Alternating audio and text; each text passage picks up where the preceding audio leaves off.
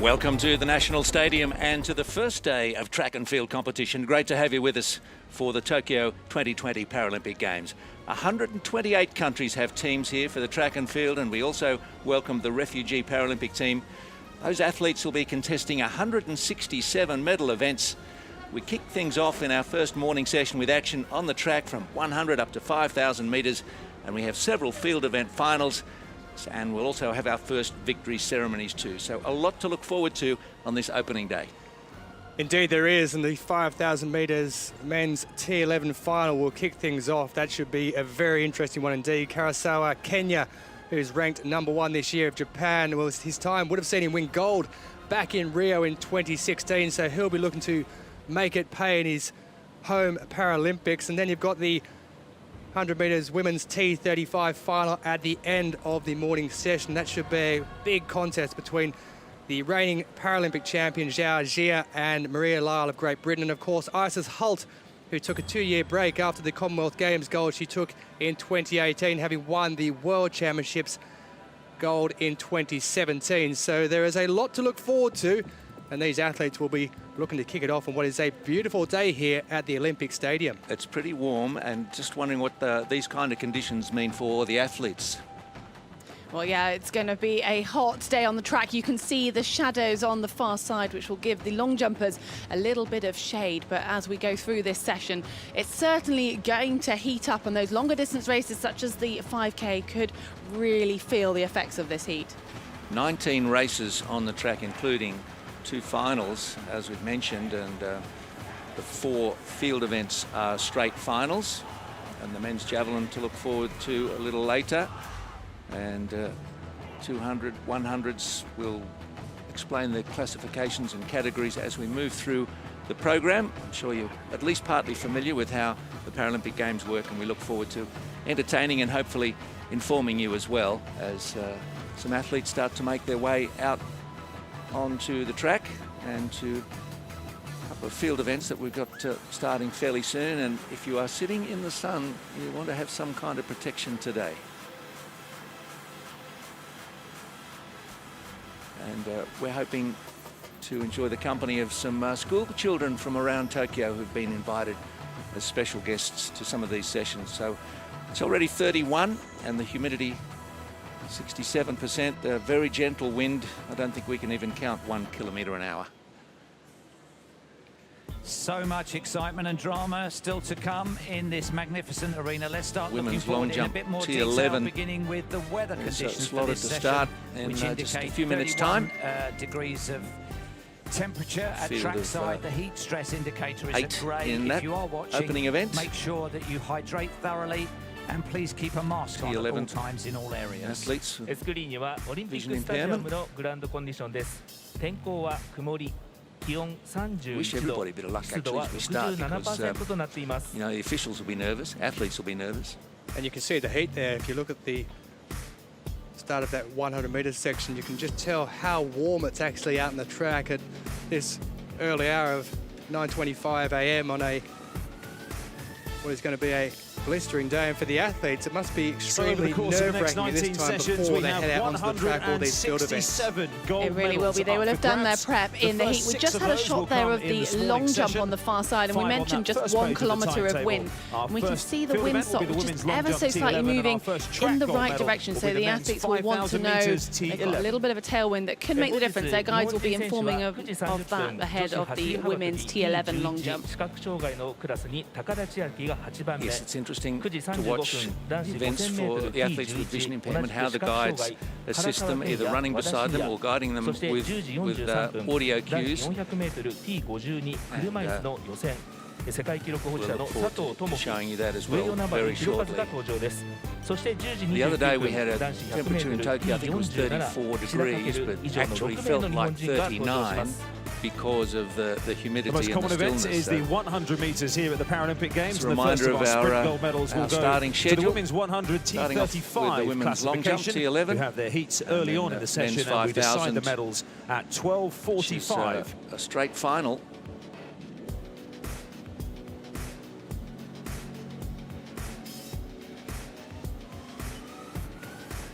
Stadium served us so well for the Olympic Games a few weeks ago, which the Paralympic athletes always say is a good dress rehearsal for the real sport. Well, there is that windsock that was being mentioned a moment or two ago. There is absolutely nothing to it at the moment, just fluttering around somewhat, and difficult when you talked about the long jump. If the windsock does change direction and one athlete has all of a sudden got it behind them and then another one, it comes into their face as a headwind. So it is I guess a blessing in disguise for the athletes if it stays with that wind, which is currently absolutely nothing. So that'll be something that they'll be looking forward to. But as far as the track events go, sometimes in that 5,000 metres, a small breeze may actually help cool you down somewhat.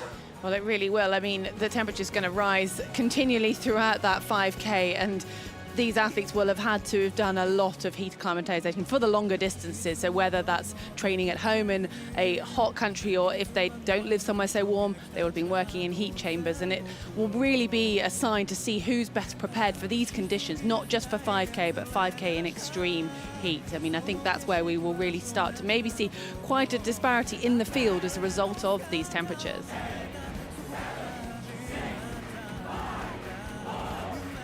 The long jump world record held by Costa de Oliveira.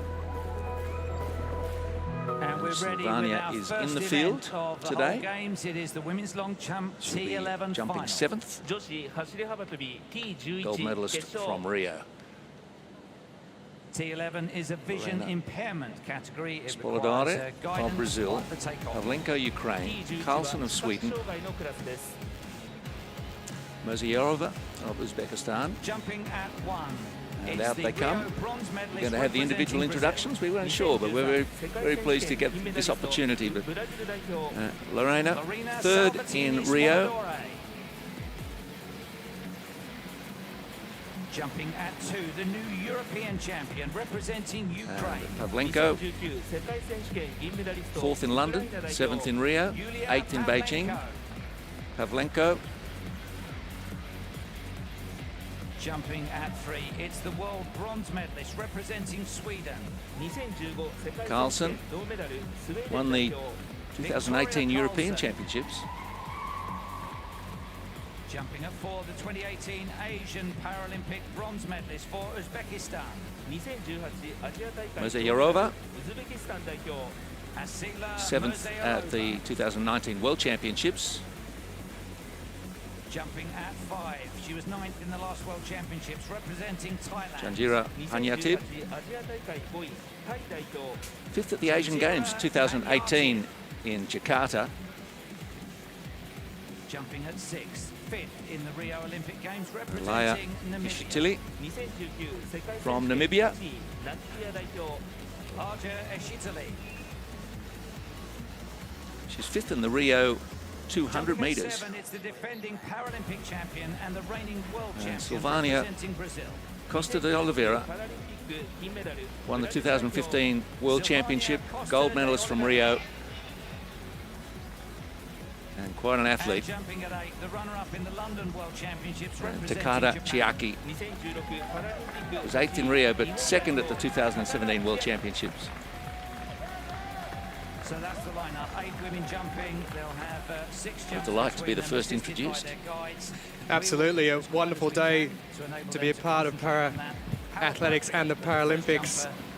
That lady there, Costa de Oliveira, From the Rio Paralympics. gold in the 2015 World Championships in Doha as well, and they're backing it up just a year later in Rio with that Paralympic gold medal. She'll be very keen to pick up a successive gold, and it must be a delight to come out and be someone who's defending a gold medal. Well, she's not only just defending the gold medal, she's also the world record holder.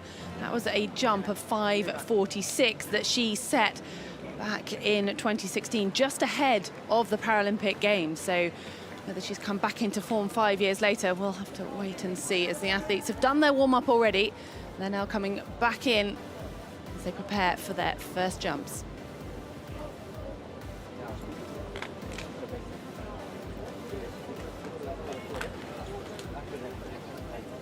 There's always a bit more time which is taken with the T11, of course. It's the complete visual impairment category, so the athletes have a guide that works with them, and you'll hear the guide clapping as the athlete heads towards the pit. So it's a little bit different to the track events where the guides are tethered to those Tier 11 athletes. And you'll also notice with the takeoff board as well, the mark will be taken from where they actually jump. It's a larger takeoff board. So instead of having the plasticine as we do with athletics long jump as we see it normally, it is a larger board. So the mark is taken from where the athlete takes off from. And the men's 5,000 not far away from a start. Yeah, men's 5,000 metres Tier 11 final. A straight out one-off event. There'll be 10 athletes taking part in that. World record set back in 2004. Also the Paralympic record by Kenya's Henry Wanyoike.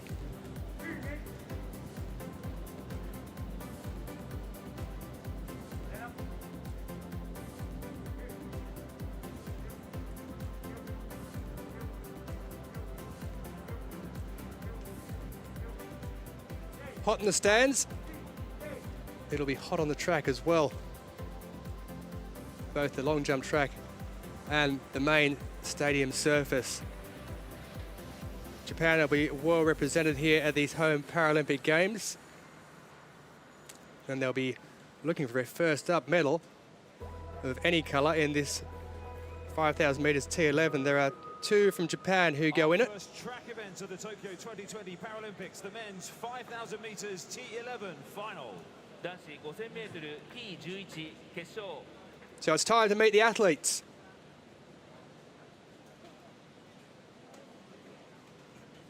It's time to welcome the athletes into the arena. First up from the Russian Paralympic Committee, it's Fedor Rudakov, who won silver in 2019, who leads them out. Karasawa Kenya of Japan, who was ranked #1 this year. In fact, the time he set this year would have won him gold back in Rio in 2016. Such was the speed. It would have also broken him a Paralympic record. So, as noted in the T11, all the guides with those athletes, and you will see as well during the 5,000 metres that there is more than one guide. So an athlete will switch guides part of the way through. So that is allowed. You can have more than one guide. And I guess from an athlete point of view, it could be a little bit difficult when they do change the guide over. Well, it's all about getting in the rhythm, not only for the athlete themselves, but also in this situation, it's in the rhythm with your guide. You want to be running with that same stride pattern, and it can take a little bit of time to get into that, especially if, you know, midway through the race, the athlete is starting to tire a little bit, and obviously the guide coming in fresh, they've got to make sure that they fit to their athlete.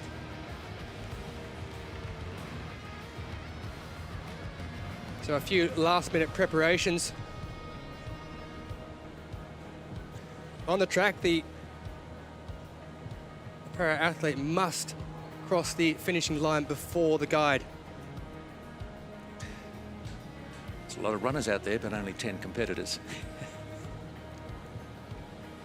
Yeah, if you're wondering, there are a few more guides, as we just alluded to. So they'll have a rest for the first part. I guess it's almost a little bit like having two guides. It could make the first guide almost like a pacemaker in effect. Well, yeah, very much. I mean, you know, they will know with their athlete, their race plan, the pace that they want to be hitting, and you know, you're going to be running stride for stride, and it's finding that rhythm, but also trying to run to a time, even in these conditions that they're maybe not used to. There's the field for the men's 5,000 metres T11, the opening track final of these Paralympic Games, the opening track event on day one of this para athletics meet. So we're meeting the athletes, drawn at 10. Agrippino dos Santos of Brazil. There is Karasawa Kenya, who I opened just a moment or two ago, who's the #1 ranked in the world this year. Took bronze in the 2019 World Championships. Gold medalist at the Asian Para Games in 2018. Is inside Agrippino dos Santos of Brazil. Drawn 7, Rogers Kiprop of Kenya. And drawn 6, the Christian Venezuela, champion from Chile. the gold medalist from London 2012. took silver in the 2013 and the 2017 World Championships, the man from Chile.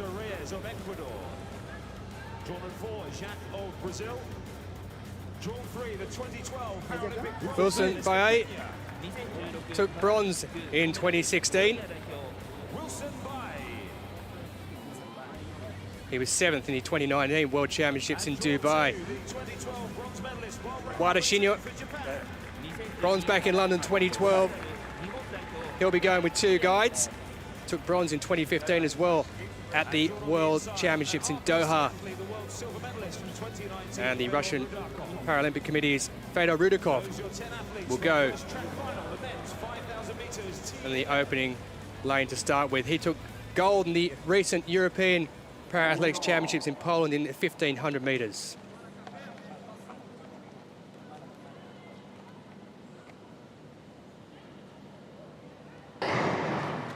So we're away in the opening race of these Paralympics on the track, and it is the men's 5,000 metres T11, and it is the reigning European champion, Fedor Rudakov, who jumps out in front by a couple of metres from the beginning. So when they work their way around here, they'll have 12 laps remaining of this 5,000 metres event. The world and Paralympic champion was set back in 2004, was that time from Henry Wanyoka of Kenya, and it is Rudakov who leads them out by around 5 metres or so as they head through the first 200 to 300 metres. Expect them to just move up there slightly as they do with the Kenyan Wilson Baye, who is up into 2nd position, and they won't just make it too much of a race to start with these conditions. It's going to be a little bit difficult. There'll be a bit of jostling, a bit of moving and trying to work out what's happening there as Christian Valenzuela is at the back of the pack. He'll make a move up, no doubt, in a moment or two's time.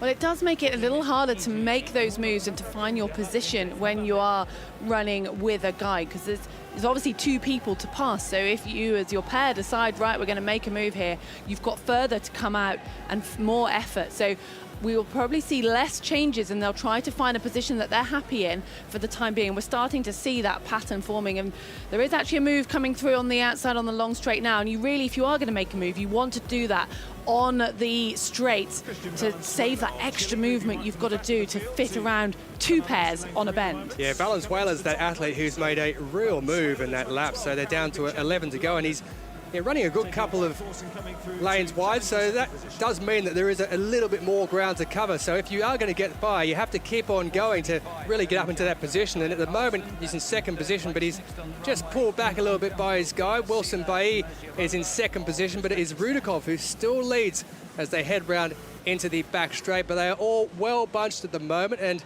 a little bit later on, they will no doubt just split up somewhat, especially when that new guy comes in. But it is Wilson Baye, who took bronze back in 2016, looking to improve on that, just sitting nicely in 2nd position.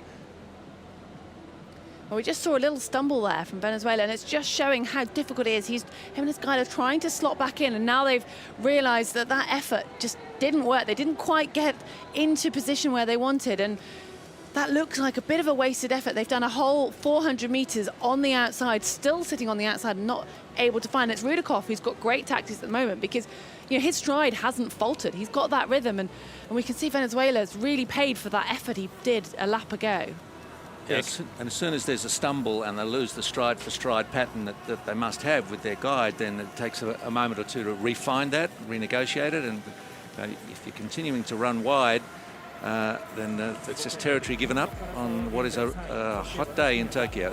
And we can see that he's really struggling somewhat now at the back. Christian Valenzuela, the Chilean, who took the gold in the 2012 Paralympics. So perhaps it's just a chance to just reassess where they're at. But Karasawa Kenwa of Japan is looking nicely. He's just stuck in there. You can see on the inside behind Wilson Baye, and making a move on the outside now. It's Jacques of Brazil, who was bronze medalist at the 2019 Pan American Games in Peru, and he's moved around into the front position. So he's decided it's time to make a move. And he's gone 5 meters or so ahead of Rudikov. But Valenzuela at the back of the pack. All that effort that was taken earlier on has now been taken back, and he's about 30 to 40 metres behind Jacques, who's leading at the front. Well, we really did see that sort of poor tactical decision show, and it's surprising from a Paralympic gold medalist. He's obviously got that experience from back in London, but it just didn't work. Whereas we've seen these new leaders with Jacques just made it look very easy. They chose their time correctly. When they came out, they were decisive, and they've got to the front and now can find their rhythm and be in control of the race from that position and out of danger as well. Rudikov settling back into second position. Looked like he may have been burnt off by the surge from the Brazilian. Jacques with one of the better season best times, 15:24.27. That's actually Wada of Japan with a 15:17.41. A couple of these athletes not offering the statisticians a season best time, but in these times it's difficult to get the competition. That's the problem, isn't it? About getting to major events to try and compete against athletes. We saw the recent Para-Athletics European Championships in Poland. There was a load of athletes missing because they chose to skip it and try and work on their form and stay at home before they came to these Paralympic Games in Tokyo. So as they head down with 8 laps remaining, it is Jacques of Brazil who leads the way. It's Rudikov who's still there in second place, and it's the two Kenyans of Wilson Bay and Rogers Kiprop, who was 8th back in 2019 in Dubai, who is in 3rd and 4th position. But the field just started to slightly stretch out somewhat at this stage with just under 8 laps to go. Well, I think it was quite key that you noted Bai and Kiprop there, and we've not really talked about them because they haven't done any drastic sort of motions or any real movements. We're seeing something coming through here, though, right now from Bai. But it's interesting. I think they've been playing a very wise game so far and just sitting in, staying out of trouble, not expending too much energy too early on, and staying out of trouble, but also making sure that they can get that rhythm. And there's no need to make a move this early, although we are seeing one happen right now. The commentator's curse. That's what happens. As soon as you say that athlete is not being heard of too much, they make the move around the outside, and here's Wilson Bai of Kenya, who now heads out in front of Jacques of Brazil, who had led through the last lap and a half or so, and Jacques has gone now slightly wide. He's trying to get back in front of Bai. He does just that and moves back around into that first position. So a bit of jostling. It is extremely difficult for these athletes because they have to take a lot of guidance from their guides as to what is actually happening. So it's very difficult, and we'll see a moment or two's time. There's going to be a guide change as they move around that back straight. That's where the guide changes have to happen. Karasawa of Japan is in there in about 5th position at the moment, and right off the back there you can see the man who was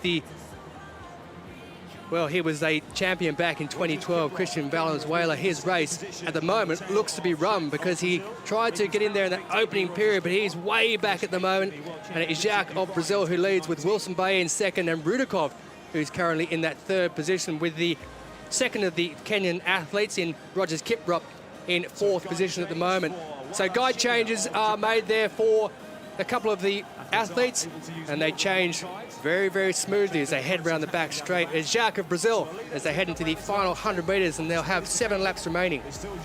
Well, this is quite a key sort of time in the race. Yes, it's the halfway marker, but also some of them choosing to change up their guide. You've got to get back in kind of communication with your guide and update on what the tactics have been so far and how you've been feeling, because the guide is, like you say, really a key part in helping with the pacing here and feeding back to the athlete what's hanging around them. You have your race plan, but someone else might have a race plan that means you've got to change yours.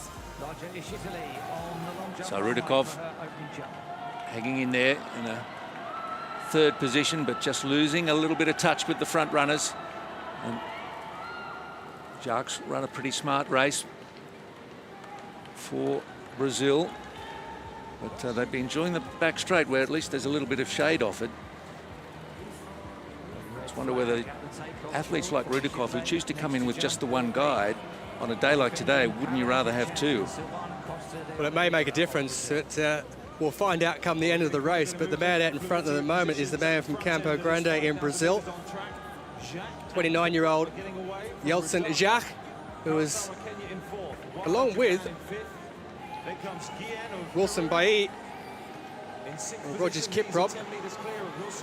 Well, they're starting to make a bit of a movement, but the Japanese athlete who came into this with the fastest speed of the year, #1 ranking, Karasawa Kenya, has to make sure he doesn't get left behind here off the back, because there's about a 15-metre gap that's opened up between the first couple with 5 laps remaining, as the pace has really quickened at the front from the man who took up para-athletics at the age of 16. There is Karasawa Kenya, who's in 3rd position, just in front of Rudikov, and Wada looks like he might be struggling somewhat in 5th position with this heat, but at the moment, it just appears to be a race in 2 at the front.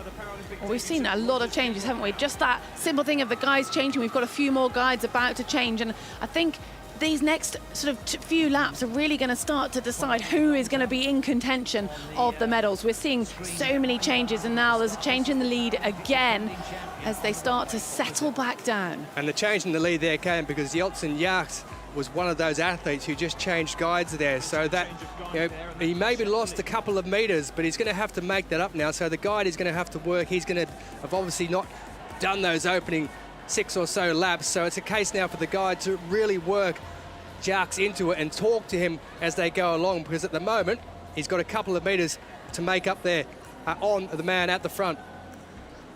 In 5th place, Wada of Japan. I think he's the only athlete with his guide running on the inside, and I just wonder why you would do that if you had a choice when you're running, you know.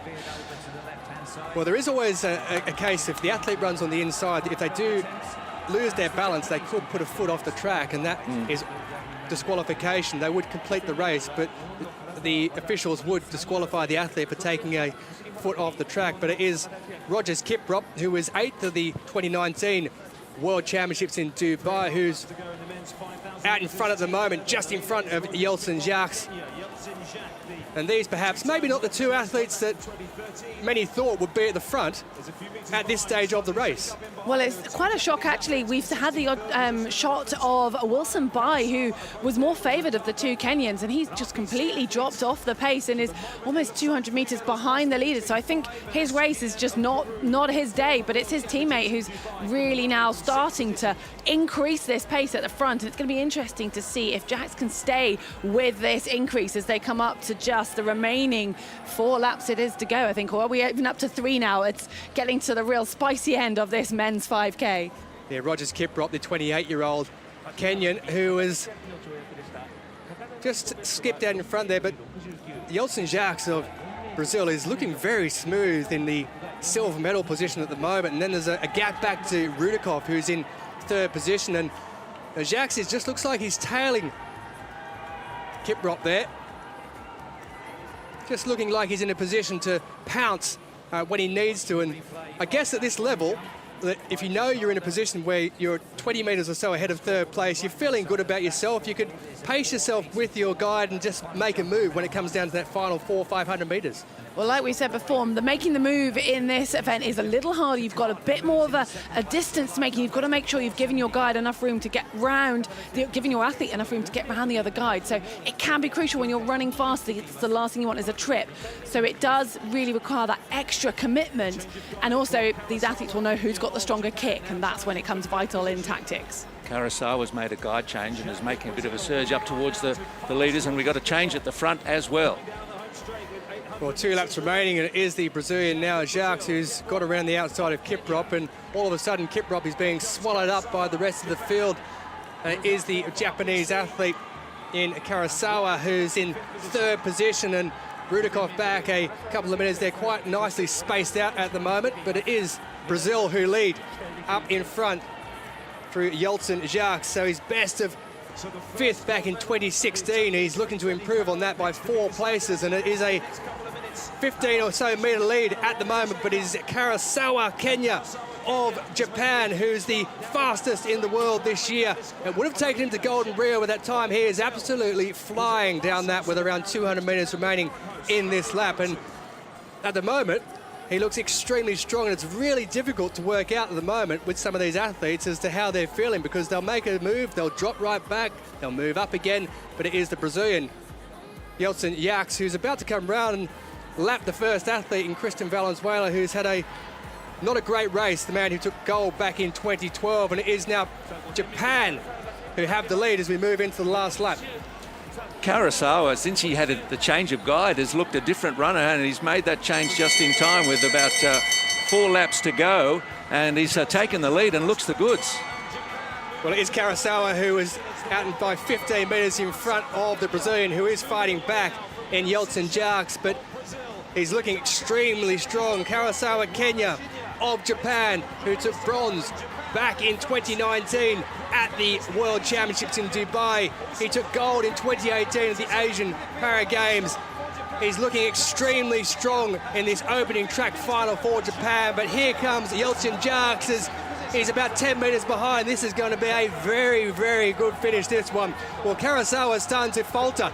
He's starting to fall back, and Yeltsin Jarks is coming around the outside. He's put the afterburners on. There's around 150 metres to go, and Yeltsin Jarks is looking extremely strong now. Karasawa's trying to kick again. His guide is trying to make him work. It's Yeltsin Jarks of Brazil, though, who is now 10, 15 metres in front, and Yeltsin Jarks is going to come down to take the victory, with Karasawa, Kenya of Japan in second place.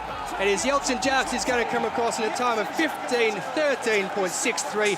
It is Karasawa, Kenya of Japan who takes second, and it's Japan who takes third as well through Wada Shimwa.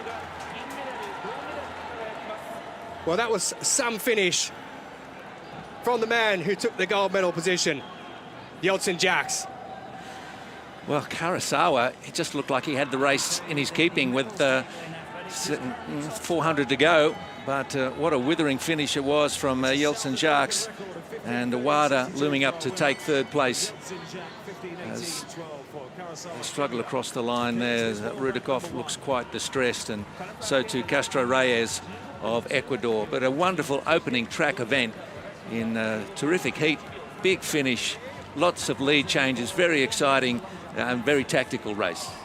Well, that really did keep us on the edge of our seats the whole way through those 15, 16 minutes, didn't it? It was so many lead changes, so many tactical changes, and we could see Jackson the lead then dropping off, and it really did look like Karasawa had made that move with 400 metres to go and opened up such a gap, but Jax just held his cool and to come home with the gold medal after 5th at his home games 5 years ago.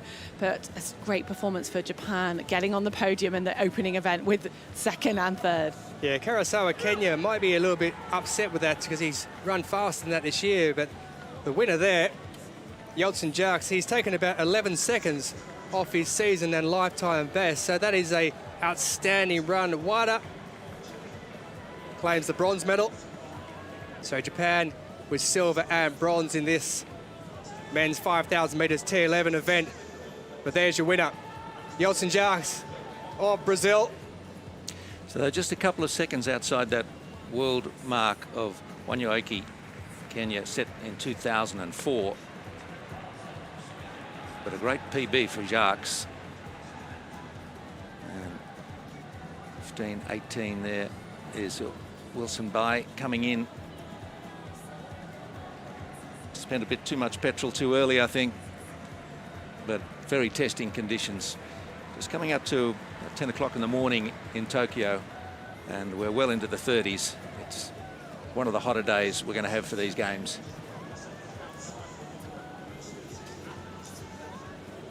Well, he practiced para-judo before switching to para-athletics,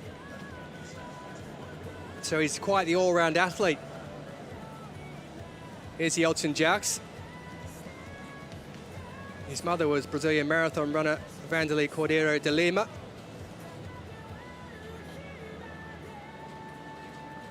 And his goal was to win gold at these 2020 Paralympic Games. He's achieved just that.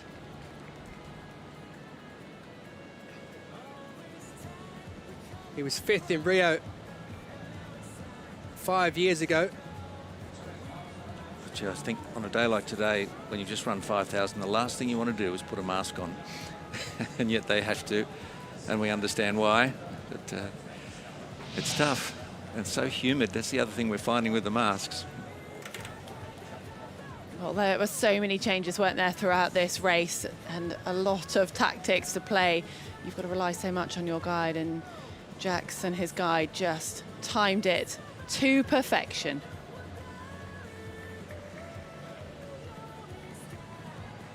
You can see the guides making sure the athletes cross the line first, running stride for stride. What a performance. Brazil winning that first gold medal on the track.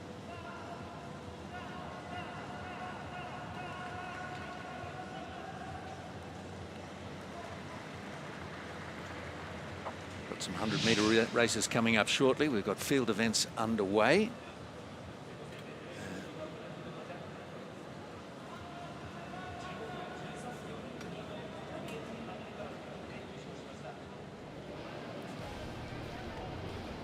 Pavlenko.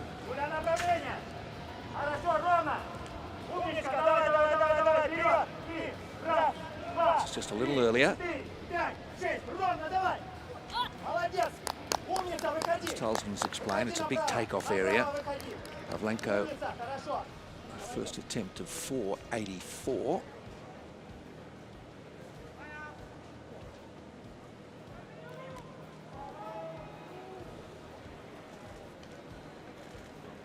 And she looks like she might have twisted an ankle perhaps in the landing or the takeoff.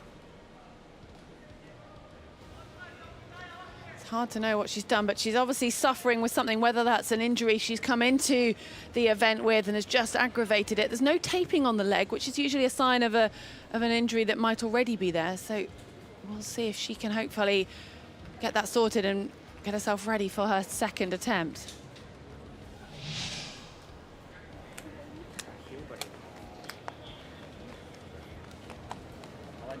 Pavlenko was 4th in London, 7th in Rio.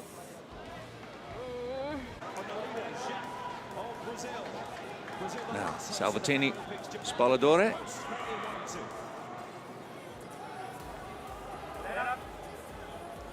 Bronze medalist from Rio.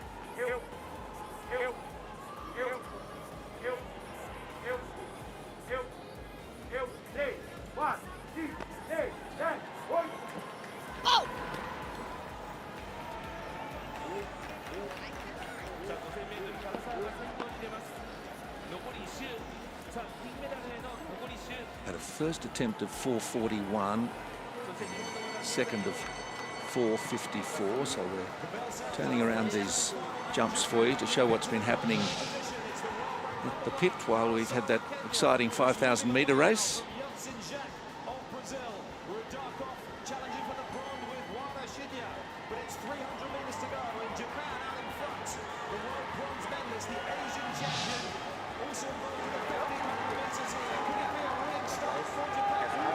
Just an enormous amount of faith between athlete and guide.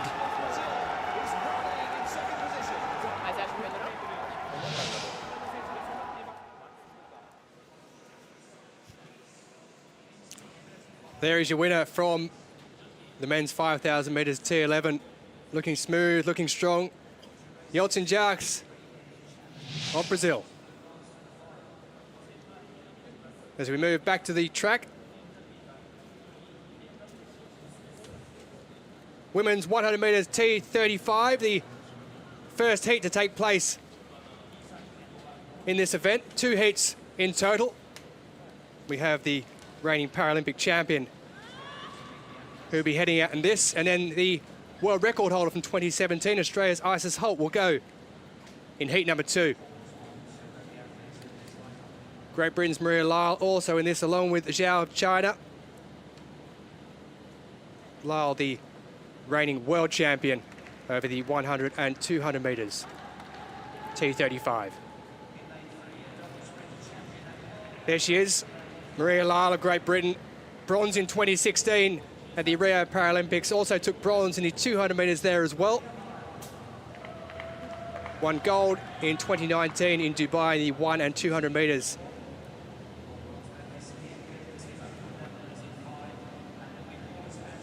Reigning Paralympic champion, Zhao Jie of China. In 2016, she won the 100 and 200 gold. And in 2017, she won the 100, 200 metres silver in London at the World Championships there. 14 years of age First major championships, what a day for the Iraqi Fatima Suwad, who goes in lane 7. So the first 3 in each heat, 2 of them, that is, in total, and the next 2 fastest advance to the final round after that.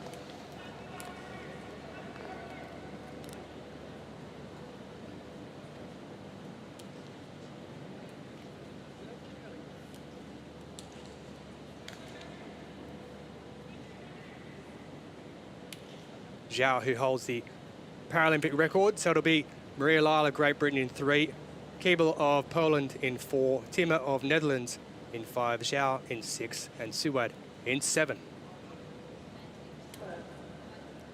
And they're away with no problem at all is Maria Lyle of Great Britain, who gets out very quickly, but already catching up with her is Zhao Jie of China. And it's Zhao and it's Lyle and Zhao on the outside who will take the victory, just level at the time. And it is 13.86. It goes across in Lyle in second, and I think maybe it might have been Ninka Timmer of the Netherlands who picked up 3rd position. So 13.86 is the winning time for Zhao Jie of China in this opening heat, with Great Britain's Maria Lyle also progressing through the world champion over 100 and 200 metres.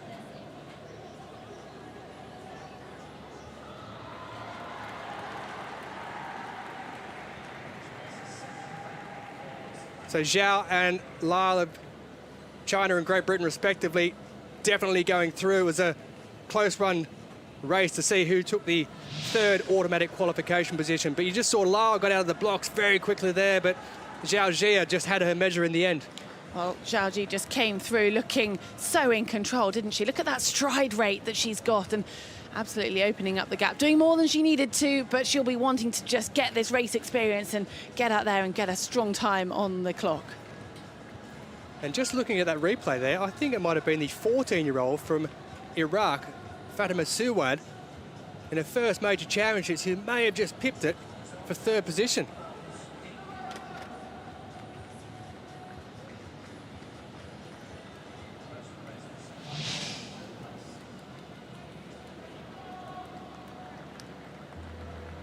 So Zhao takes first, Maria Lyle of Great Britain through in second.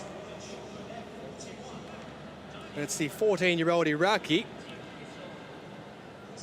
Fatima Suwad, in her first major championships in 3rd.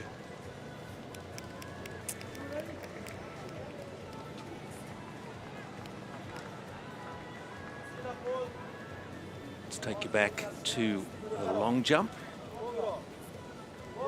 And Asila Mozayorova.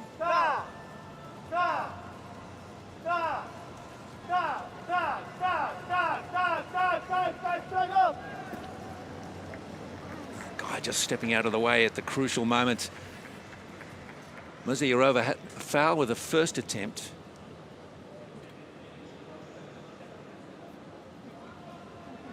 That one's fair.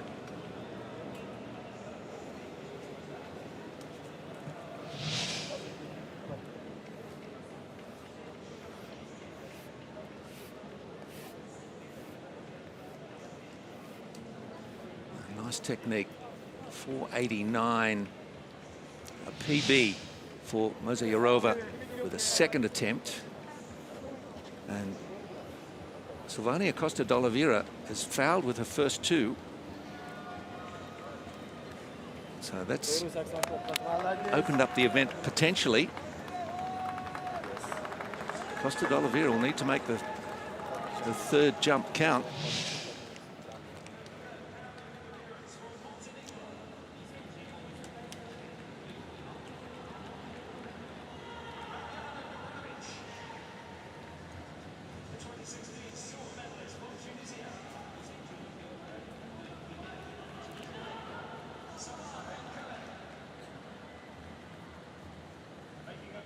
Great win for Jacques in the 5,000 metres a little earlier. We're about to have the 2nd heat of the women's T35 100.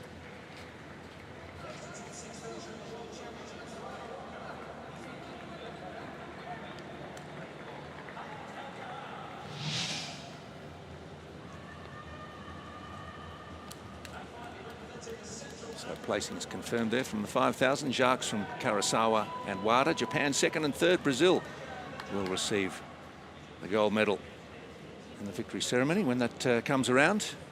A little way off just yet.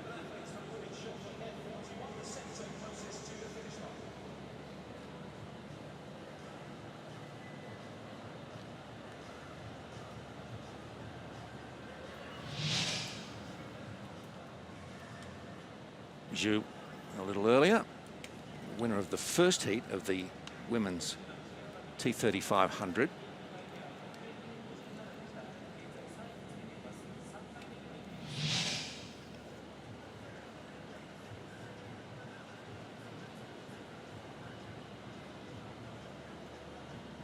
And a PB run by Suwad of 15:61. 13:86 is pretty quick from Zhu. So it's a fast track.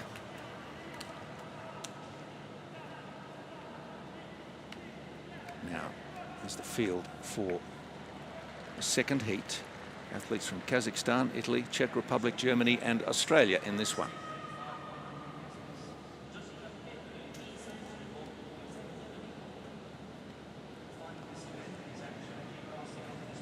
Sultanat Abel Hasimkizi is in lane 3.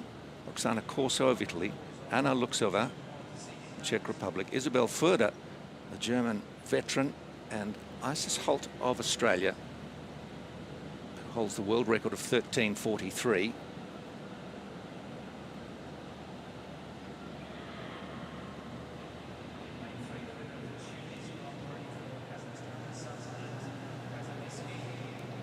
So Corso, born in St. Petersburg, but representing Italy.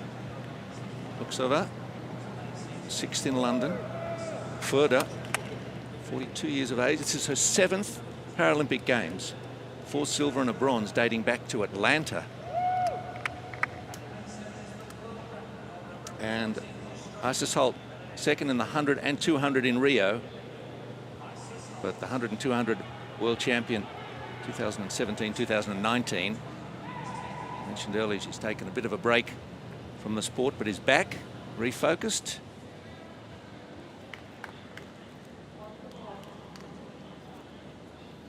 So perhaps the quicker runners are in 6 and 7. Abel Hasimkizi in 3, Corso in 4, Luxova 5, Furder 6, and Holt 7.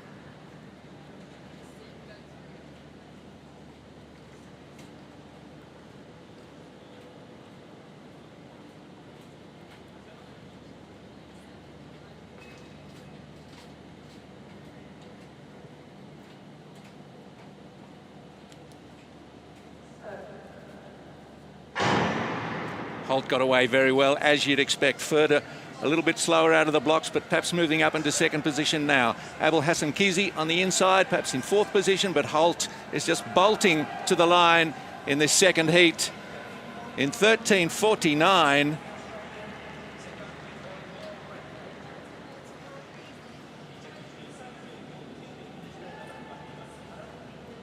Paralympic record set there by Holt, eclipsing Zia Zhu's mark of 13:66, and a little break away from the sport doesn't seem to have done her any harm except to give her a new focus. But it's when she'll be up against perhaps Lyle and Zhu in the final that we'll get a real sense of those three and their potential. Well, she absolutely flew out of the box, did Holt, and left the rest of the field in her wake, and it ended up being a battle for the lesser places, and that's a pure masterclass of sprinting.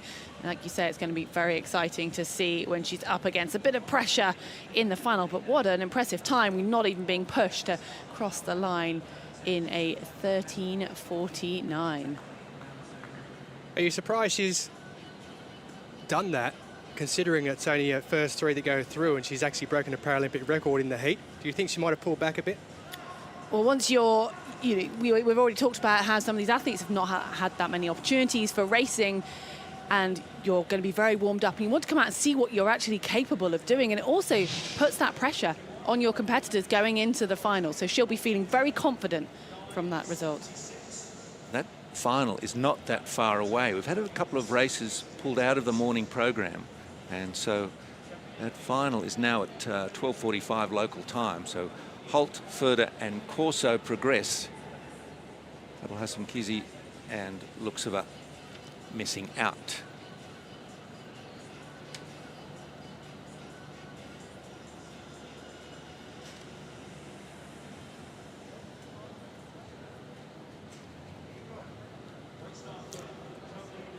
So a Paralympic record set from Holt. Suwaid of Iraq, a PB. So not much between Holt, Zhu and Lyle. We'll look forward to that final a little bit later.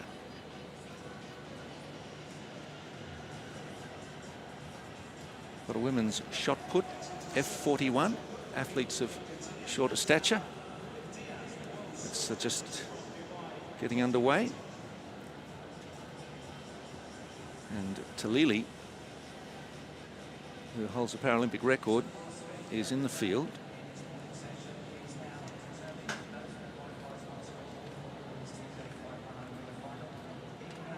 Gradacek, Croatia. Canada's Charlotte Bolton. Wuchi of Rwanda. A great spread of nations in this. Morocco, Montenegro, Tunisia, Colombia, and the Central African Republic. And Talili, perhaps the warm favourite in this one. Oh, that's out near the Paralympic record.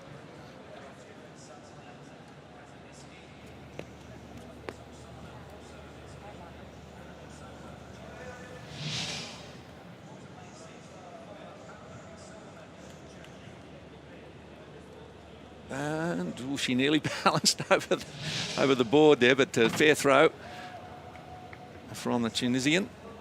9.76. This is a bit short of that Paralympic record that she owns at 10.19. Gradacek won the European Championships this year with 8.23.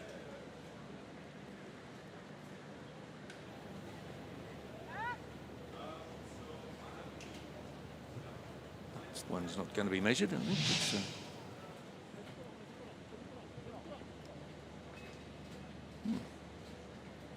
Yes, it is. Heard something to the contrary, but anyway. 7.88 there for Gradacek.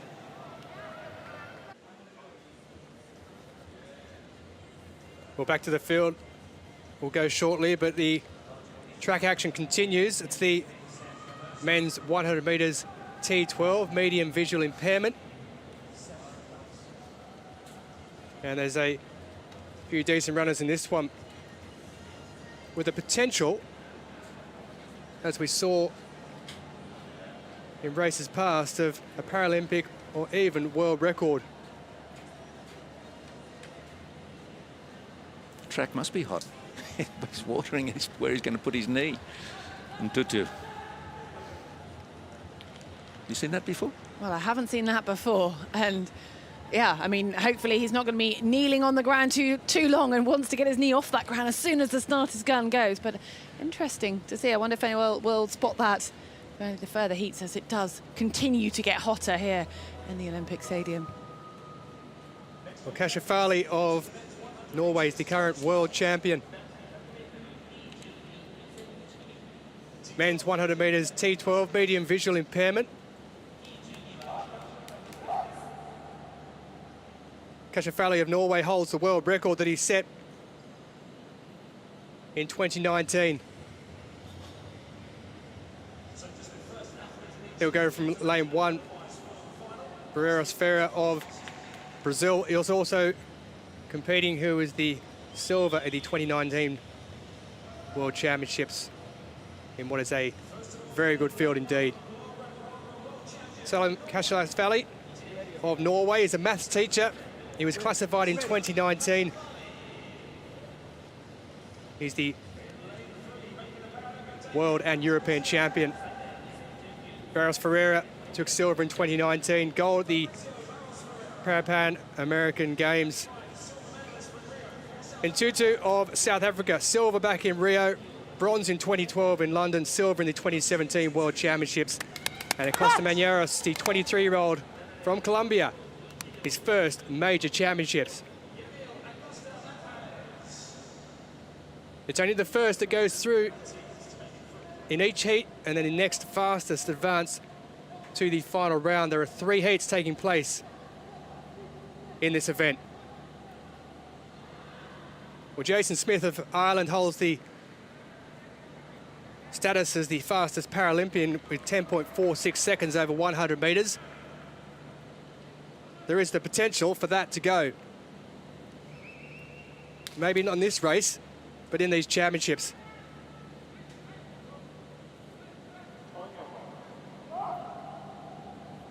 Kashafali with that world record set in Oslo back in 2019. Will be looking to add Paralympic gold to his world and European.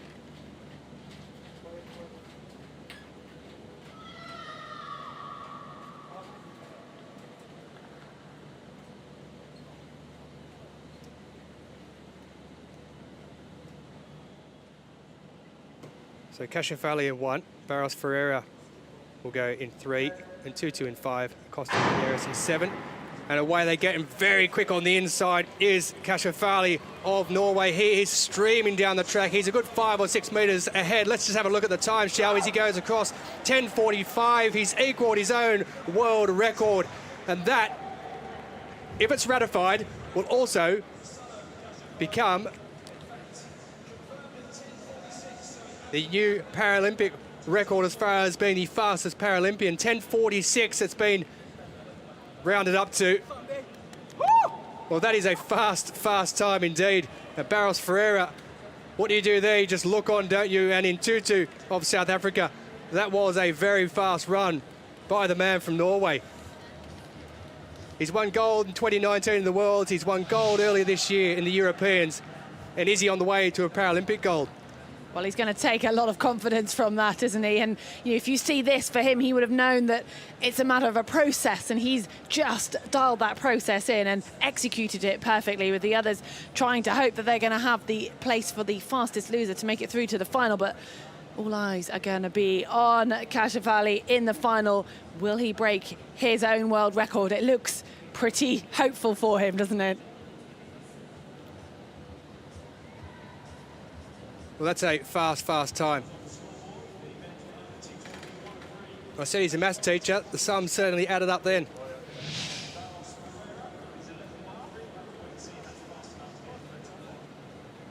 New Paralympic record of 10:46 for Salam Kashafali of Norway.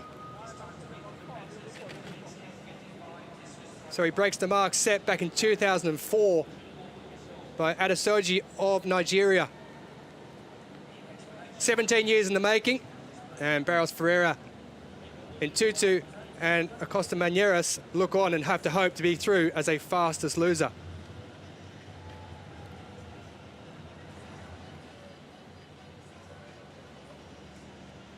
So back at the shot put, F41.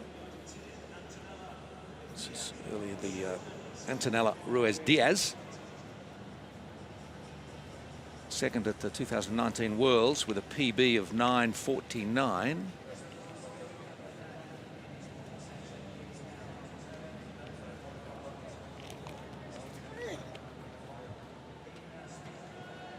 And she's got it out past 9.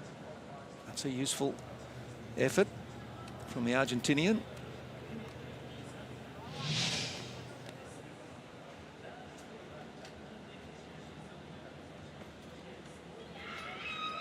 Lili currently leading competition at a 9:76 first attempt.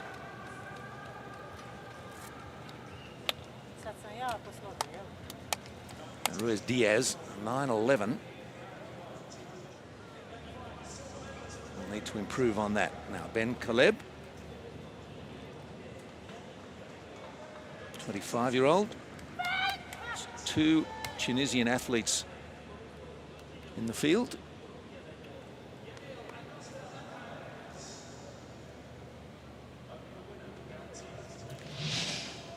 She was third in the discus and shot put at the 2017 World Championships.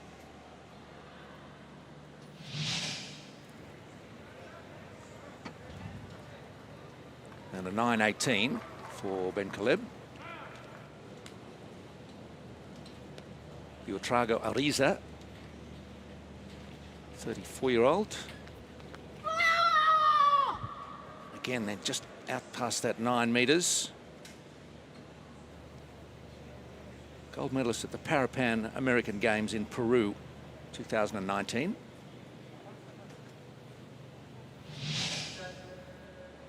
Just pulls that left shoulder out of the way and drives it through.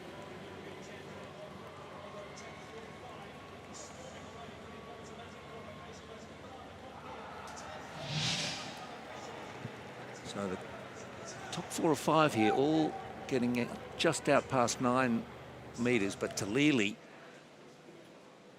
a little stronger. Here we go back to the track, and the second of the men's T12 heats. Field of 4.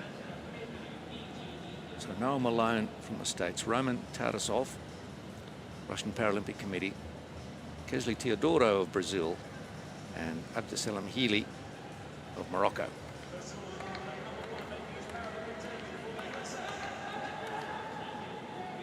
And Malone, just 19 years of age. Tarasov, 9 years his senior, from Syansk. Teodoro, also 28, from Sao Paulo. And from Casablanca comes Healy.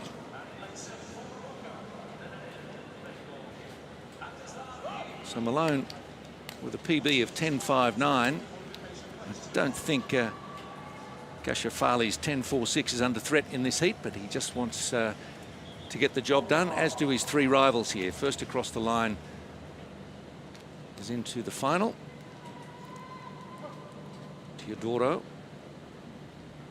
PB of 10.84.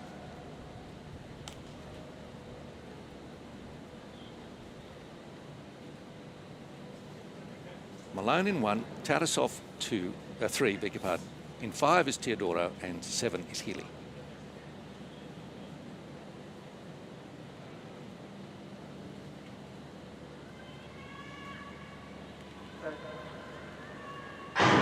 And Malone got away very smartly, looks to lead them through the first 30 or 40, but Tarasov is coming up beside him, and in third position would be Healy on the outside, but Malone finds his rhythm again, comes across in a pretty brisk time of 10.54. It's a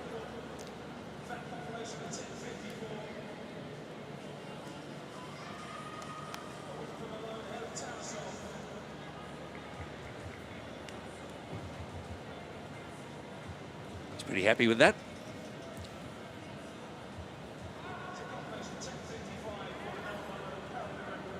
$10.55 it's been corrected to.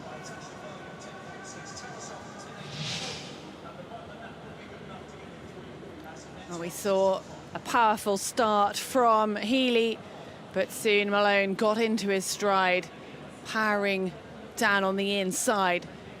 Pressured more in this heat than we saw Kashafali, and it's going to be really exciting to see Malone come up against Kashafali in the final. He'll be guaranteed a space in the final with that, and only running 0.1 or 0.09 slower, so it's going to be a really exciting matchup to see if those two can push themselves further, and we can see that Paralympic record broken again and maybe a new world record. Personal best. Yeah, they didn't update the board earlier on the Paralympic record, so a great PB from Malone, who's a blossoming athlete really at his age. So 2 PBs there from Malone and Healy. Tarasov a strong second, but Malone's the one who knows he's through. That's going to be a hot final.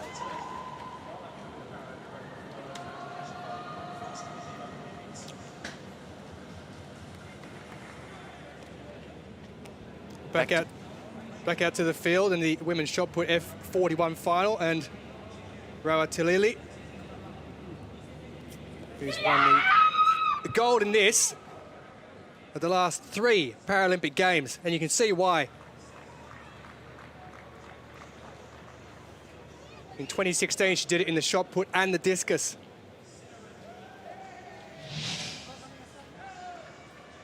Plenty of experience from the Tunisian.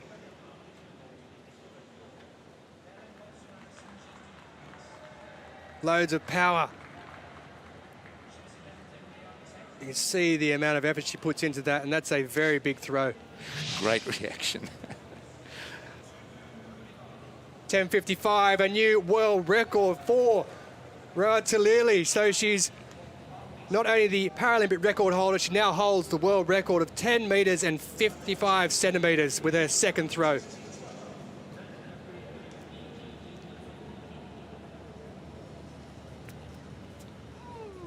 Gradacek just kind of shuffling across the ring, really.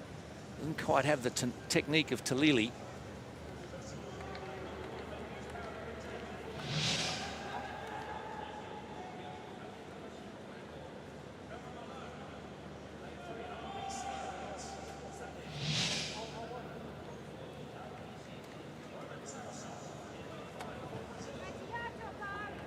.788 and 8:07 from the Croatian athlete.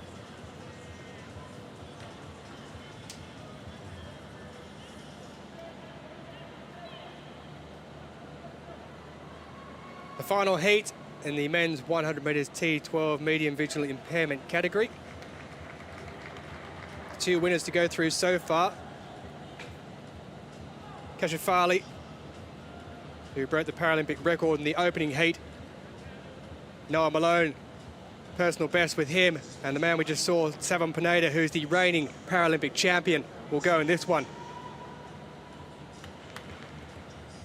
Marina de Oliveira, who took silver at the World Championships in Dubai, will go from lane 1. And Marcel Berdiger, who was 7th at the last World Championships and 4th at the recent Europeans, will go with a guide in lane 5. In the medium visual impairment category, you can elect to go with a guide or without. It's only the T11 category, which is complete visual impairment, where you must run with a guide. Madi Afri, who will go from lane 7, he normally races over 200 metres. He was the world champion in London back in 2017 over that distance of 200 metres, so he's changing it up. So Lenia Savon Pineda of Cuba will go in lane 3.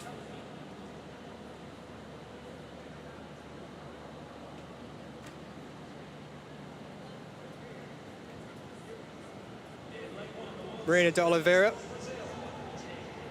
in lane 1, silver back in 2019 at the World Championships. Outside him from Cuba, Savon Pineda, gold in 2016, the reigning Paralympic champion in the 100 metres and the 200 metres. He also won gold in the long jump at the Pan American Games in Lima back in 2019. Marcel Berdiger of Germany will go from lane 5 with his guide Alexander Kosenkov. And in lane 7, the man who normally races over 200 metres, he's shortened it by 50%, Madi Afri of Morocco.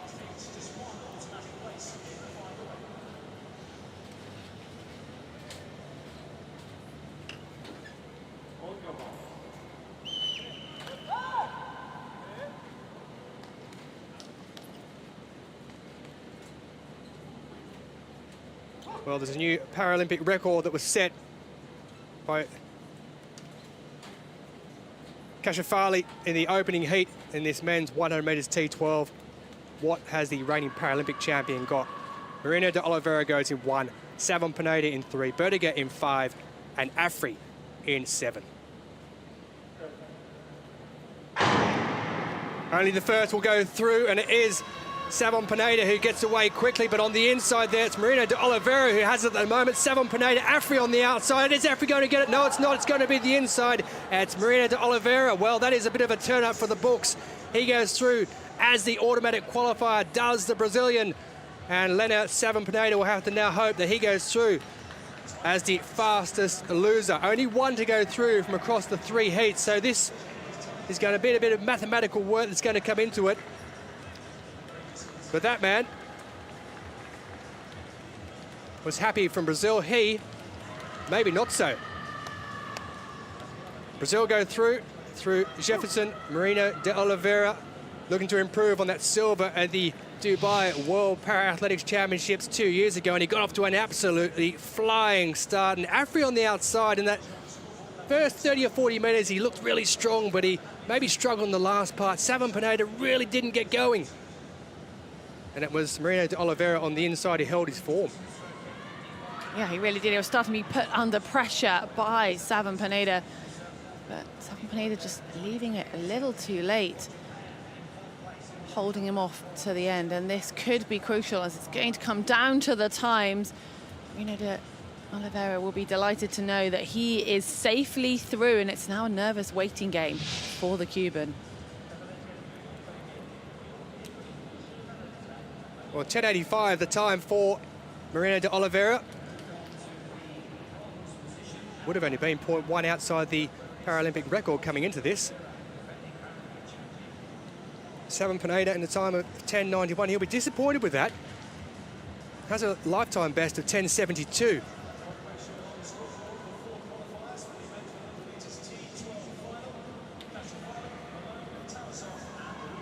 And there's a shock. So he doesn't go through. Roman Tarasov of the Russian Paralympic Committee will take that final qualifying position, and the Paralympic champion is out.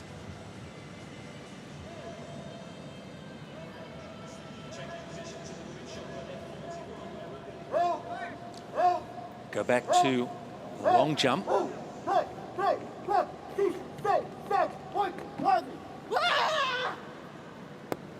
It's just not got it going on today, unfortunately. Costa de Oliveira has had troubles with a run-up.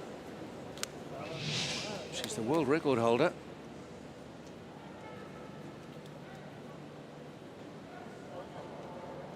With a 5:46.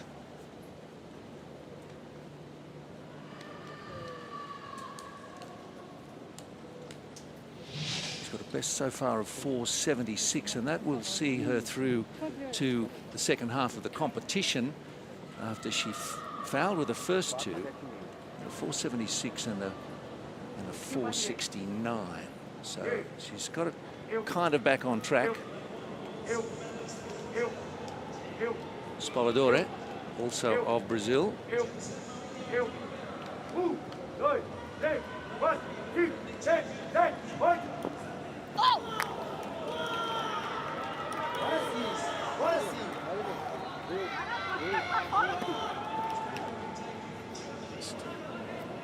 Guide just escorting her away from the cameras and the microphones that are at the pit. So Spoladore at a 4:41 with the first attempt, then 4:54, fouled with the third.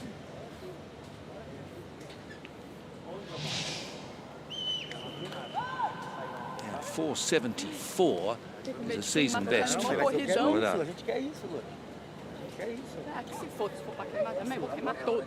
Back to the women's shot put F41. And it is Antonella Ruiz Diaz of Argentina. 9.11 metres with her opener.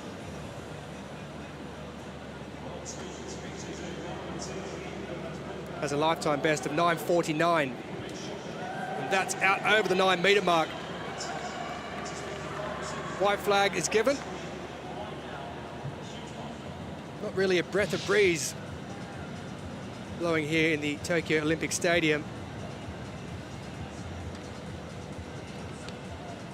Wonderful camera shot.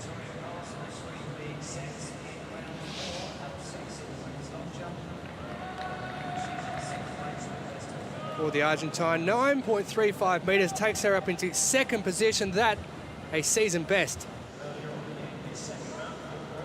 Yusra Karim of Morocco, a foul with her opener in this women's shot put F41 for those of shorter stature.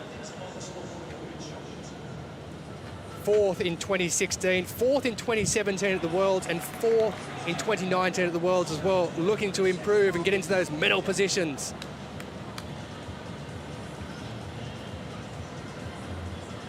Well, a white flag's given, but she doesn't look overly impressed.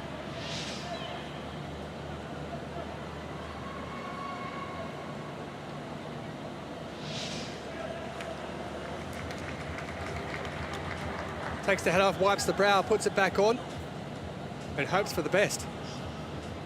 7:49, lifts her into 7th position, so her first legal attempt.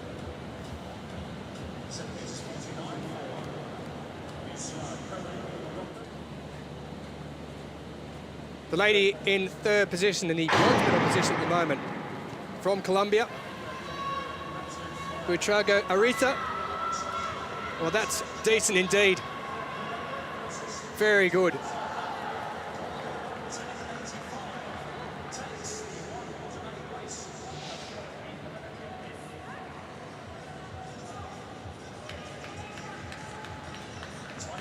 You might notice that the shot put, just as it goes out naturally, just drifts off to that right-hand side if they are a right-handed athlete. Well, that's good. 9.86 metres in the silver medal position, a new lifetime best for Buitrago Arita of Colombia.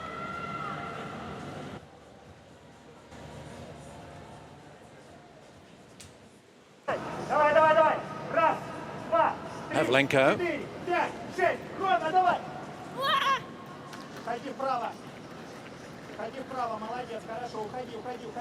Saw her limping early on in the competition, and she's battling on. The attempt is fair.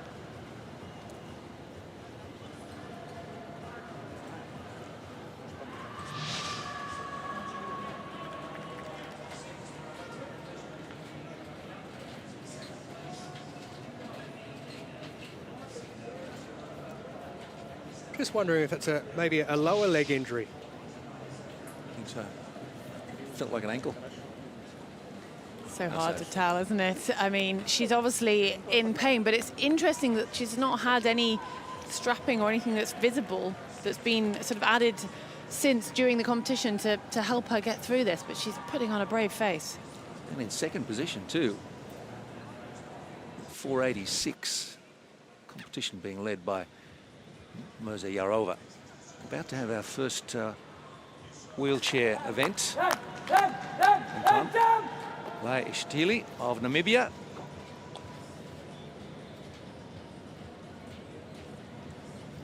It's a foul, unfortunately.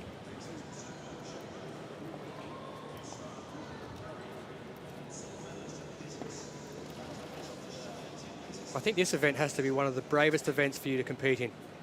The T11, complete visual impairment. You're relying on your guide. You're trying to make sure that you land in the pit.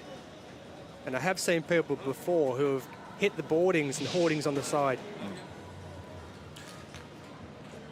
Yeah.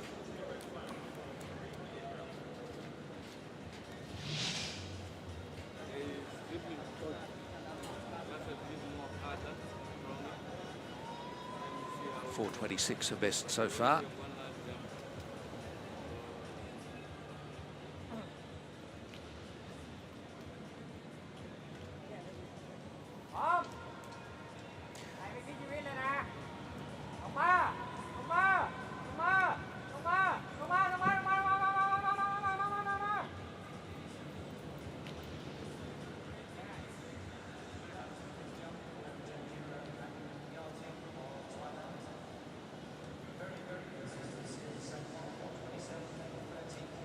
That was Panya Tib opting for a very short run-up.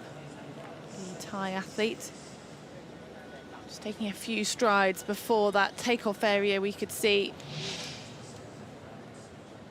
You can see just how close she is, but she does land in the middle of the, or takes off in the middle of that takeoff area, giving herself the best chance of a clean jump.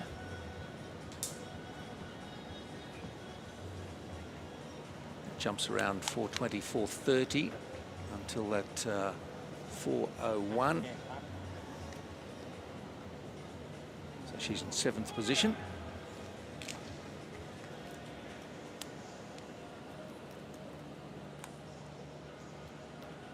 There's Carlson. Very experienced Victoria Carlson of Sweden. She was 7th back in Rio in 2016.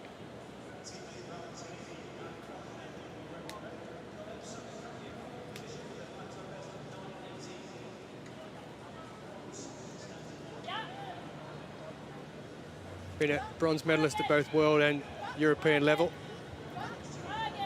Currently in 6th position.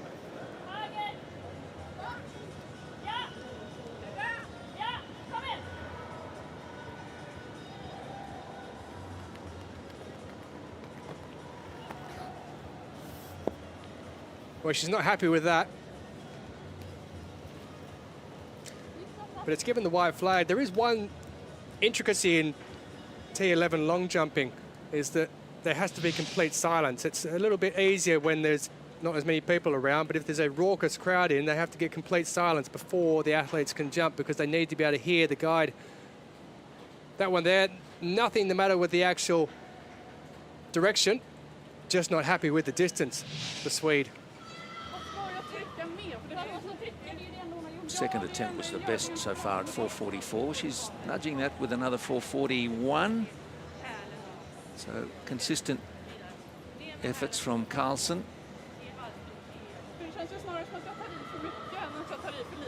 In 6th position, so a little bit of improvement needed with the last jump to force away into a medal position. Now, wheelchair racing and the men's 400 T52. Great to see the wheelies out there. And we've got 5 in the field here. I've lost somebody, I think. No, here we are. That looks better. Manglawan, Perez Juarez of Mexico, Jaspikla of Austria, and Raymond Martin of the United States, and Ueyonabaru Hirokazu of Japan. He'll be in 7th. His 4th Paralympics. 2nd in the Beijing Marathon. He's been around a while. And if there's a shortcut to be had around a 400-metre track, he'll know it. But I don't think there is one. And Raymond Martin, originally from Jersey City, gold in Rio, 58.42.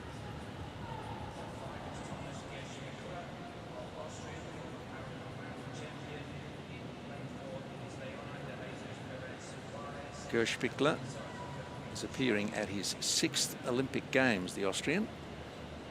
So back to a look at Ueyonabaru from Urama on the inside. There's Manglawan of the Philippines and Perez Juarez of Mexico.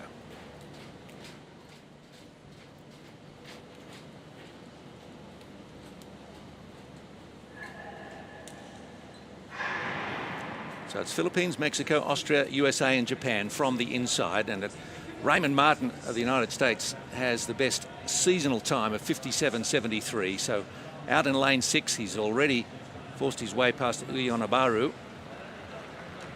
And he looks as though he's got this field pretty comfortably covered. Manglawan of the Philippines trailing the field at the moment. Perez Juarez coming up to 100-metre mark, but it looks like Martin and Ueyonabaru. Martin's got the field covered by about 40 metres. It's the first of just 2 heats. He's doing it pretty comfortably.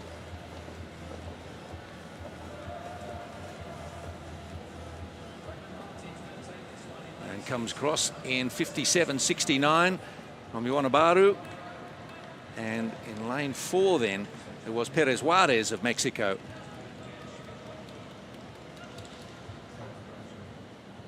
Just a nice first outing, not too much stress there for Raymond Martin.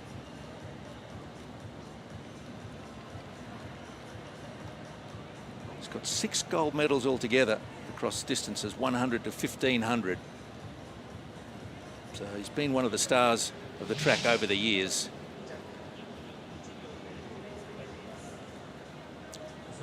Gerspickler in the unmistakable orange wheelchair, racing chair, but didn't give him any extra speed today. Certainly not enough to threaten Martin.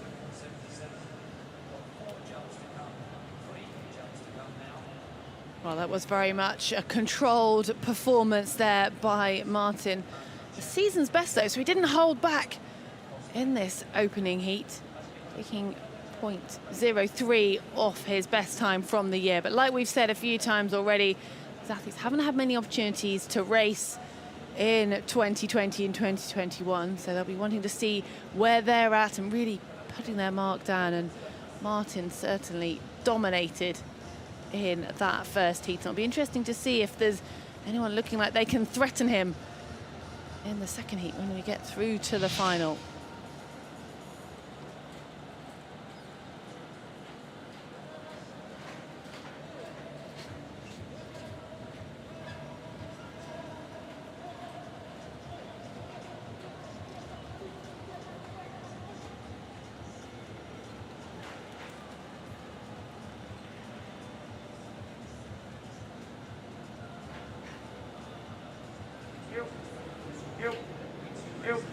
Back to the long jump and Brazil's Spoladari.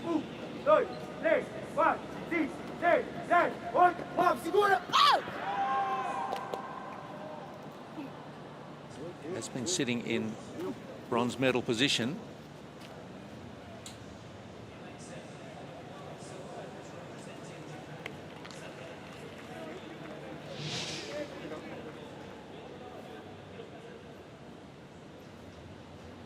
He's got a 477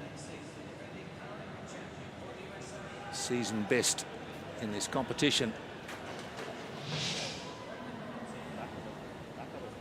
And there it is, that fifth attempt.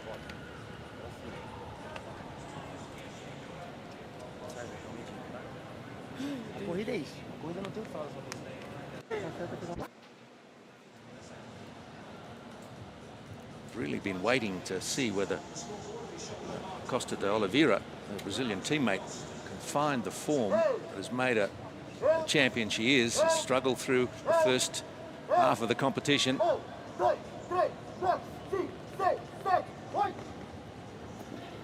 That looks better.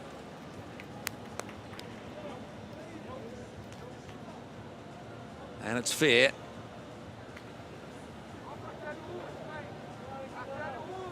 Something up towards 5 meters will propel her to the lead.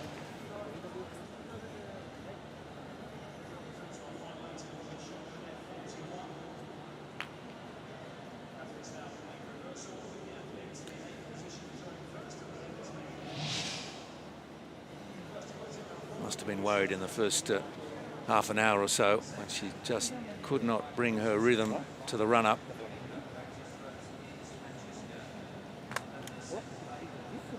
She's the world record holder. And 5 meters, she's back to the top spot.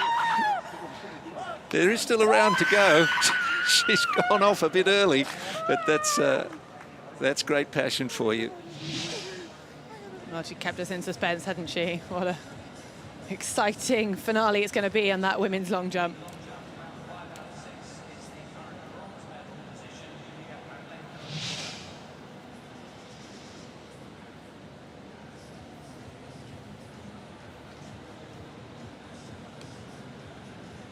Confirming her first 3 through there. Yonebaru of Japan joining Raymond Martin.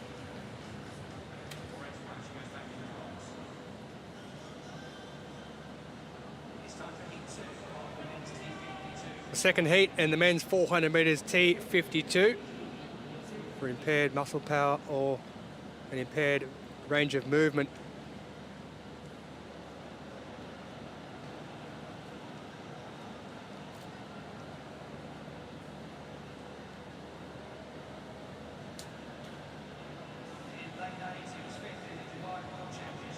That's the USA's Isaiah Rigo, who'll be going from lane 8 to gold at the Pan American Games in 2019, the 1500 and 400 metres, the 22-year-old who is from Washington.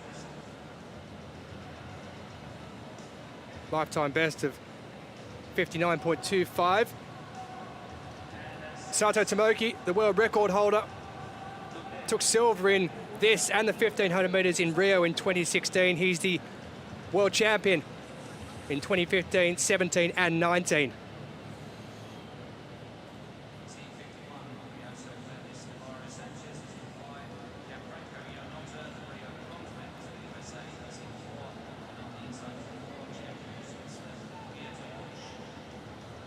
So 59.25 is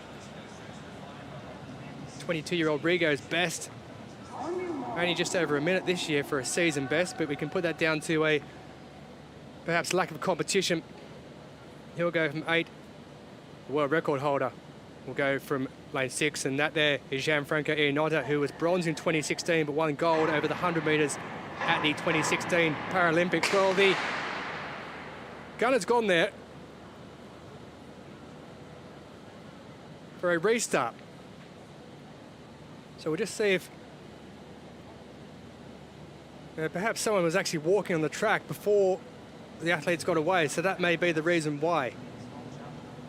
It's a very rare occurrence in sports such as the T52 wheelchair races that you'll see a false start. Doesn't help the athletes, does it? Because they've got to reset themselves. Well, yeah, they'll have a mental preparation, a plan in which they go through that's sort of very much set, but here they're going to have to deal with the situation and reset that process and pick themselves back up where they were ahead of this race. I mean, at 400 metres, the start is still very important and getting into the rhythm as quickly as possible. But they're all in the same boat in this situation. They'll all have to regroup, replan, get back into the zone, and these athletes are experienced. You may have caught a glimpse of the man in lane 5, Navarro Sanchez. He's a T51 athlete, so slightly more impaired than the T52s. He's the world record holder in the T51 category, the man from Mexico. But he may be slightly slower than the T52, so the higher it goes, up to T54 is the least of the impairments.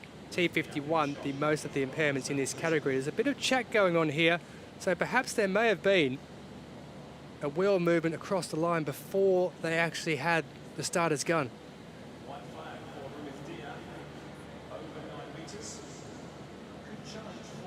Iannota looks like the man who's being focused in on. Now, he won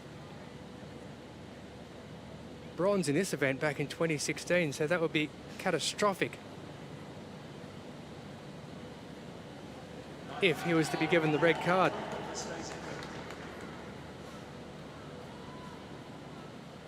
Well, the officials having a chat as we wait to see what the outcome of that's going to be.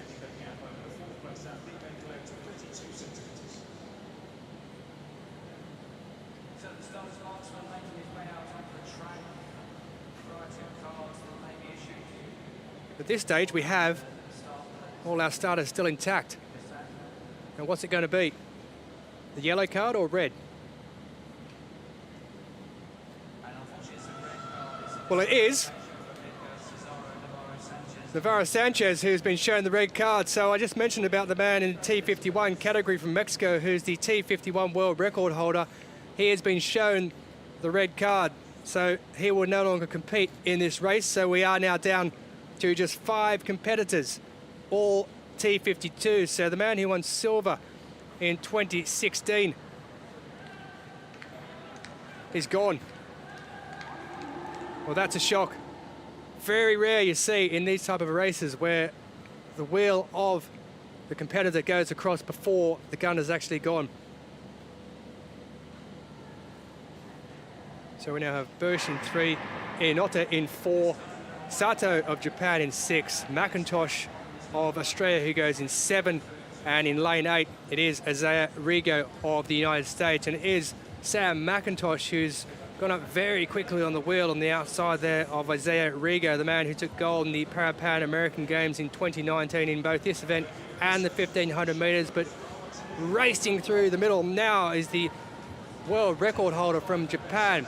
It is Sato Tomoki, who's really put the afterburners on with around 200 metres to go, and it's Tomoki of Japan who took silver in this in the 2016 Rio Paralympics, and he was silver in the 1500 metres, but there's no doubt at all that he's going to be one of those first 3 to go through in automatic qualification in this heat. He's just easing up as he comes down towards the line, and Sato Tomoki will take the first place. It's the man who won bronze in 2016, Ian Otter of the USA, who will take the second position. Then coming out in lane 7, it's Isaiah Rigo of the United States as well, who's gone across, but that is a dominant performance of 57.33 seconds by the man from Japan, who's the favourite for this event, surely, with that world record. Looking to improve on silver in this and the 1500 metres 5 years ago in Rio. He's the reigning 3-time world champion in this event, and he looked ever so strong there. He did, didn't he? He wasn't off to a storming start like we saw the competitors on either side of him, but with this amount of experience, this amount of world titles to your name, you're not going to be flustered by what your fellow athletes are doing in that situation. He had a race plan, he went out there and he executed it perfectly. And interestingly, he's only just off the Paralympic record. That stands at 57.25. He crossed the line 57.33 and easing up. So I think we could well see that Paralympic record getting smashed in the final. I think you may well be right. He looked extremely comfortable. Knew that it was the first 3 that went through. No need to push himself too much, but the showdown between himself and Raymond Martin may be something to behold. Confirmation of Sato's time of 57.33, taking him through as the winner of Heat 2 in the men's 400 metres T52 category.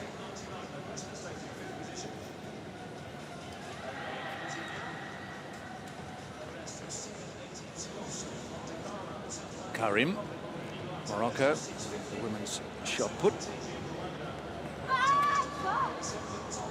Out towards 9 metres, the F41 shot put, athletes of shorter stature.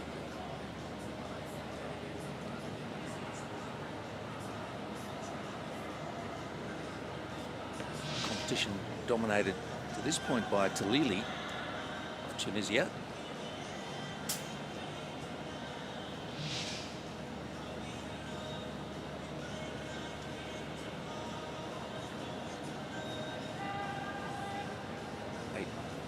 .5 metres.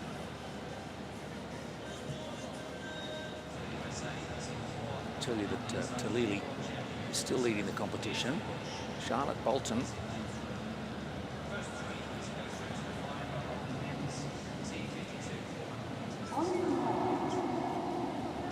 developed the spin technique in recent years.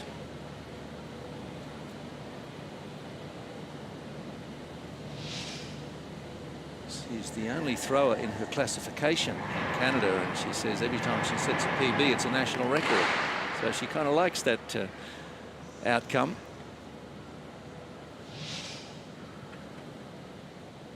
And an 8:28.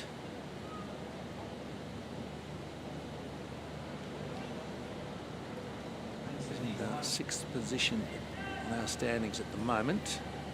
But here's Ruiz Diaz. Produced a PB of 9:50 in the previous attempt. She's out towards that mark again.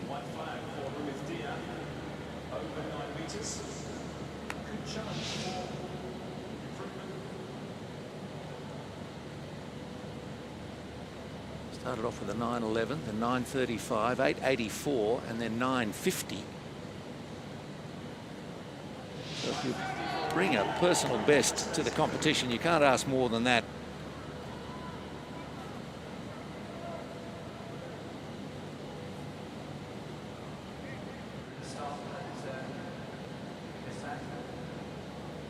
Trago Ariza of Colombia sitting behind Talili. Oh, that's nicely out there. She's chasing 10:55, which Talili threw with a second attempt to really intimidate the field.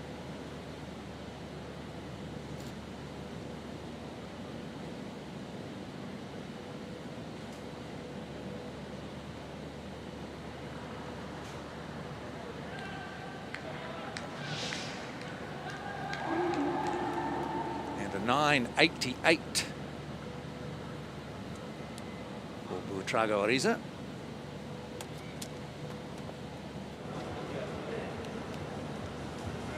So that 10.55 just looks uncatchable at the moment from Talili.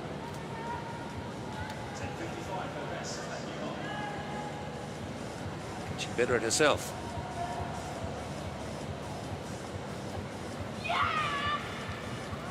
Don't think so with that one. She doesn't think so either.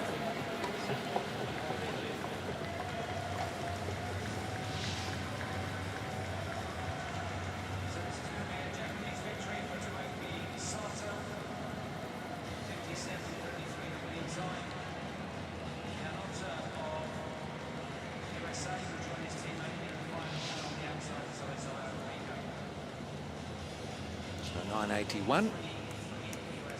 She's still comfortably in the lead. Only athlete to have thrown over 10 metres.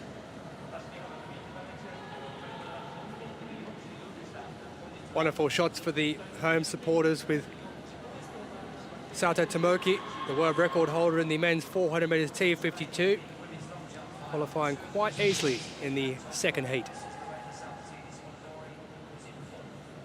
So confirmation of Tomoki at the top of the standings there in 57.33. Iannotta, Rigo, Bursch, McIntosh and Navarro Sanchez disqualified.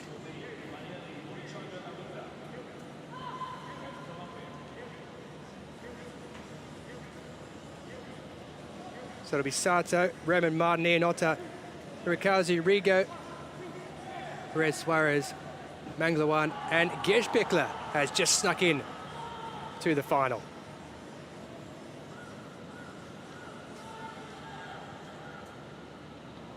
We've got women's 400 metres for the T11 vision impaired class now, and this is the first of what we're expecting to be 4 heats. World record owned by Liu Shiqing, who will be up in the second heat. We've got athletes from Angola, Venezuela, Peru and Brazil in this first one. Juliana Moko on the inside, Perez Lopez, then Baldera of Peru, and on the outside, perhaps the quickest in this field, is Julia dos Santos. And her guide, Mateus Santos de Oliveira.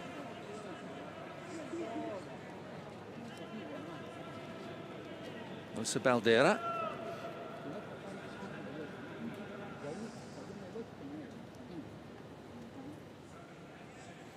Baldera contesting 100, 200 and 400. Perez Lopez, 5th in the 200 and 400 at the 19 Worlds.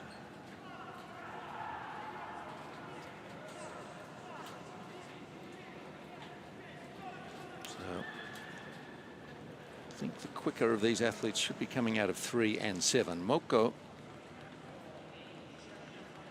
11th in the 200 World Championships, and she'll be in lane 1.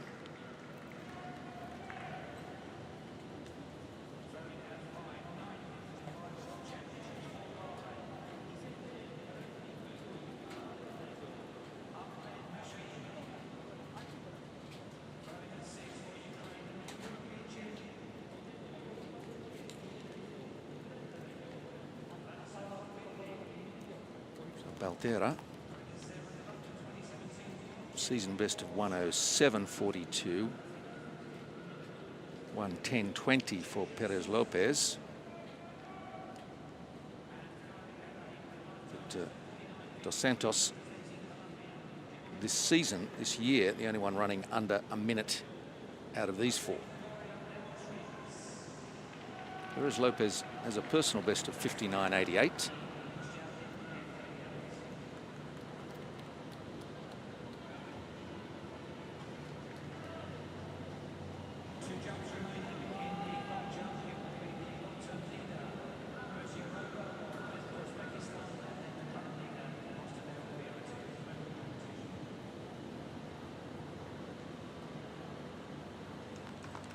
It's taking a little while to get set now.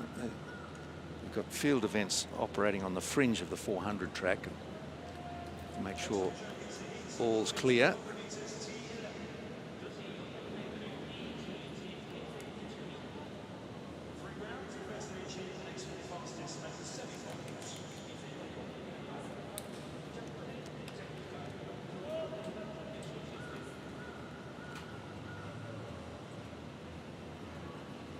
Lopez looks anxious to go, but happy to be there at the same time.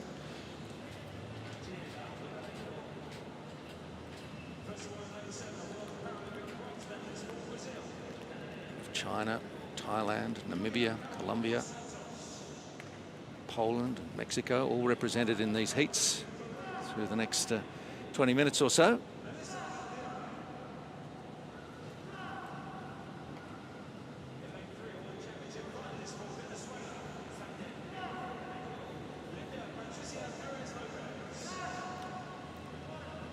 Santos on the outside.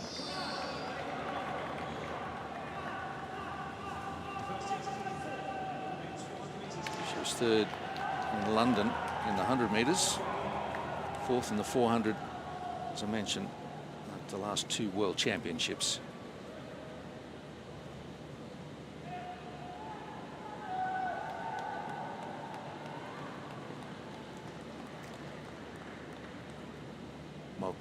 Settling into her blocks. Abdel Santo is her guide. Just making sure the fingers are behind the line and all's in order.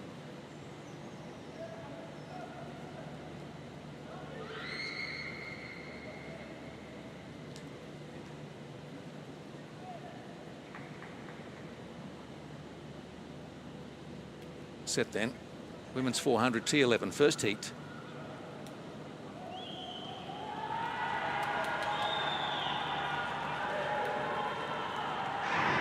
Angola in 1, Venezuela in 3, Peru in 5, and Brazil in lane 7.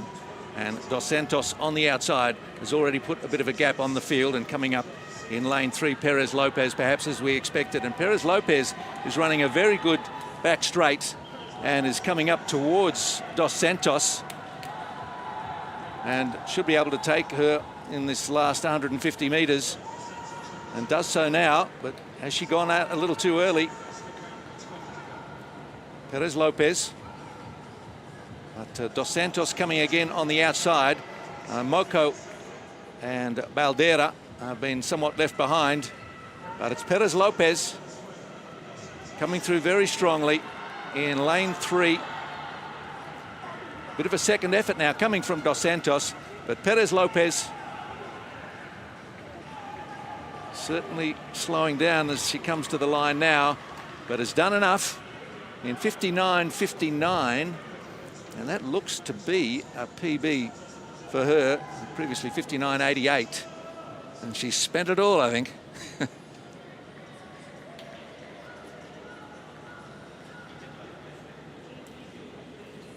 It's a brute of a race, 400 on a hot day, any day.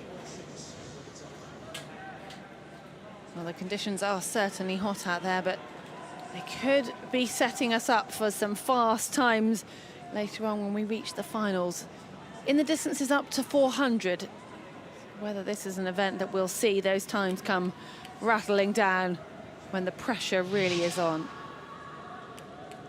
It was an incredibly strong start from Perez Lopez, coming through from lane 2. Managed to hang on at the end with a strong finish coming, though, from Julia Carol dos Santos. Perez Lopez, you could see the guide chatting to her.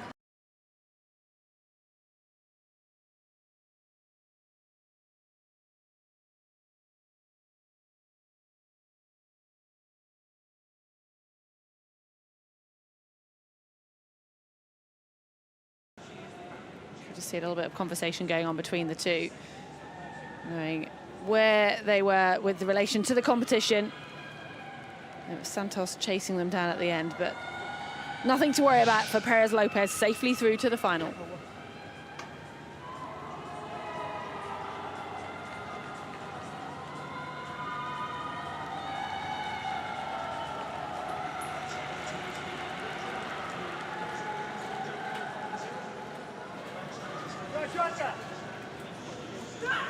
Bit more action in the long jump, and Yulia Pavlenko, who's really had to fight through this competition with an ankle injury.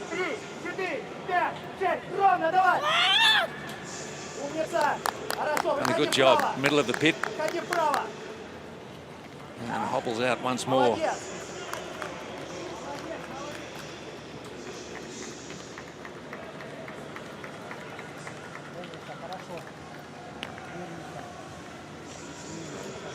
I reckon she'll be looking forward to the end of this competition. She's certainly given it everything.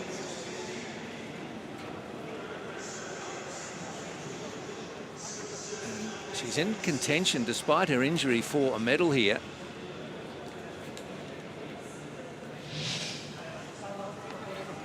That's that right ankle, as we suspected. 486 with her third attempt, has stood up nicely.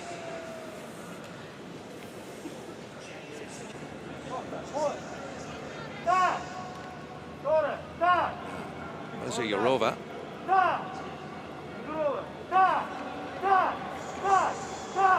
Also a chance for a medal. It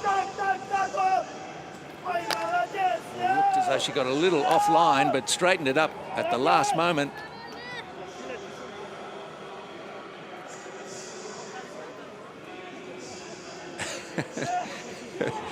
The coach and assistant just making sure he did everything legally there as she stepped out of the pit. And he's pretty happy.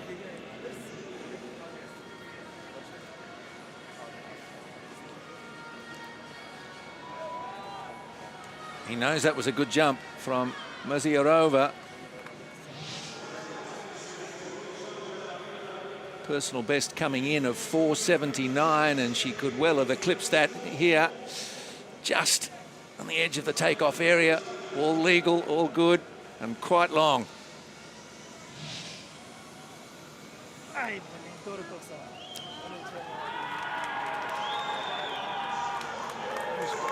And a 491, so smashed her previous best and into second position.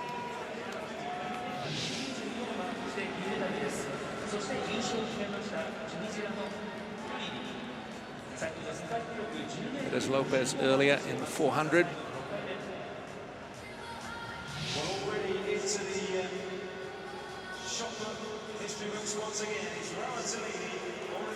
Perez Lopez qualifying with that 59.6.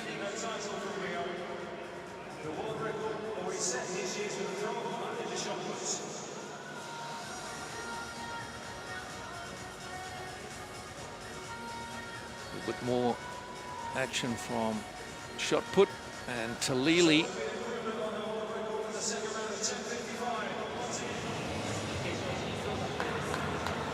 This is Karim.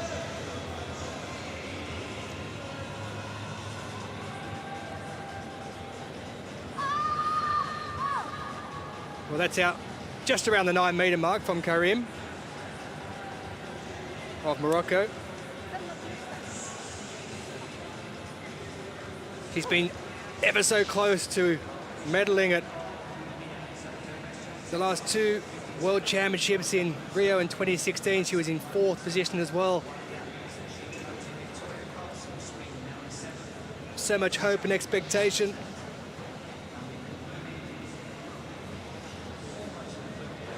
.899, well, it's her best, but she's in 5th position.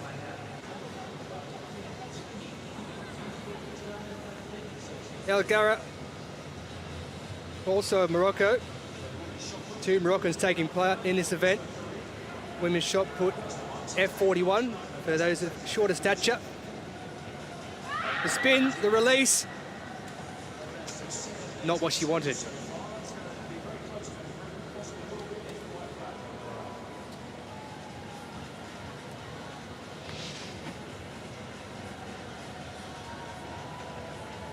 Lifetime best of 8.30 set coming into this meet. Also the season best.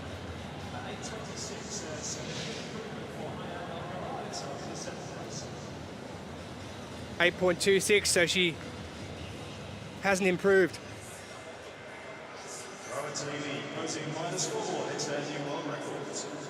Second heat in the women's 400 metres T11 complete visual impairment category.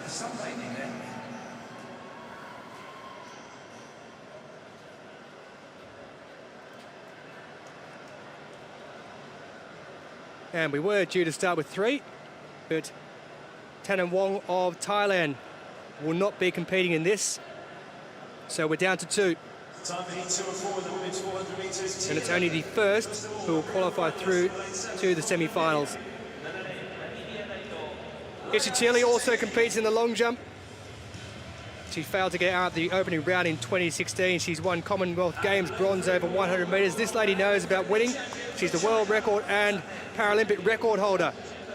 Lu Ku-Qing of China, reigning Paralympic champion. She was 2015 and 2017 world champion, and she took silver in Dubai 2 years ago. Simplicio de Silva of Brazil dethroned her that day.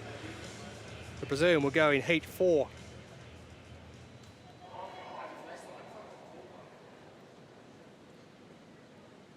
So it's Ishitili of Namibia who goes in lane 7, and Lu of China in lane 3.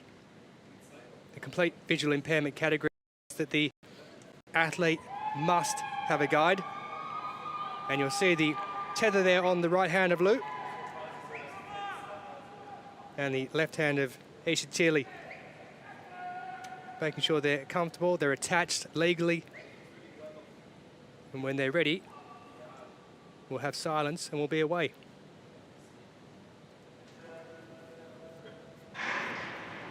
And no issues whatsoever. They both get away with no problems at all. So it is Ishitili who gets away very quickly on the outside, as you expect. She'd try and get out to a decent enough lead over Lu if she could and hold on. Ishitili with a lifetime best of 58.97. So she's not more than just 2 seconds or so worse off than that world record set by Lu in Beijing in 2018 at 56 seconds flat. But it is Lu of China who is just working her way up on the inside now. She's got the measure of Ishitili on the outside, looking very strong indeed with her guide. She's taking the lead as they round into the final 100 metres. Don't want to use up too much of your energy because you've got semi-finals to come and a final. And she's just slowing up somewhat, but she wouldn't want to stop too much because Ishitili is coming home quite quickly on the outside. Does enough, does Lu Ku-Qing, and goes across in a time of 59.31 seconds. So a good 3.5 seconds outside her own personal best of a world record she set 3 years ago, but no need to exert yourself too much. And it is Lu Ku-Qing, the world record holder, the Paralympic record holder, also the Paralympic champion, who'll go through to the semi-finals from heat number 2.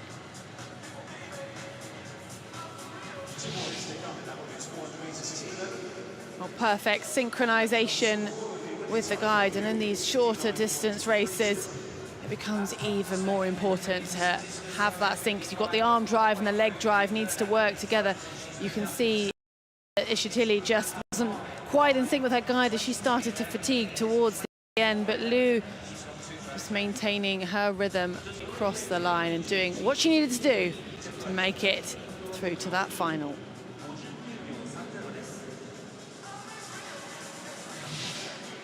Really important as well for that synchronicity you talked about for the guide to make sure the athlete goes across ahead of the guide. It has to be done that way as Lu just walks away with Zhu Dongling and gets herself ready for another race at a later stage. As we move back to the T11 long jump, and the lady in the gold medal position with her final attempt.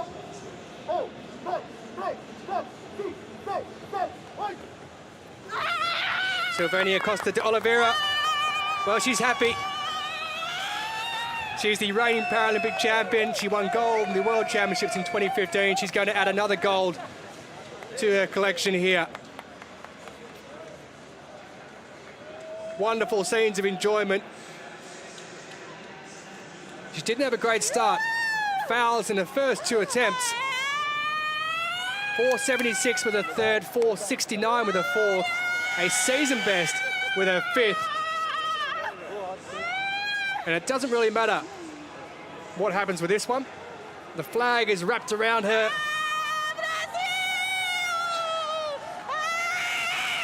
She set the mark early for the celebration of the Games with a very vocal expression of her joy. That's fantastic to see. You don't need to speak Brazilian Portuguese to understand what that's about. Costa de Oliveira defends her title. 5 meters dead. Merciarova, who was Uzbekistan, picks up a silver lifetime best, and Yulia Pavlenko a bronze medal, even though she struggled throughout with an injury.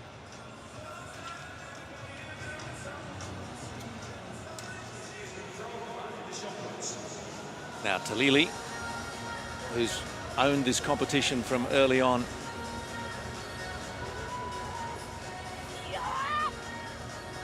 Women's shot put. She's been sitting in top spot for a good while. And Talili won the discus and shot put in Rio. 8 World Championship gold medals in discus and shot put from 2011 up to 2019. And she looks to have done the job again, this time in Tokyo. The only athlete to throw over 10 meters. And that 10.55 with her second attempt pretty much blew the field away. And there's so often such great camaraderie amongst the throwers. I really enjoy seeing that. I'm sure you do at home as well. And for Butriago Arisa, a really good personal best of 9.94. And Ruiz Diaz through 9.50 to secure third position.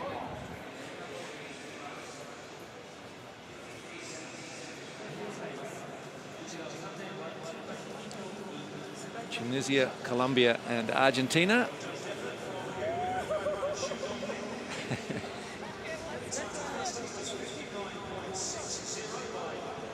Just for a moment, drop the mask away. Understand why you'd want to do that. The photographers almost beg you to. So, Talili, a world record 10.55 and personal bests there from second, third and fourth. And the F41 shot put. Good competition, an almost expected conclusion, but a great event. Well contested. And Talili, too good.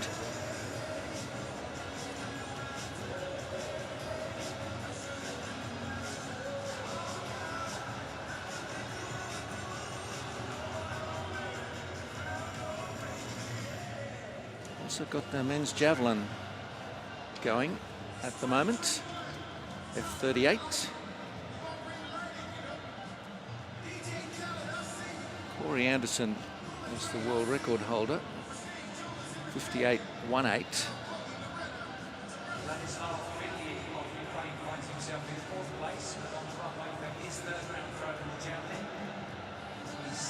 There's the start list, got 8 in it. So Colombia's Chimi Villegas, Haman of South Africa, Doroshenko Ukraine, Anderson Australia, Chioma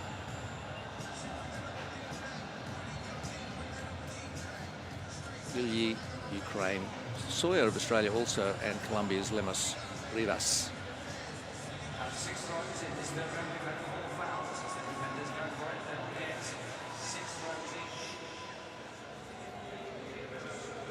Well, there is Lemos Rivas of Colombia. Will be the first to go.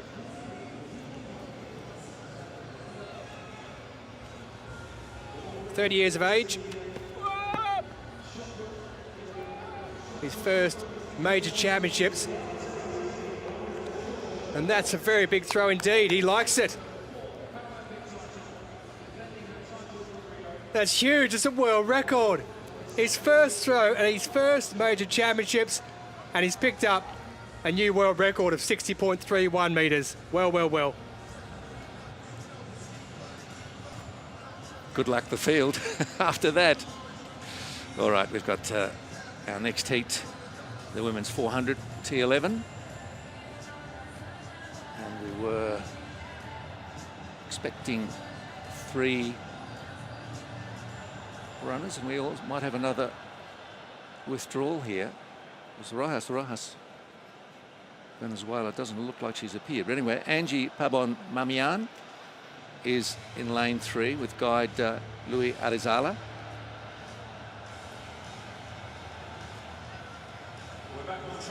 Yeah, so Rojas, a non-starter, unfortunately. So that leaves us with an event with 2, and Silvania Costa de Oliveira will be out in lane 7. Her guide, Vinicius Martins Amador.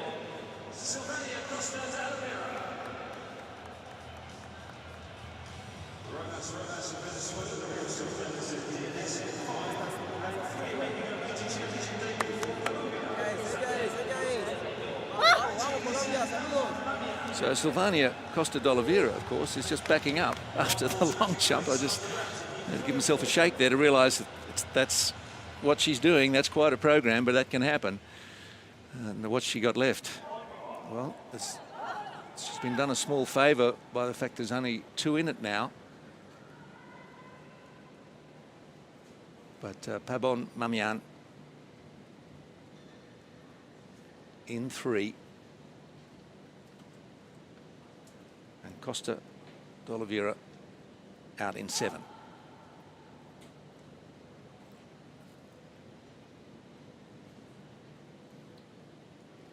De Oliveira will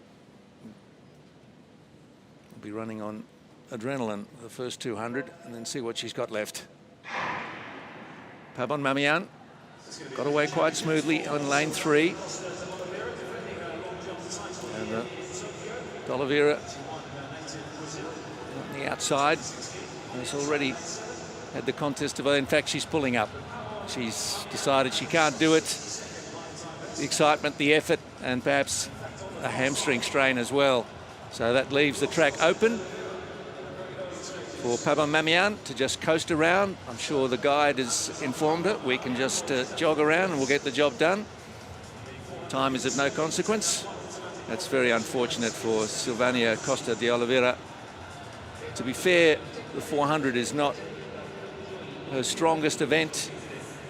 And so Angie Pabon Mamian, who lost her sight in a car accident 8 years ago, can come down to the line with the minimum effort required, and yet a good hit out in some ways, I'm sure. Gets a feel for the track.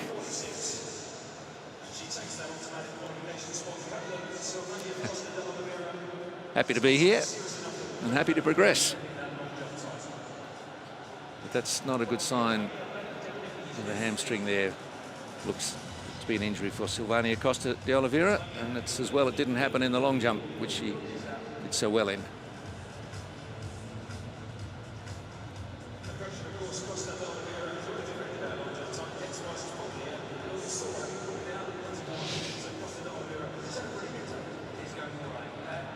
Well, Pabon Mamian was the favourite for this heat coming into this, and a guy will have informed her of that moment there where Costa de Oliveira had to pull up. And it looked as though the pair continued to push it up until that final bend and then easing off on that 100 metres. You still want to feel the rhythm of a 400 and get the, the body in tune with the event, but not taking too much out. And she just backed off sort of 3 seconds away from her personal best in the end.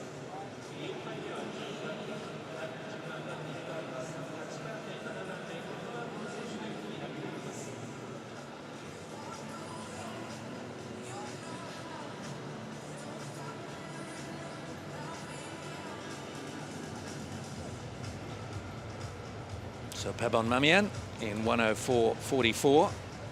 Costa de Oliveira unable to finish, and Rojas unable to start. So, one of each there.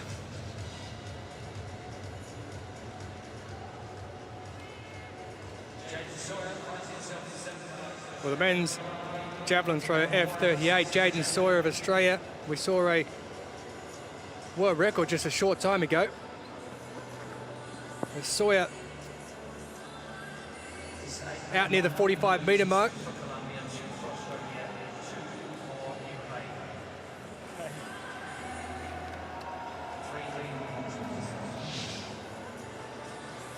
A 27-year-old from Canberra.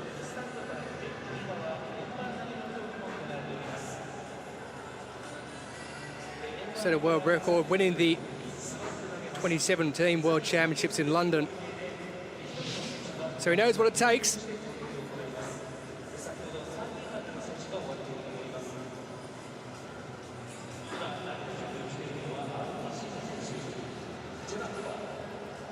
.44.31 with his last. Doroshenko, the man who knows what it's all about, the Ukrainian.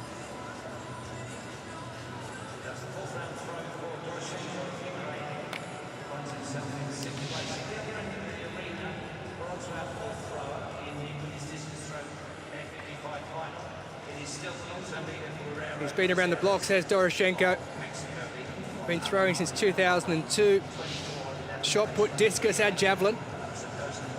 54.07 with his fourth attempt. That leaves him in fourth position.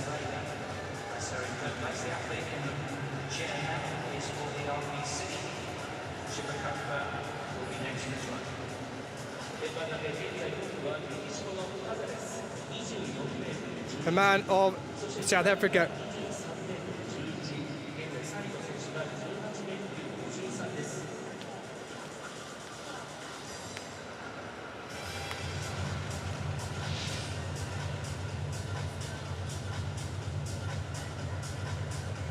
Had a few issues over the last couple of years after suffering an elbow injury in 2017. He had knee surgery as well.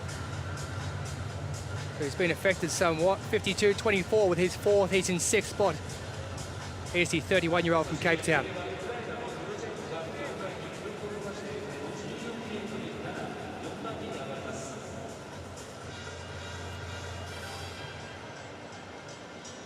Well, B of Ukraine.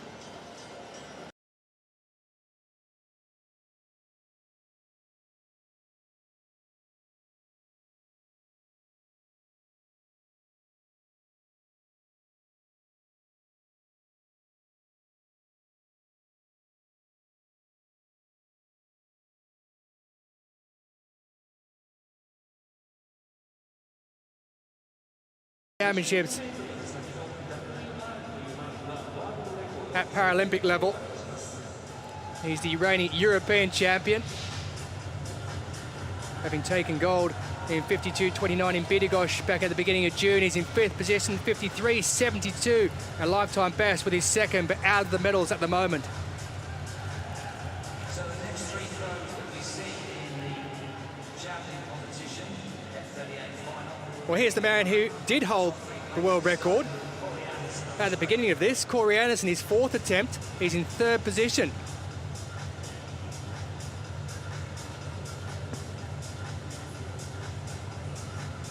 The 21-year-old's got some work to do, and that's out around the 55-metre mark.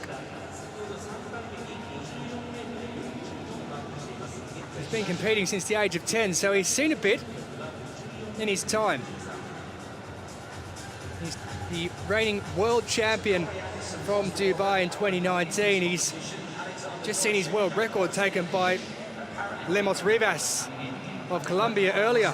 He's in the bronze medal position. Here's Corey Anderson.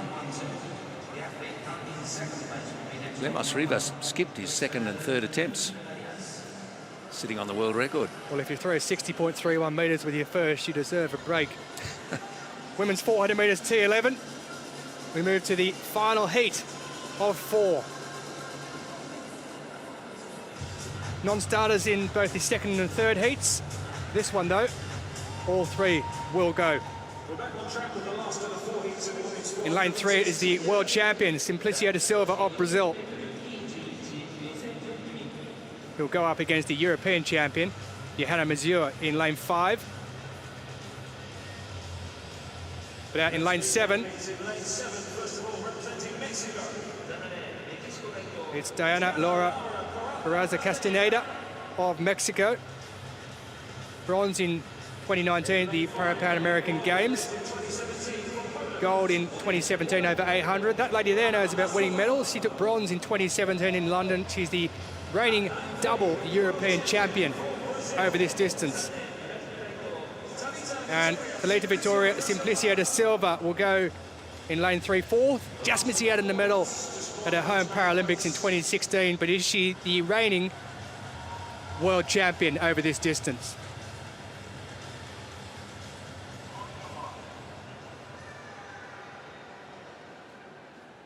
So as per is the standard, the athletes will just be moved into their position by the guide. We'll just make sure that they're happy with where they are. They're happy with where the hands are placed. Complete visual impairment category. Guide compulsory. They'll tether themselves up. And if there is any problems, the guide will put their hand in the air. And there will be a reset. Look good though. Correz Castaneda in lane 7 of Mexico, Missouri of Poland in 5, and Simplicio da Silva in lane 3. And they get away with no problems at all there. So all three off and running over this first 100 metres in the women's 400 metres T11, and already making up a lot of ground on the inside there is Thalita Victoria Simplicio da Silva, the reigning world champion. She's coming up on the shoulder of Johanna Mazur of Poland, and holding her form quite well on the outside is Carranza Castaneda of Mexico as they come into the final 200 metres, and it looks like it's Simplicio da Silva who's holding her form and looking really strong, moving round into the last 150 metres. It's only the first who will qualify through to the semi-finals, and then the next 4 from across those 4 heats, depending on what time they finished in, will go through to the semi-finals as well. And just easing up somewhat is Simplicio da Silva. Her guide, Felipe Veloso da Silva, has just said that,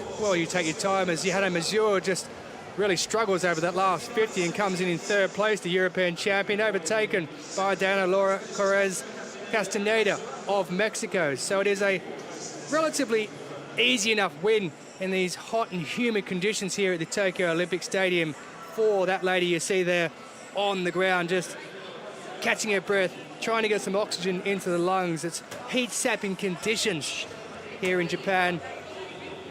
As Thalita Victoria Simplicio da Silva works her way through to the semi-finals. A good finish from the Mexican on the outside, Carranza Castaneda, who will hope to go through as one of the fastest qualifiers. But it was all under control for the Brazilian duo of athlete and guide. It certainly was. They were just consistent through there. It was a very fast start we saw from the Mexican, Carranza Castaneda, and a fast finish from her as well. But all eyes were on Simplicio da Silva, who ruled that race from the start. But it'll be interesting to see what the times look like and whether that strong finish from Carranza Castaneda will have got her into the final. And a disappointment in the performance from Johanna Mazur, the European champion, coming home 3rd in that heat. Well, victory for Simplicio da Silva. Moves her through to the semi-finals in 59.77. Her lifetime best, 56.85. A season best of 107, so that's a much, much improved time. Confirmation of the result in that heat. Simplicio da Silva goes through in 1st position to qualify. Well, Carranza Castaneda and Mazur have both qualified through, as well as lucky losers through to the semi-finals. That lady there, though, the world record and Paralympic record holder and champion, Luku Qing, 59.30 for her as she heads through to those semi-finals.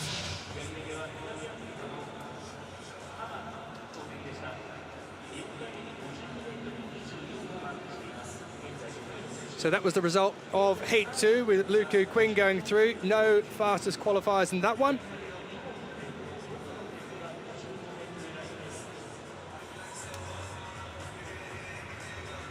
The semi-finals will look like this. Luku Qing with the fastest time in 59.30.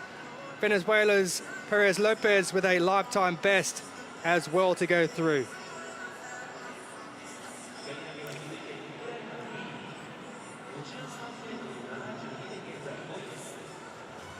Bit more from the javelin, and South Africa's Reinhard Hammann puts it out towards around 54 metres. There's a PB of 54.63.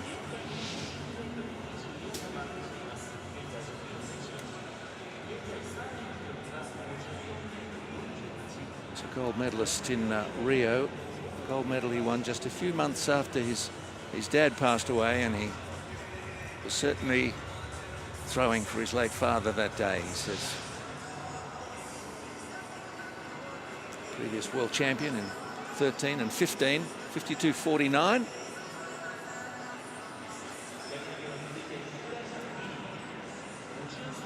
Now, Vladislav Billy.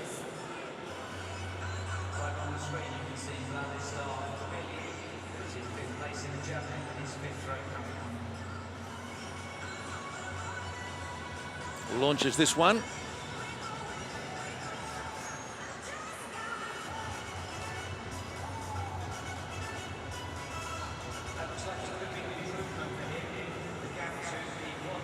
Billy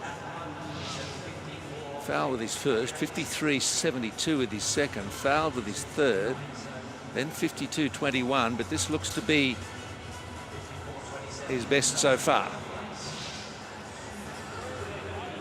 And a 54.27 indeed. Puts him up into fourth position, and some kind of a shot in the middle maybe. Looks like he's carrying some kind of adductor strain there, the ice on it. Corey Anderson, 54.48. He's had his world record taken from him by Lemas Rivas with the very first throw.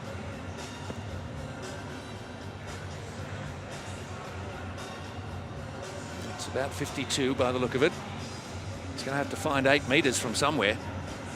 The new record, 60.31, belonging to Lemas Rivas of Colombia. Colombia sitting first and second in this competition at the moment. Corey Anderson would have been hoping to be sitting a little higher than third, but you can't predict what the opposition's going to do. And Jose Lemas Rivas has pulled out an enormous opening throw and hasn't bothered to throw since. Luchimi Vajagas sitting second, courtesy of his 54.63 with his first. Oh! I think he's just touched the line there and his foot slid. That was unfortunate. It was very close to being okay, but let's watch here, and yep, the officials right on that line, they don't miss it. Unfortunate, but he's still sitting second, and it's his teammate who's the one to beat.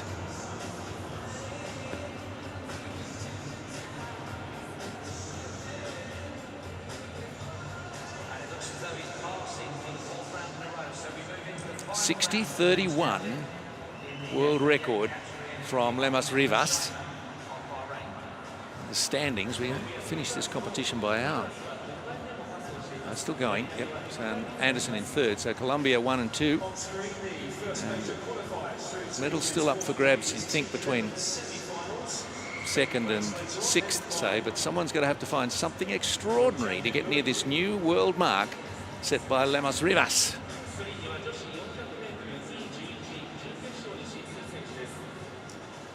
First base here. To scroll through the score cues on the left-hand side of the scoreboard, the time qualifiers. At the bottom of that list, Campo Cube, come on, Mamian, who ran solo in the end. That's why she's bottom of the time list, but that's who goes through later on to the six.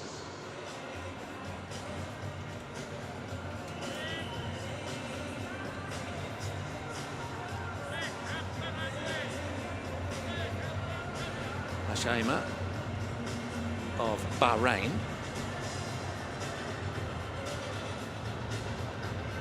Was 5th in Beijing, 6th at the 2015 World Championships.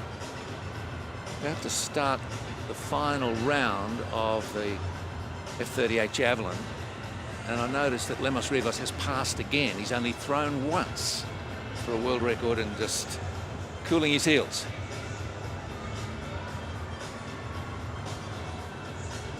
So around 38 metres or so for Ahmed Mashima.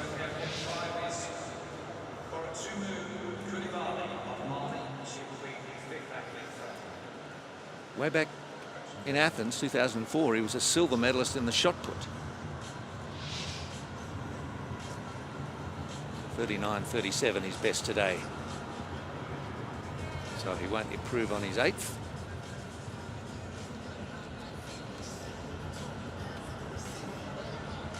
Women's 200 metres, T37, the opening heat of 2. With the first 3 in each of these heats, and the next 2 fastest to advance to the final.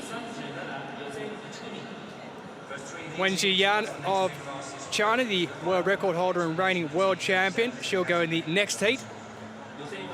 But in this one, Mandy Francois Ali, the Frenchwoman who won European gold in June, beating the 2017 world champion Natalia Kobzar of Ukraine to the goal, will go. Jaylene Roberts of the USA will go in lane 8. She was bronze in 2017. Terek of Ukraine, Tretyakova of the Russian Paralympic Committee, Liesl Hull of the South African team, Jiang Fenfen of China will go in lane 4. Bronze in 2019 at the most recent World Championships. She's the 2018 Asian Para Games gold medalist, and Mandy Francois Ali needs no introduction at all. Double European champion, 3-time world champion, and she won silver in the 100 metres in 2016 at the Rio Paralympic Games, this time here in the 200 metres.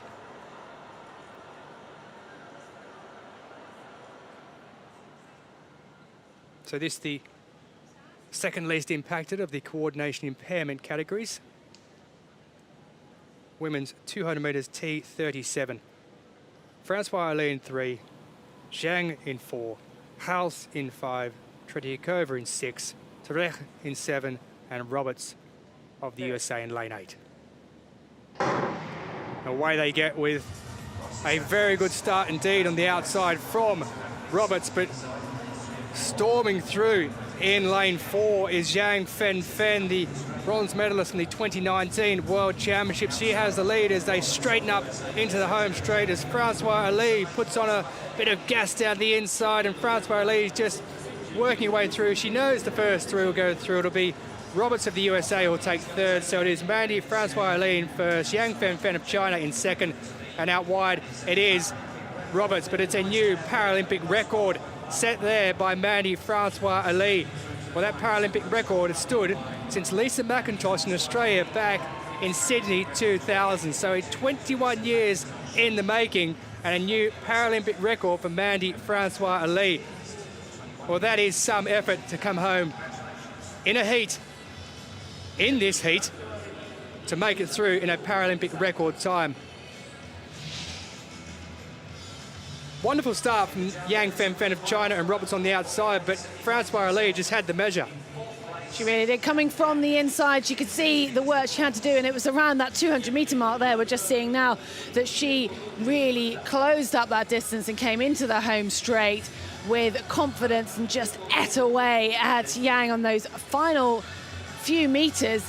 And I wonder if she had her eye on the clock, because she didn't need to do more than she did.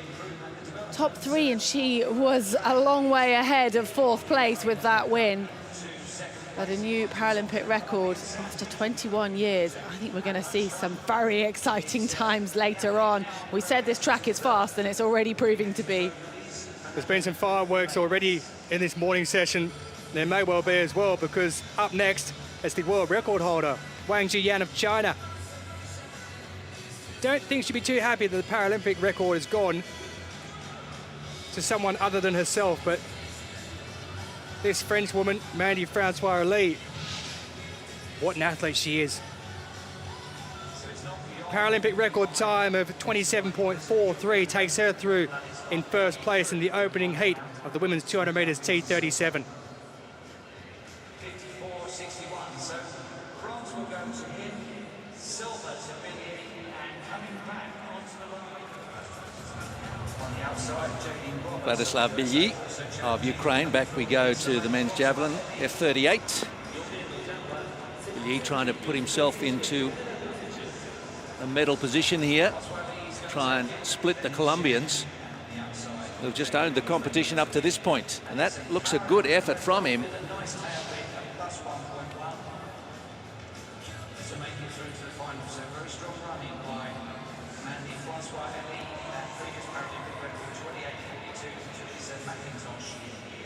It's just sailing out there and just fair inside the sector, so let's see what that yields for him. And a 55.34 puts him into second position.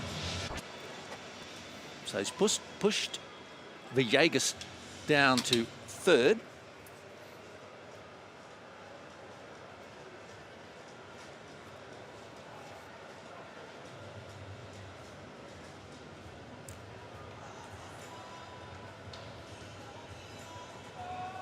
That represents a European record.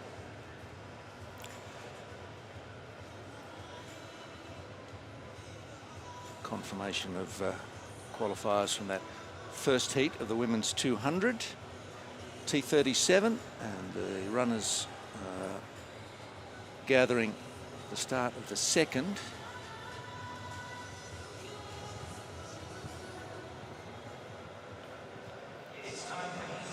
Lane 1 is vacant, so we've got 7 starters in this one.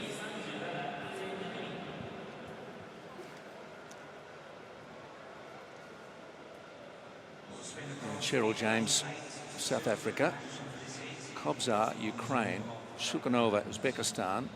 Russian Paralympic Committee's Slanova is there. Wen Xiaoyan of China has drawn lane 6 for this one. She's a rocket. Norma Salinas of El Salvador. And on the outside from Mauritius, as Angeline. It's Wen, looking confident, relaxed. Got a couple of quick runners in 1 and 2 that she might be mindful of. Wen owns the world record of 27.11. And we've got a quick track and a hot day, and I wonder what she feels up to in a heat. Kobzar won the World 200 in 2017. Cheryl James was 5th in the 200 at the 19 Worlds and 3rd in the 400.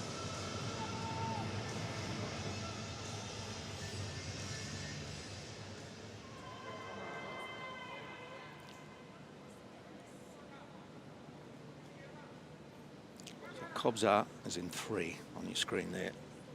Her outside is Shukanova, Slanova, and then Wen. Salinas in the blue there from El Salvador.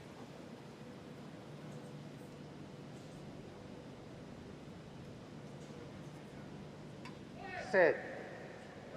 And James got an okay start in 2 for South Africa. We'll look for how hard Wen wants to put a foot down, and she's absolutely flying around the bend in lane 6. The Chinese champion has just got the straight to deal with now.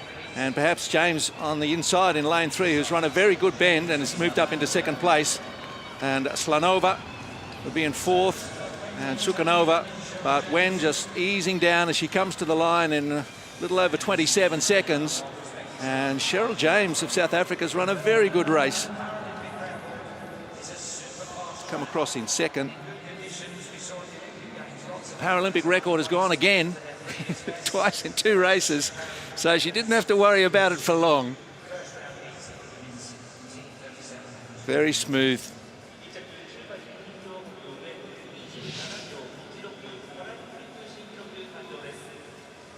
Well, I think we saw a few records go in that, and the times are tumbling down. Wen had this race in control. It was a strong performance from James on the inside. You could see putting herself in a great position as she hit the home straight, but not really putting any pressure on Wen Jiangyan, who strided away with it. And I wonder if she had her eye on the clock. She was most certainly motivated by seeing the Paralympic record get broken in the heat before. Looked as though she backed off, and she's still got the Paralympic record. I reckon she's going to have her eye set on the world record as we move through into the final. Look at that, you can see there, she's just striding out, shoulders nice and relaxed, and she really backed off for that final bit. So to get a Paralympic record in that style, I think we're going to see something very fast to come.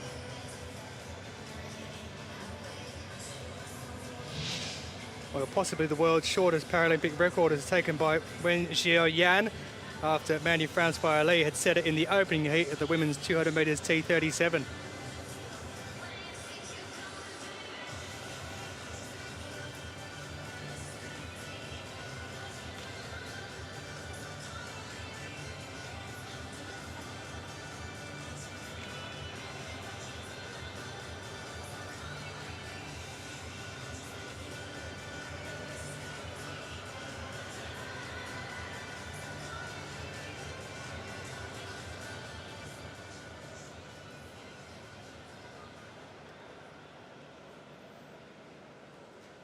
Ladies and gentlemen, the victory ceremony for the men's 5,000 metres T11.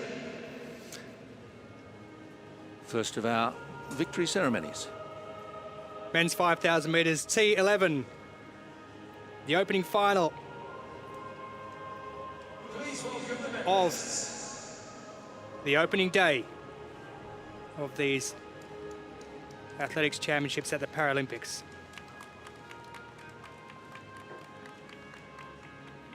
And it was victory to Brazil. Somewhat surprisingly, perhaps. Yeltsin Jacques of Brazil was always there or thereabouts from the opening couple of laps. Held off the challenge of the Japanese favourite, Karasawa Kenya, with Wada Shinya, also of Japan. As Andrew Parsons, the president of the International Paralympic Committee, will hand out the first medals on the track for these games.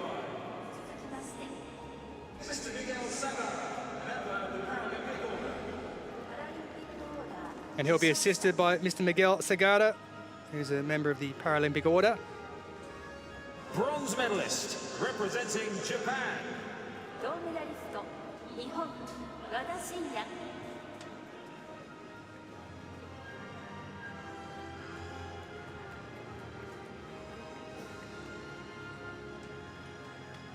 Wada Shinwa of Japan, who also picked up bronze in London in 2012, has replicated that here at his home Paralympics. Was sixth back in Rio in 2016, so much improved performance, much improved effort, and picks up the bronze medal. Silver medalist representing Japan. Hajime Kengo, his guide.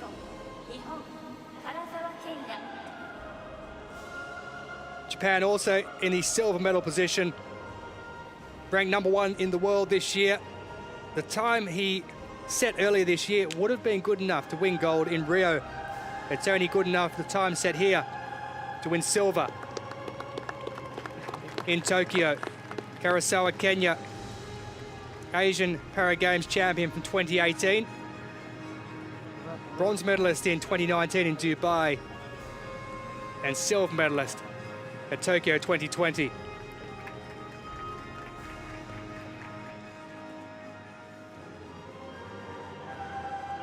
Kobayashi Koji, the guide of Karasawa Kenya.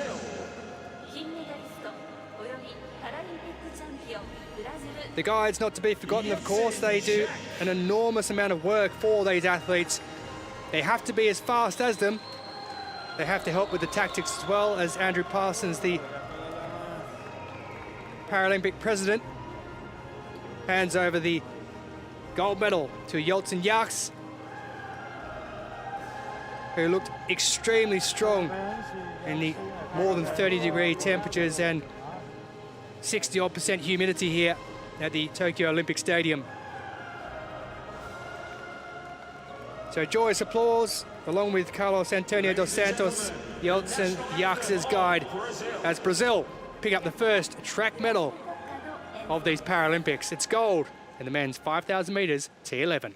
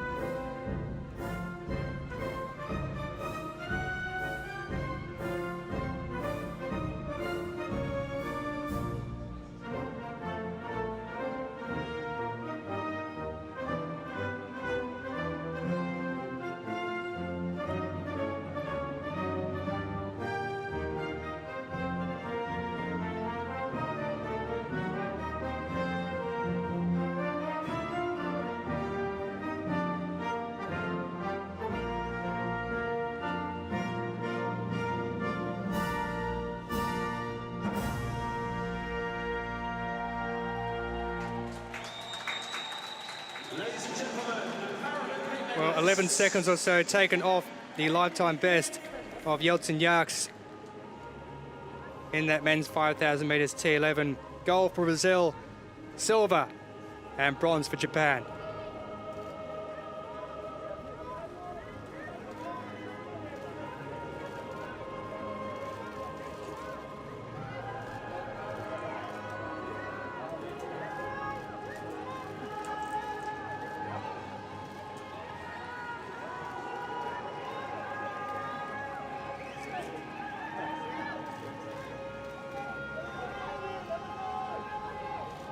Well, it was an incredibly exciting race. We saw so many lead changes.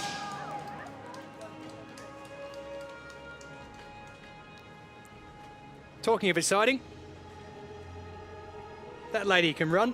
Paralympic record set just a few minutes ago.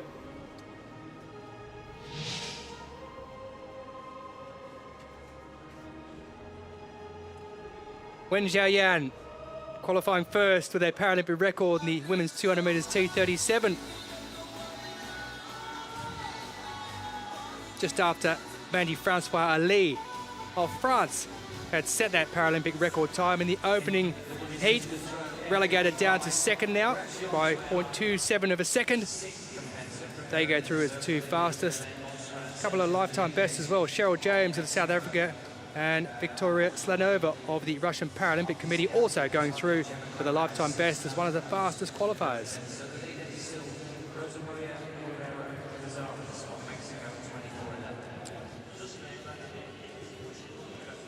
As we head back to the javelin throw. The Jagus pushing it out towards 55 metres. He's just seen Vladislav Bilyi push him out of second spot.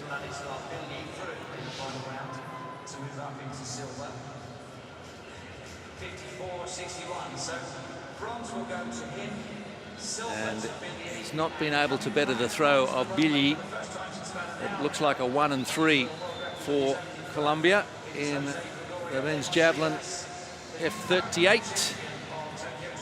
54.61. Two good throws to bookend his competition. Looks like he'll be settling for third though. Here is Lemos Rivas. Passed after breaking the world record. Threw it out there once more just for fun after past 55 metres. So he's had the two best throws of the competition and broken the world record, and he only threw twice. So some kind of future athlete. Well, he's 23. Had a stamp issued in his honour after the Rio silver medal. He's gone a little stronger here and now owns the world record. 60-31 with his first throw. Had time to go out, have a coffee and come back with those past throws. He knew what he was doing though.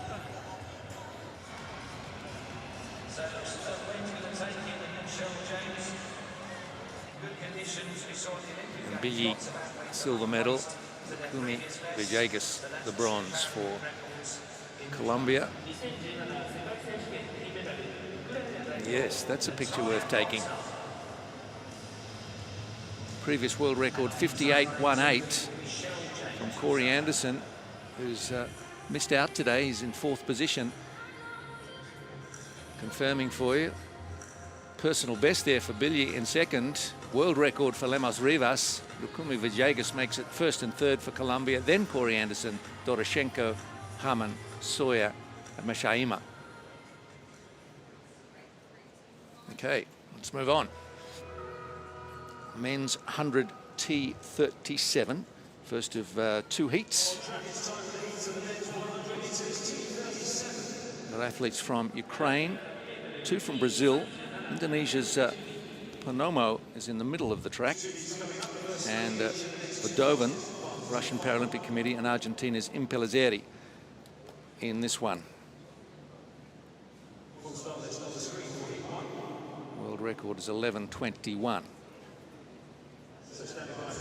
I'm not sure how Vadovan claims an 11:19 PB inside the world record. But we've had a little bit of that. We've had a few numbers that have had us sitting back in our seats scratching our heads, but that was a PB not ratified as a world record. Let's put it that way. So Louis da Costa, 19, is the youngest in this race. He'll be trying to prove he's the quickest. Panomo, Sabtoyoga Panomo of Indonesia. Nice to see him in this event. First look at an Indonesian athlete today. Vadovan, Russian Paralympic Committee, with a PB of around 11. Well, he's saying 11:19. It's just hard to say because that's under the world record. But Impellizzeri has run on 11:97 as a PB.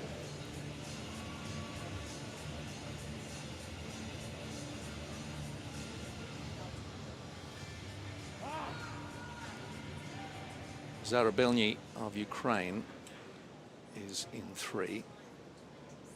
Then Evangelista and Louis da Costa, the Brazilians, next to each other in 4 and 5. Then Panomo, Vadovan, Impellizzeri.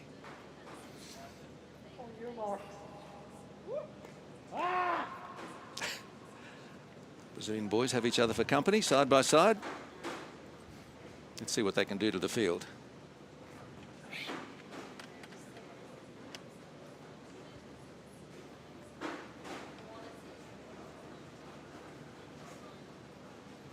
First heat, men's 100 T37.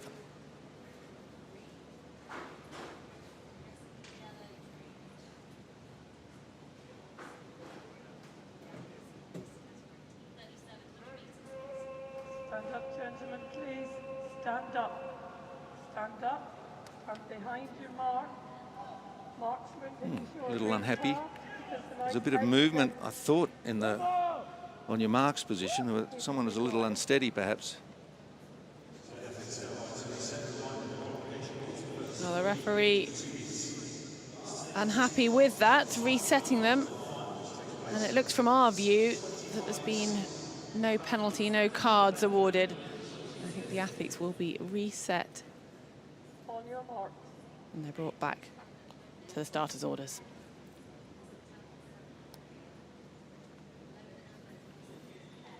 The nature of the impairment can sometimes make it difficult to hold the position in the blocks.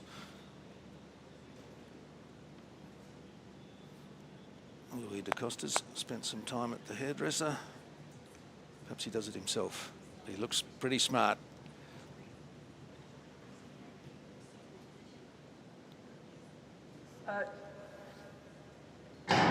And da Costa got a pretty good start, so did Panomo next to him. And Panomo it is who leads it through the first 50. On his outside is Verdovin, who's challenging him, and it just about catches him. Oh, very tight for first between Panomo and Verdovin, and perhaps it was Louis da Costa who was third.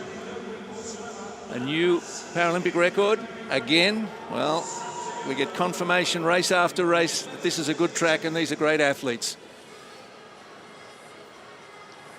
We certainly do. Verdovin, maybe not one of the favoured. Look at the smile on his face. That's telling a story from that race, and thumbs up by the winner, Panomo. Yes, he was being chased hard, and a little fist bump between the boys, which is lovely to see.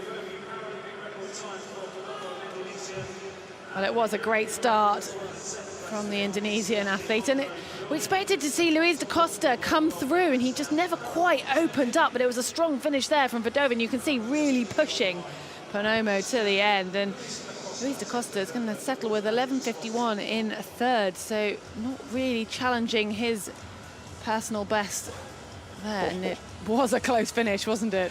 That's the closest we've had. 100th of a second in it, but at this stage they're both through on automatic qualification, so the time in that sense becomes less relevant.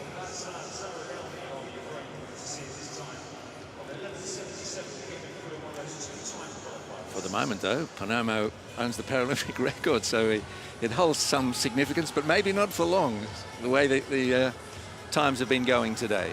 So Panomo 11.33, Verdovin 11.34. That's how tight it was, and Louis da Costa 11.51.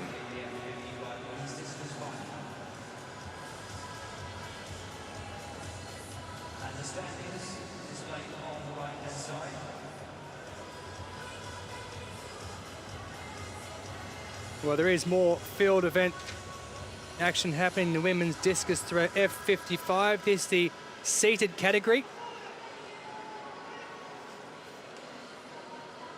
In the discus throw.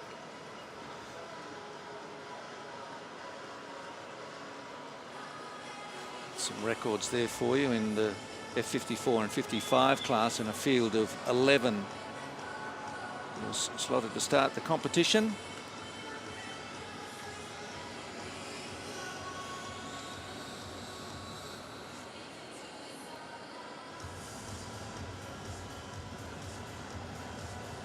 This is down as an F55. There are two F54 athletes who are also going in this. This is all 6 attempts are taken at the same time.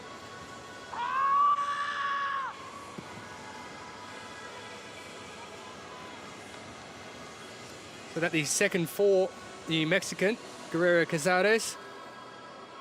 Foul with the first, 24.11 metres for her second, her lifetime best set this year of 26.22. Men's 100 metres T37, coordination impairment category, the second heat.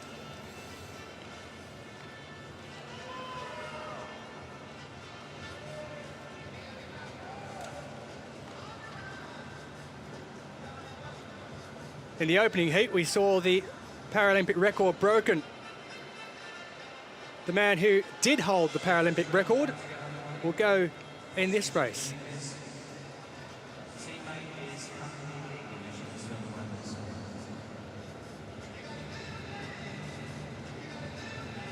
Charles du Toit of South Africa, who you see there in lane 5.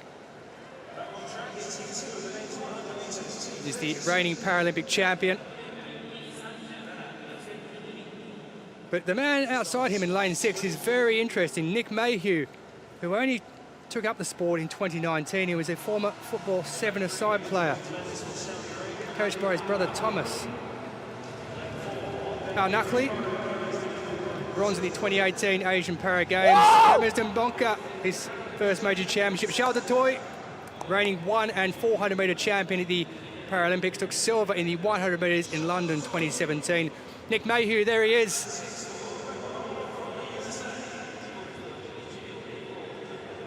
Very fast time already, set 11.05. For for his lifetime best. Sherman Kobasov, bronze in 2015, silver in 2019 at the Worlds, took bronze in the recent Europeans. And David Plaites of El Salvador, first major championship for the 22-year-old. But there is the man who held the Paralympic record until it was broken in the previous heat by Saptayoga Purnomo of Indonesia. Nick Mayhew of the USA is going to give a bit of competition to the man from South Africa on the inside of him, Charles du Toit.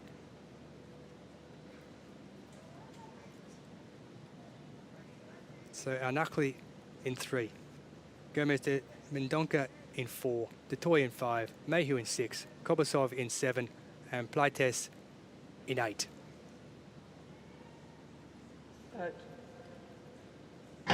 First 3 will go through in this heat, and it's the next 2 fastest to advance to the final, and it is Nick Mayhew, who's extremely quick out of the blocks. Mayhew there, Kobasov on the outside, and it looks like it's going to be, on the inside there, Gomez de Bemonca, a new world record set by Nick Mayhew. Well, that is quite incredible. 10.97, the first time ever in this category that anyone has gone under the 11-second mark, and this is a man who formerly played para 7-a-side football until 2019 when he decided to take up para athletics. Well, that is quite extraordinary indeed. Nick Mayhew. Well, that's going to be a name to watch out for, isn't it? What a cool and collected character the young American is. He has got the walk of confidence. He has got the walk of a world record holder. The first man in the T37 category to break 11 seconds. That is a huge amount in a 100-meter event. And he took a while to come up, but once he was up and fully into his stride, he just ran away from the rest of the field. Charles du Toit, the South African, only back in 4th or 5th. Lost his Paralympic record, saw that go in the heat before, but like you say, we're seeing these records just dropping so fast. We saw a new Paralympic record previously. We've now seen a new Paralympic record and a world record, taking over 0.2 of a second off 100-meter world record. That's crazy. Well, this is quite an incredible opening morning session at the Tokyo 2020 Paralympic Games in athletics on the track. Nick Mayhew has broken the world record. Charles du Toit, who did hold the Paralympic record until about 10 minutes ago, has finished out of the top 3. So he'll now be hoping that he can go through as one of the next fastest. And he has just done that. 11.58 for Charles du Toit, but look at that at the top there. Nick Mayhew, world record, 10.97 seconds. 11.32 for Kobasov would have been good enough to take 0.10 of a second off the former Paralympic record heading into this. Purnomo did have the Paralympic record. He finished in 3rd place, 11.33. 11.34 for Verdoven from the Russian Paralympic Committee, with the second of those athletes going through. Well, I'm speechless.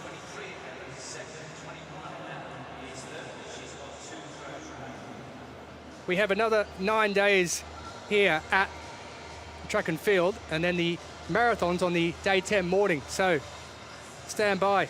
There could be much more. Back to the field. Discus throw, F55. And Sepulveda of Chile.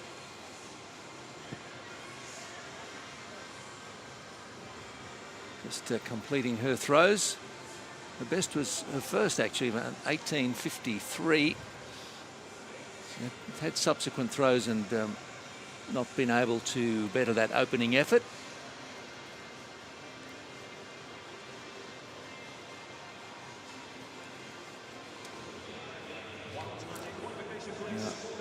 Ruba Alomari of Bahrain.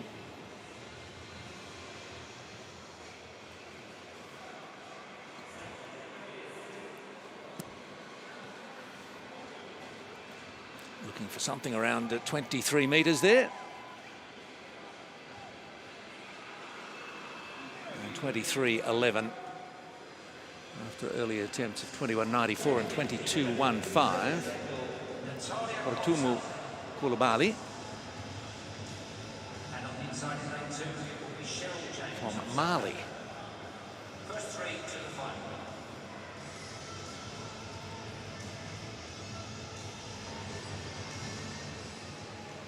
On your mark.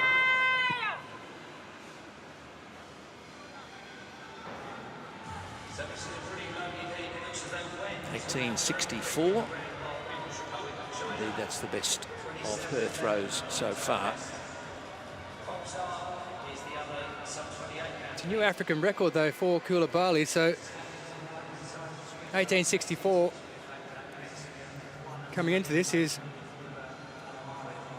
quite some throw for the lady from Mali. 1738 was her lifetime best set before that, so it's gone more than around a metre and a half, just under, better than that former record she had.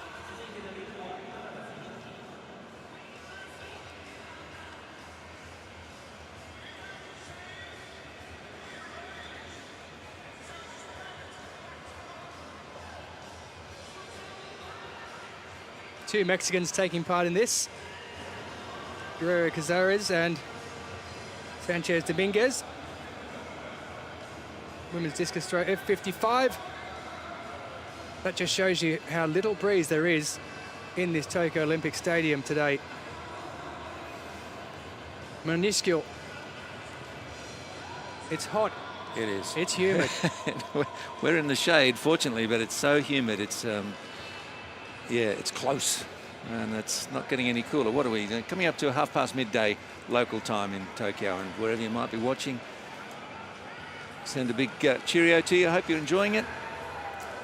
We are, and it's our absolute privilege to be bringing it to you. Sanchez Dominguez.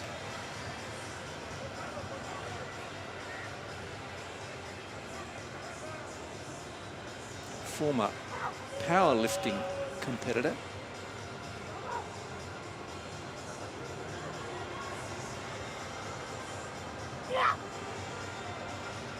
So she won't be lacking in strength. It's all about technique too, though.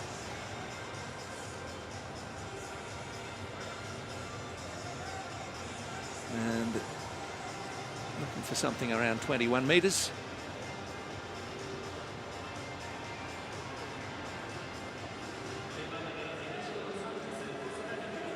Personal best of 22.25. 21.32. So good effort from her. There's a slight pause in the action on the track. But we'll be back with some hundreds in a moment. The men's T47. A couple of heats of that.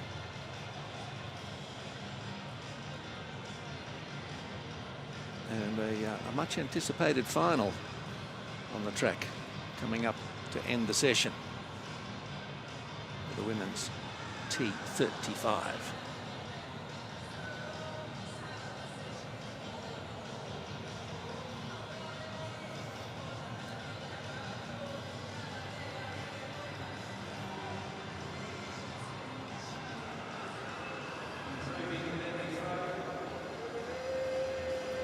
Once more with Sanchez Dominguez. Last throw.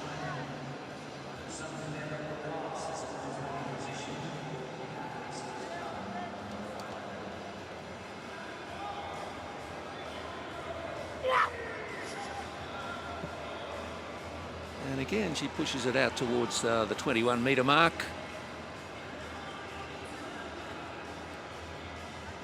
Competition being led at the moment by Guerrero Cazares of Mexico. Mexico first and third.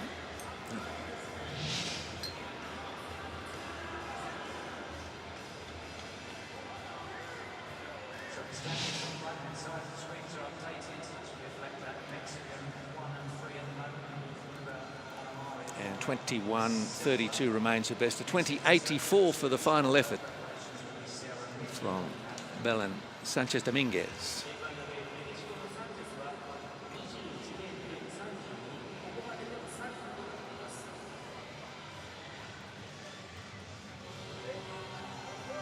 Field gathering for the first heat of the men's T47. category for an arm impairment, upper limbs affected by limb deficiency. Patricio Ferreira dos Santos owns the world record, and he'll be up in the second heat. And some of these men can absolutely fly down the track. Ishida Kakeru will be in lane 9 for Japan. Still sorting themselves out and getting a feel for the conditions. Well, I don't know how much they would listen and hear and even watch while they're getting themselves ready, but to see that records are tumbling, the track is being kind. There's no wind to speak of. As long as you can deal with a bit of heat and humidity, go out and give it some. And Washington Jr. in lane 2 for Brazil. We have Lucas de Souza Lima beside him, his Brazilian teammate. Then Malta's Thomas Borg. Suwaibidu Galadima of Nigeria. Roderick Townsend of the United States. Ishida there we've seen. From Gabon, we've got Davy Mukagni and Michal Deres of Poland, who's in lane 7 in the red and white there. What a great spread of nations. Brazil, Malta, Nigeria, USA, Poland, Gabon, and the host nation.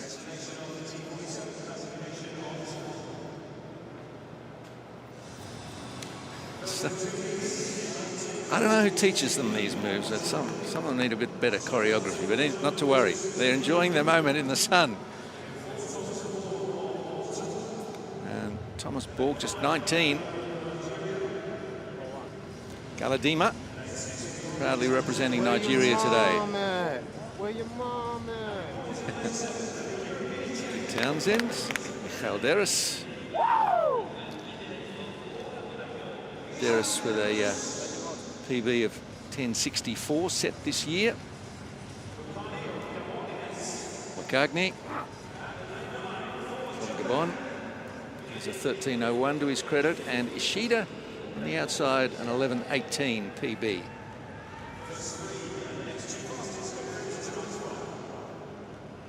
So 4 of these lads have run under 11 seconds.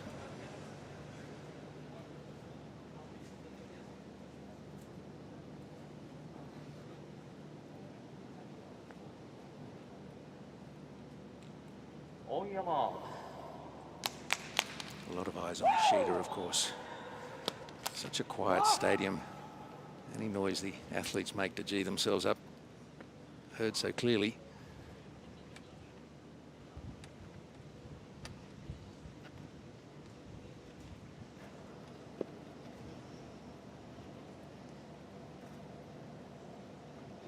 Deres of Poland, definite chance to go through.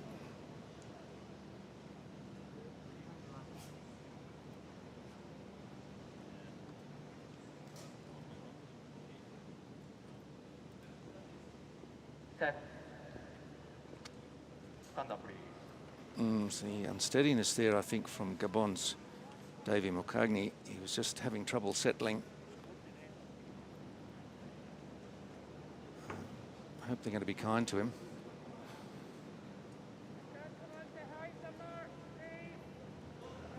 Behind the mark, green card.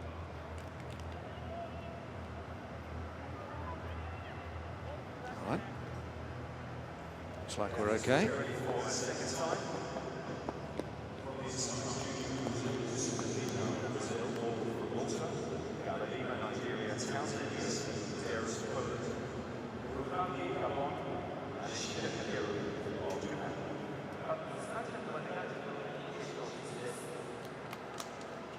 Is it general warning?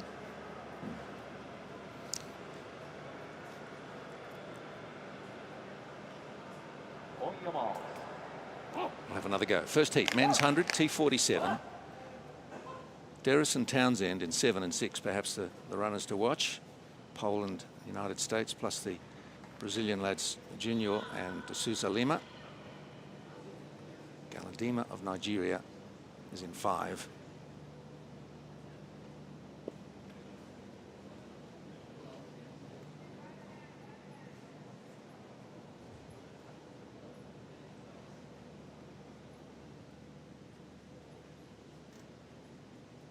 Set. Got them away this time well, and Derris was smartly out of the blocks and certainly leads them at this stage. And then down on the inside is also Washington and D'Souza Lima, but it is Junior Washington in 10.63. That's just outside his PB. Washington Junior, I want to call him Junior Washington, but Junior it is.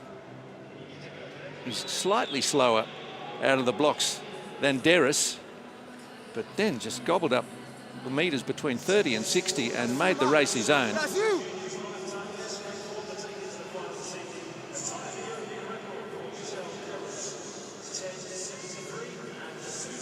10.64.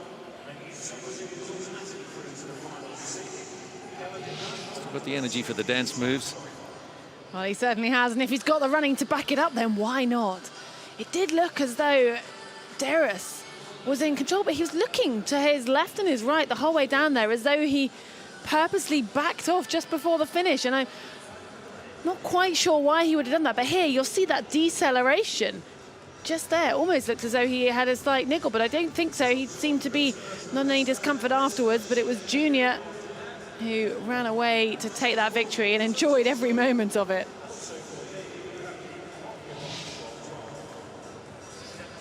I guess one of the main things as well as where you finish is you want to try and finish higher because of lane placement when it comes to the next round.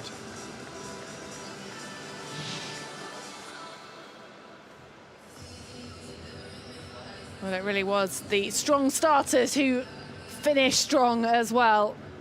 Junior and Derris could have been stride for stride, but Derris really conscious of where the rest of the field were, leaving Washington Junior to take that win comfortably, and along with his teammate Lucas D'Souza Lima in third. So those two will be automatic qualifiers through to the final. Rio de Janeiro, Brasil.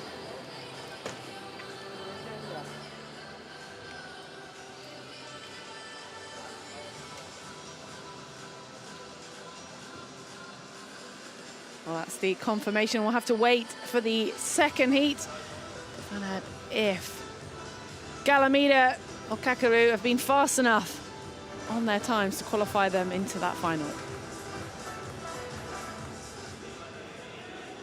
Back to the discus throw, F55. It's Sarah Mickey of Canada.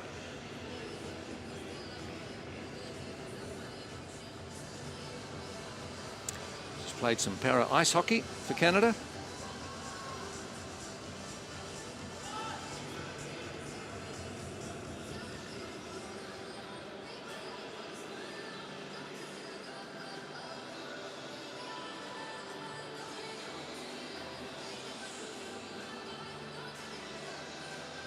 Alberta.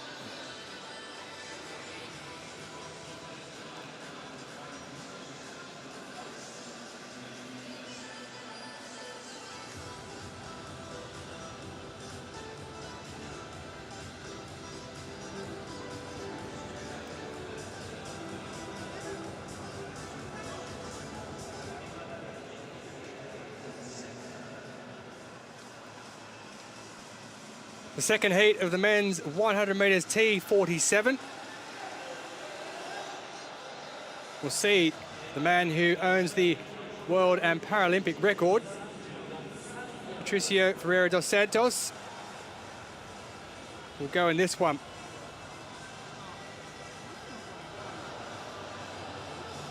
As will the man who just missed out on a medal in 2016, Wang Hao of China. He was fourth there, won silver in the long jump though in Rio. He's won gold in the long jump at the past two World Championships.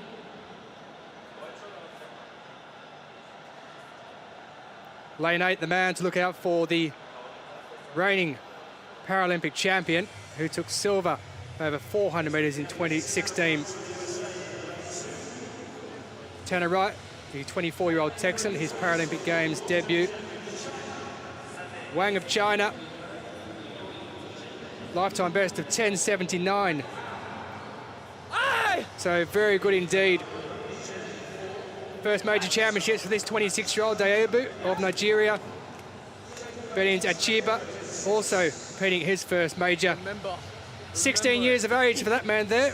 Jaden Page of Australia. So 3 next to each other in their first major championship. Abedigun of Great Britain, and then that man there, Ferreira dos Santos of Brazil. The man to look out for. We've seen Paralympic and world records tumble already in heats on this opening morning of the 2020 Tokyo Paralympic Games here at the Tokyo Olympic Stadium. Will we see something else now?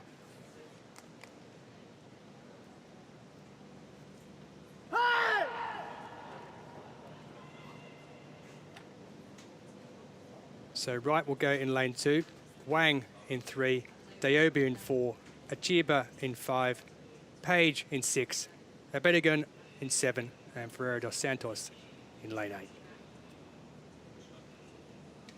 8. Second heat in the men's 100 metres T47. They get away with no problems at all. And well, on the far side, it's Wang Hao of China who's looking good, but streaming home at the end there is Patricio Ferreira dos Santos. 10:75 is the time across the line. But as expected, Wang and Ferreira dos Santos, the two to go through with no problems whatsoever as they look ahead to the latter stages of this competition. Getting the congratulations there of Tanner Wright of the USA. 10:75 for Ferreira dos Santos is confirmed. So maybe not breaking any of his own records at world and Paralympic level, but guaranteed that he goes through to the final. As does that man Wang. He started the quicker of the pair of them. May have got overhauled, but he certainly went through. Well, it was a strong start on the inside of the track there for Wright and Wang, pushing each other on, and you almost could have forgotten this man until the second half of the race, and that's where the damage was done. Ferreira dos Santos really getting into gear for that final 50 metres. You can see even easing up ever so slightly, and it's a great prospect for Brazil going into that final. They've got 3 automatic qualifiers, the fastest 2, maybe the fastest 3 when we see the final scores, but it was Washington Jr. who won the first heat, and this was followed up by Patricio Ferreira dos Santos in style, winning the second of the 2 heats.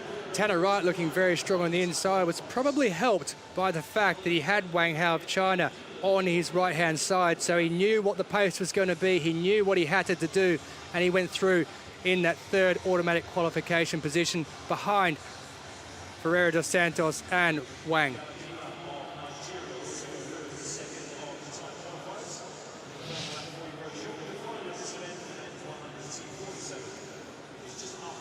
So the second heat going through the men's 100 metres T47, Patricio Ferreira dos Santos, the reigning champion, Wang and Tanner Wright are the automatic 3 to go through to the final.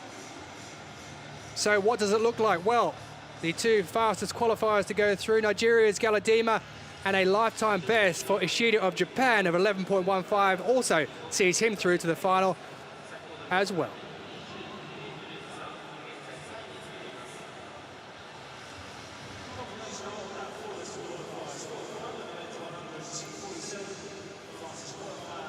One track final to come. It'll be the second outing onto the track for the women in the 100 metres T35 final. The heats taking place earlier in the session. And some final this is going to be. There are European champions, Paralympic champions, and world champions.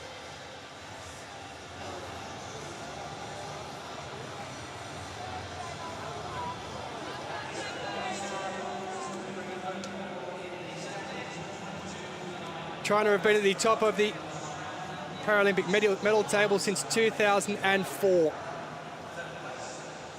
63 in Athens, 89 in Beijing, 95 in London, 107 in Rio. So if that upward curve and trend continues, there'll be over 110 at the end of this, perhaps. A long way to go, of course. They'll be hoping for The gold, though, in the women's 100 metres T35 when Zhao Jia, who's the reigning champion in the Paralympics, will head out. Been a good morning for Colombia, hasn't it? Especially in the javelin. World record. First and third. I think I saw a yawn then. It's nowhere to be yawning. Not with this.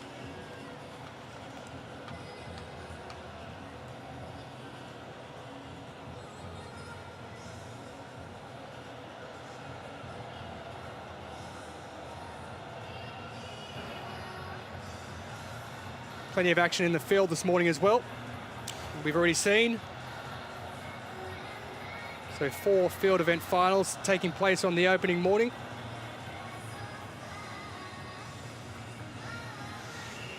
Like they brought the athletes out for the women's 100 and then took them away again. Yeah, they were definitely out. They were definitely warming up. And they've been mustered back inside for, well, no reason that's become apparent at the moment, unless there was a minor delay for a technical issue. No, we should be also having victory ceremonies about now. But, no.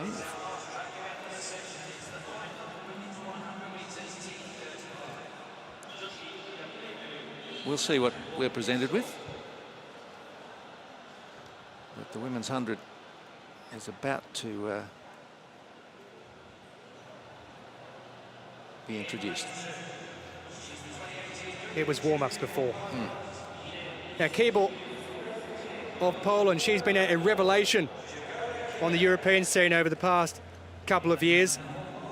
Bronze medalist at the European Championships just gone.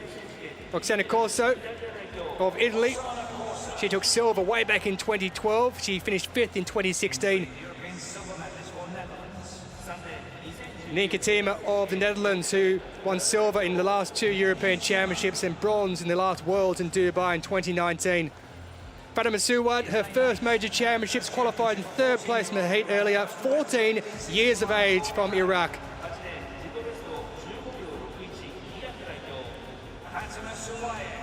Maria Lyle needs no introduction. Gold in the 2019 100 and 200 in the World Championships, bronze in 2016 in this event, and also over 200 metres and the 4x100 metres Universal Relay Championship winning team as well at the European Championships. Zhao Jia, defending champion in the 100 in this event and also in the 200. Now what a battle it's going to be. Isis Holt of Australia, who won gold in the 1 and 2 in 2015, silver in this event in 2016 behind Zhao, looking to try and go one better this time after taking 2 years away from the sport after the Commonwealth Games in 2018. Isabel Furda, 42 years of age, been around since Atlanta 1996 when she took silver. 2000 and 2004 as well, the same placings. A packed field. Should be an outstanding race. It's got class written all over it, from lane 2 all the way through to lane 9.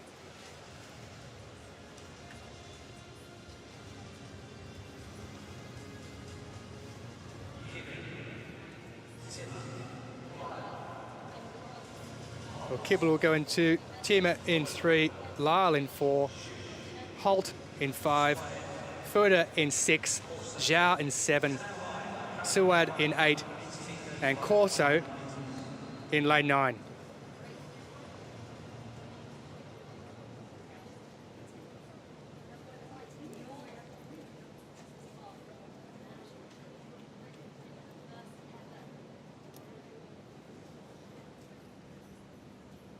The final track event of the opening morning session, the women's 100 metres T35 coordination impairment category final.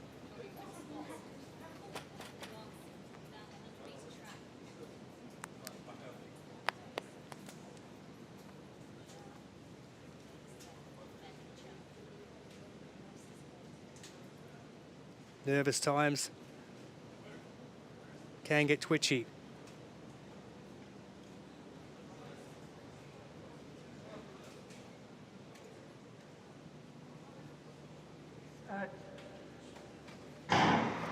No problems at all, though. Zhao blasts out of the block. She gets away the quickest of all. Isis Holt is doing her best to try and reel her in. Maria Lyle going backwards somewhat. Zhao is out front. Can Zhao hold on? It's Zhao and Isis Holt. Zhao wins it. A new world record of 13.00 seconds for the lady who's defended her 2016 gold from Rio.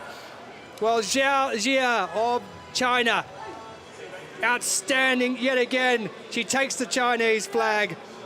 She held off Isis Holt, who did her best to finish. She picked up the silver medal, as she did in Rio 5 years ago. And Maria Lyle of Great Britain tried her best, the European champion, to hold on. But a new world record for Zhao Jia of China. She held the world record going into this of 13.43 seconds did Isis Holt. But she has broken it and now owns the Paralympic and world record. Well, Holt, the former world record holder, did her best to try and get there. She pushed at the end in that last 15 metres, but it was the start of Zhao. She got away to such a fast start. There was no coming back from that, was there? We could see Holt looking like she might have been closing in those final stages, but Zhu had just given herself too much of a lead from that wonderful first half of the race, and she managed to hang in there. Holt diving for the line, but not getting close to the new world record holder, the new Paralympic champion, Zhou Jia. Well, there's no issues with the wind because there is relatively no wind at all. So that is ratified. There's no problem there. 13 seconds flat. And just look at that start from Zhu there as she gets away ahead of Holt and Maria Lyle further across there from Great Britain. And from that point there, 40 metres or so into it, she never really looked like losing the race. It was always going to be a case at that point of how much Holt did her best to try and come back. Did the world record holder from previous, but it was Zhu who picked up the win. 2017, that world record was set by Isis Holt in London. 13.43 it was. Well, it's been smashed by 0.43 of a second by the lady in the middle from China, Zhou Jia. Perhaps expected that it would be these three who finished in the medal positions, but maybe not expected as to what position they would finish in. Well, we've talked a lot about the world record. There was also a new area record for Isis Holt and Maria Lyle setting a season's best. So all of these athletes really bringing their absolute best performance to the track for this final. Yeah, quite indeed. Isis Holt in 13.13 seconds, so she finished 0.3 of a second ahead of her world record she set in London back in 2017. And Maria Lyle with that season best, 14.18. So if you're asking for class in a race, and if you're asking for competitors to put it all out there, this is when it was done. Well, she looked so easy and relaxed in the heats, and she just upped it another level. We thought she had more in the tank from watching her earlier in this session, just looking like she backed off ever so slightly. There was no backing off here. You can see from that facial expression, she gave it absolutely everything through to that final line, and it was paid off with a huge chunk off the world record.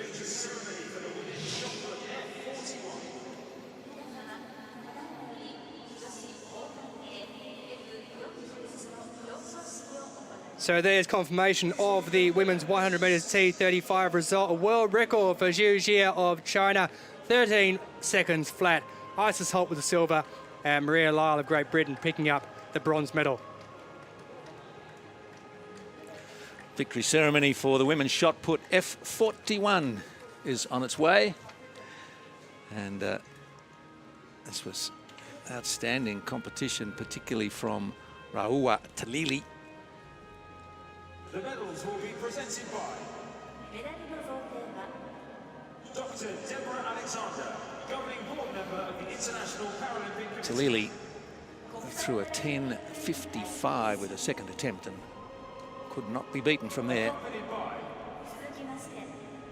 Mr. Kunio Nakamori, Executive Board Member of the Tokyo Organising Committee of the Olympic and Paralympic Games.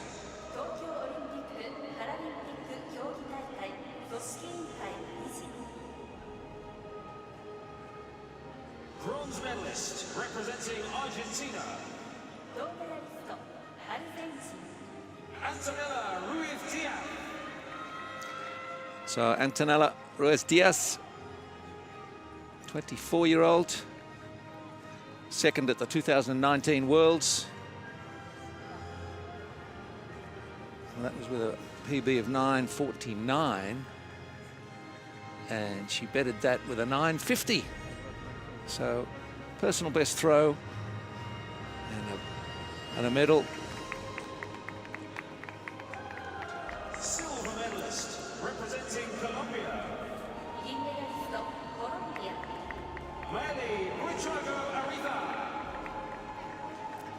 Mayeli Buitrago Arista, gold at the 2019 Parapan American Games in Peru.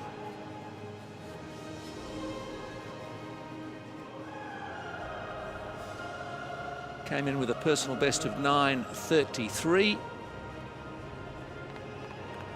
and somewhat smashed that with her last attempt of 9:94 to claim the silver medal. gold medalist and Paralympic champion representing Tunisia,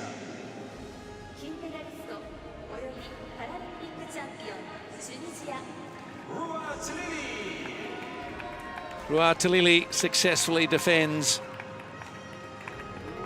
and setting a new world mark of 10:55 with her second attempt. Yes, number 4 Olympic Games.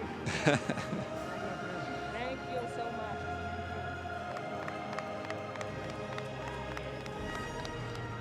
8 World Championship gold medals in discus and shot put. ladies and gentlemen, the national anthem of Tunisia.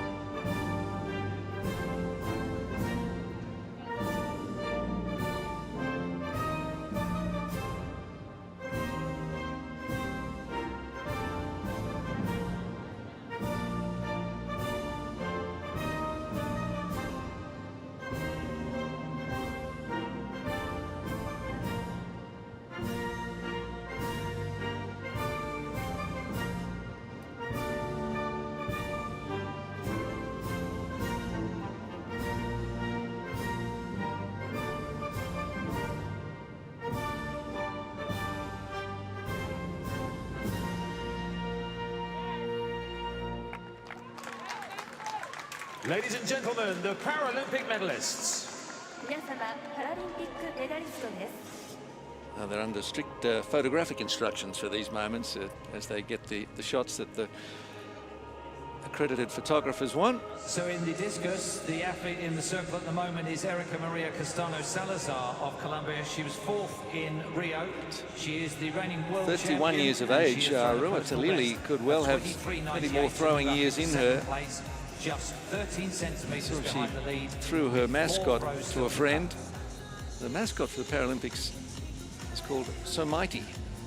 It's a bit of a play on words and also a bit to do with cherry blossom, but some mighty throws on the opening session of these Tokyo 2020 Paralympic Games. Records broken. Meantime, we still have a discus event underway.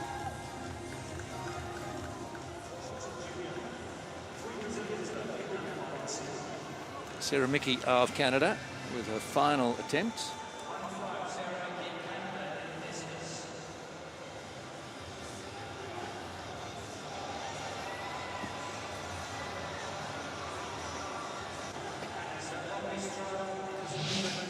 Looking to get something around 22.5 meters.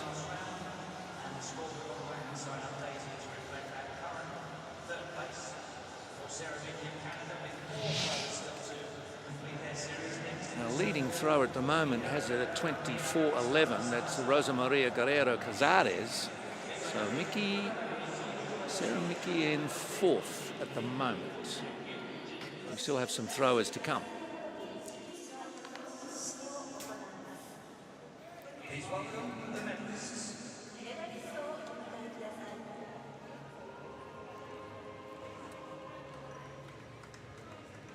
Women's long jump T11 victory ceremony.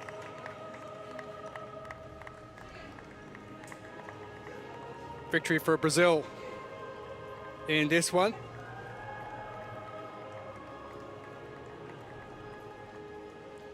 Silvânia Costa de Oliveira, who retained her gold medal from Rio in 2016. The medals will be presented by Dr. Deborah Alexander, Governing Board Member of the International Paralympic Committee.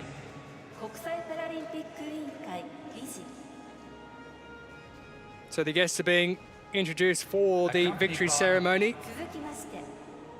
Mr. Kunio Nakamori, Executive Board Member of the Tokyo Organising Committee of the Olympic and Paralympic Games. You'll notice that it's done a little differently, especially in the T11 category, because the guides are there with them, so the guides can take the medal and present the athlete with the medal. Yulia Pavlenko. Yulia Pavlenko of Ukraine picks up the bronze medal, the European champion from earlier this year in Bydgoszcz in Poland. Also won silver in 2019 in Dubai at the World Championships.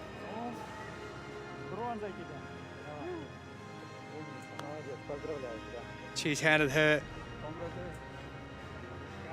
bronze medal. All done a little bit differently. That's the way it is.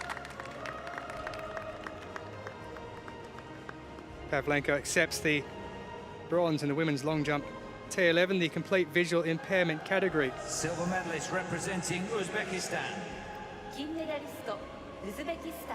Asiya Mirziyoyeva. Asiya Mirziyoyeva of Uzbekistan, who was a bronze medalist at the 2018 Asian Para Games. She's now a silver medalist at the Tokyo 2020 Paralympic Games.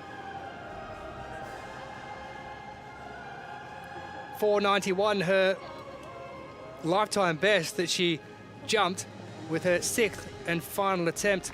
Started with a foul on the 4th attempt, 489 with the 2nd, 464 with the 3rd, 480 with her 5th, and 491, that lifetime best, collecting her the silver medal for Uzbekistan. Gold medalist and Paralympic champion representing Brazil. Right, the lady who started somewhat slowly with a couple of fouls. Silvânia Costa de Oliveira. Her 5th attempt on 5 meters, exactly a season best for her. Silvânia Costa de Oliveira retains her title that she won at her home Paralympics in 2016. Unfortunately for her, in the 400 meters T11 shortly afterwards, she had to pull up during the race with a hamstring injury, but it was not before she won gold in the T11 long jump.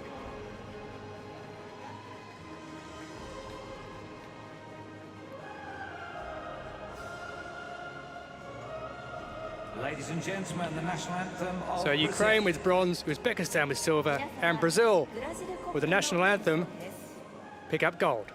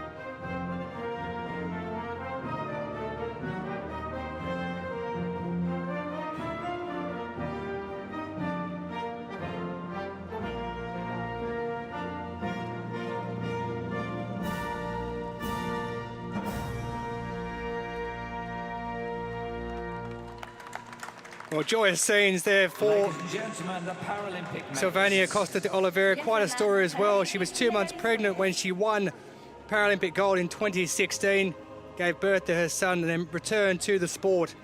Said she found it a little bit harder returning to the track, but her willpower is bigger than her gain.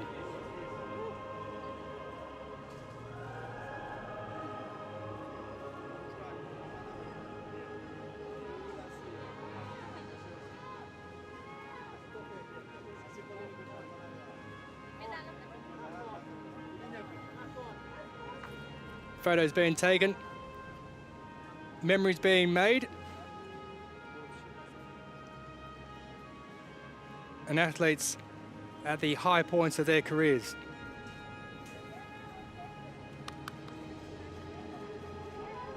Pure emotion for Costa de Oliveira. So much work, so much effort goes into it. And to come away with not one, but successive Paralympic golds makes it all worth the while.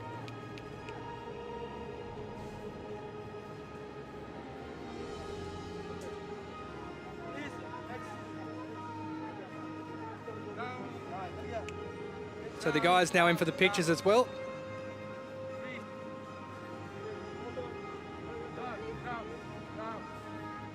Medals and mascots proudly being shown.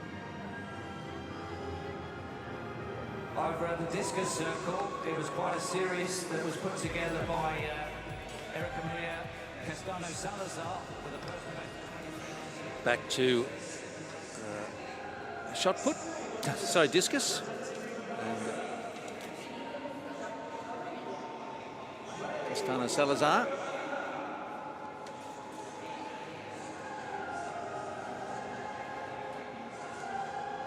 Colombian. Best of 23.97.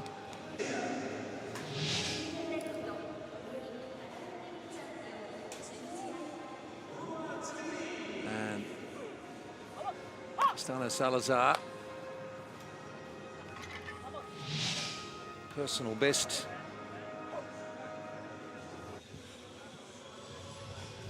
for her.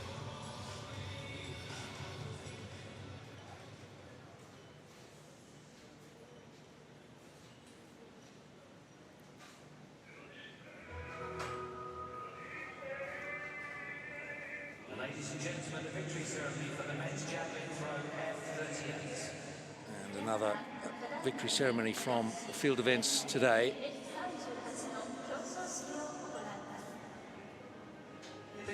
This was a most unusual event in some respects. Not unusual that another world record should tumble here at the National Stadium in Tokyo, but it went with the very first throw from Jose Lemos Rivas, and he didn't bother to pick up the spear again until his last attempt, because no one could get near his 60-31. The medals will be presented by Dr. Deborah Alexander, governing board member of the International Paralympic Committee.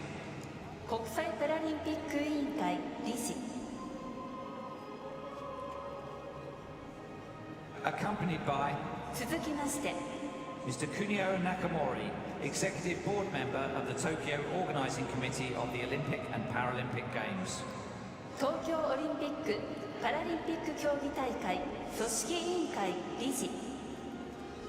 So for a good while in this competition, Colombia were Bronze medalist looking good for first Colombia. and second until Vladislav Bilyi Luis Fernando threw an area Luis record Villegas. to upset that plan. Nevertheless, Luis Fernando Lucima Villegas ends up with bronze medal after a 54.63. His best throw was also his first, like his teammate Lemos Rivas. So, as we've said more than once already today, a good games emerging on the opening day of competition for Colombia.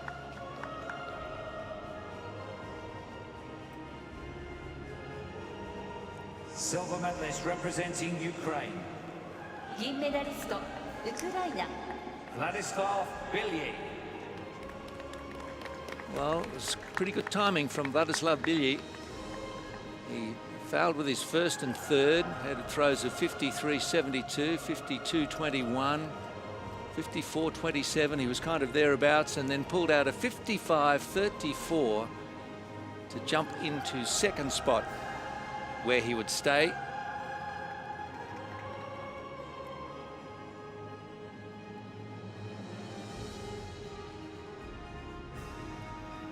Has won a European Championship with a 52.29. Paralympic champion representing Colombia. 金メダリストおよびパラリンピックチャンピオンコロンビア Jose Gregorio Lemos Rivas. A throw of 60.31 to add just over 2 meters to the previous world record of Corey Anderson of Australia. Jose Lemos Rivas, too big, too strong, and way too far. They couldn't catch him.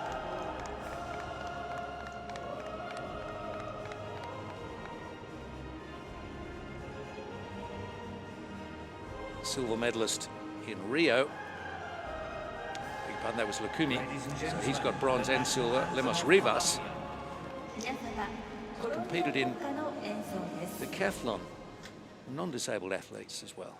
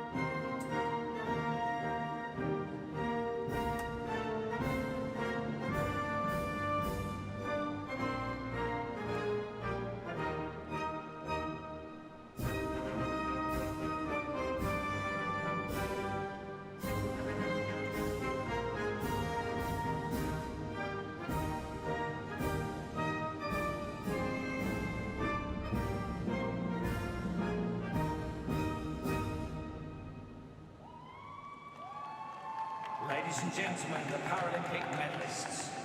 皆様パラリンピックメダリストです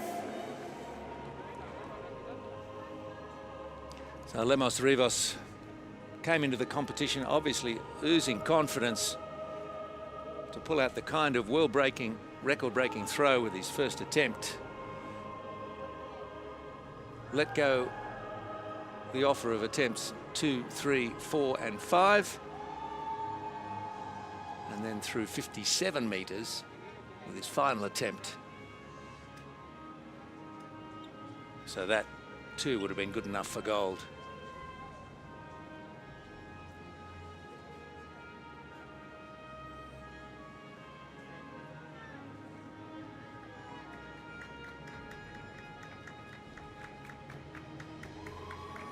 And off they go, pretty proud and happy men, I'm sure. On screen, the scoreboard and the live images from the Discus, where it is the defending Paralympic champion, Paralympic of China, who is in the circle preparing for her 6 throws. She has a lot of time left, 26.22. So the women's discus F55. Dongfei won in Rio with a throw of 25.03. Was 4th in Beijing. He's had a couple of seconds at World Championships.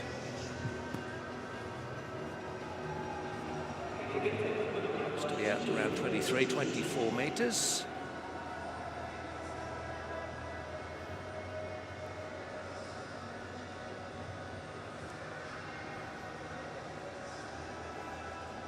We still have several athletes to throw in this competition before the morning session. Well, we say morning, it's after 1 o'clock now, but the opening session concludes.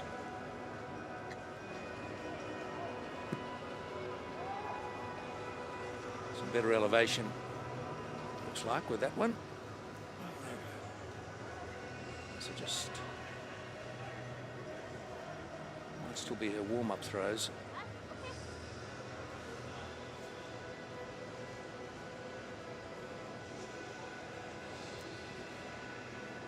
She's good to go.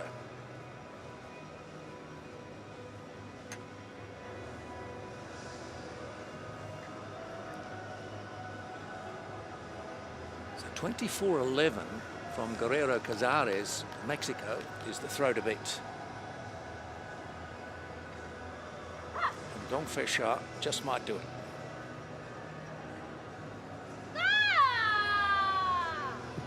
Oh, she put a bit more behind that one.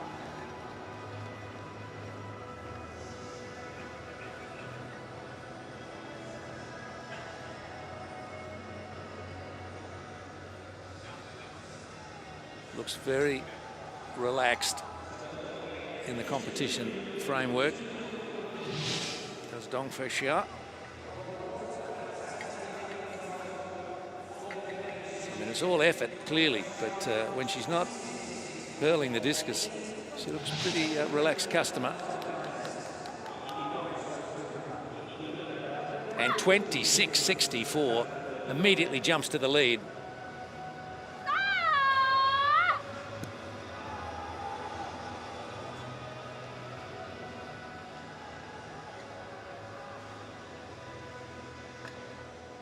F35 world record belongs to Marianne Bugenhagen, set in Beijing 2008, a German thrower.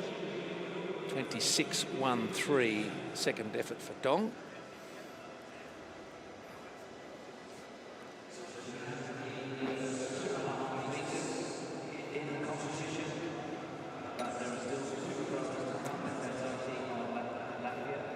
Unfailingly polite when she takes the discus. Always a smile and a thank you.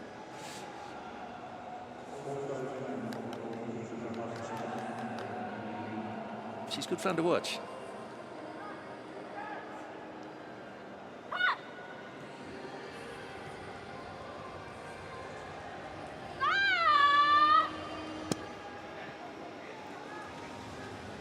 So this is a very long competition, that just the nature of it, the athletes being prepared and put in position.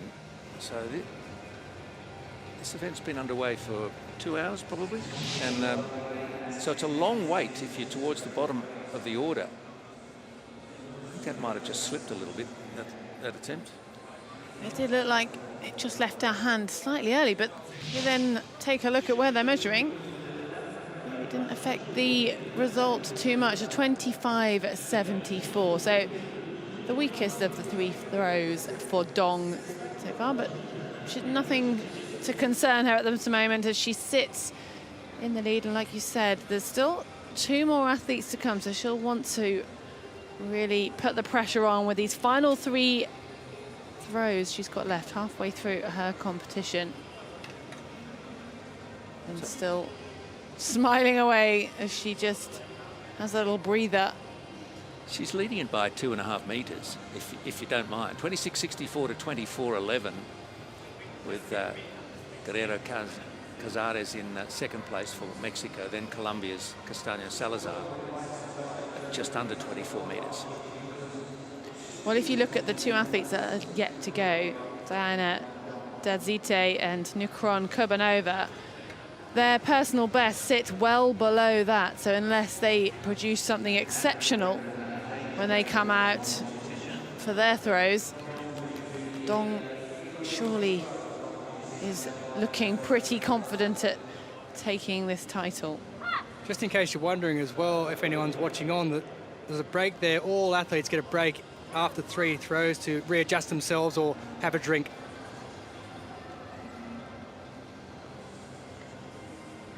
And it's the kind of day where you avail yourself of that. It's pretty warm. The Tokyo summer, very still conditions inside here, which make it good and fair for running and throwing, but it's hot. And for those athletes sat out there, they can't get in the shade for those 6 throws, so they want to make sure they're having enough rest in between to ensure they can compose themselves. However, they'll also be quite keen to get back into the shade. Just see in the background there's actually a tent where they're managing to just hide away from it as best as they can in the background. So just the one athlete, Dong, on this occasion, who's out there. Well, they're hiding pretty well. We can just see them in the shadows there. Well, the vocal encouragement for the discus as Dong gave it everything on that fourth throw. The expression, though, maybe she's not so impressed with the distance it travelled. So she was the winner in Rio with 25.03. And she was fourth in Beijing, 24.59. Rio, she also competed in javelin and finished ninth. She's twice been runner-up at World Championships, 15 and 19. So 25.53. One to come for Dong. She'll leave with the lead, regardless of what happens with this throw.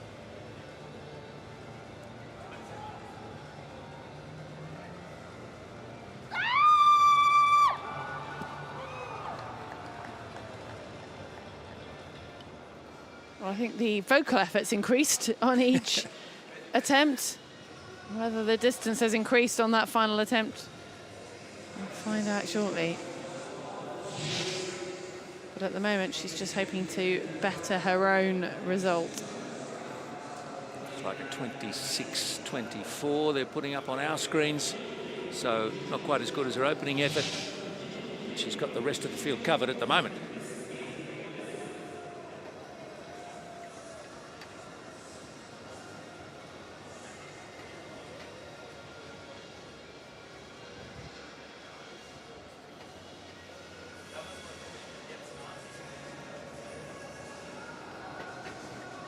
That's the routine. They've got to go back on.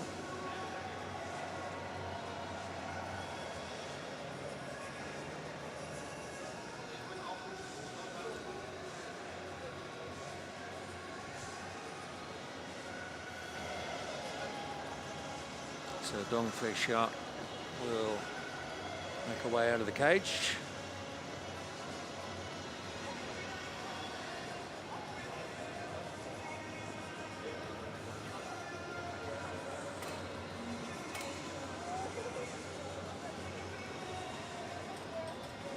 Our next athlete, if we get to see her, Diana Dadzite from Riga, Latvia.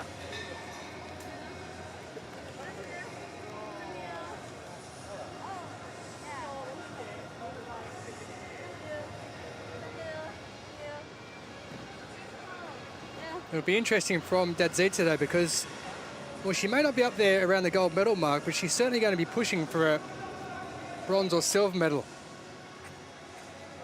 Lifetime best of 23.18. She's a former European champion. Did the European treble in Berlin in 2018, winning the discus, javelin and shot put. 2017 world champion, winning in London. Was when she set that lifetime best. 2 thumbs up. She's on course for the Paralympic gold at the moment, isn't she? Well, we can say she's guaranteed a Paralympic medal. She'll certainly be on the podium with just 2 potential throwers left to come out onto the field of play. That's Rosa Maria Guerrero Cazares, who's sitting in silver medal position.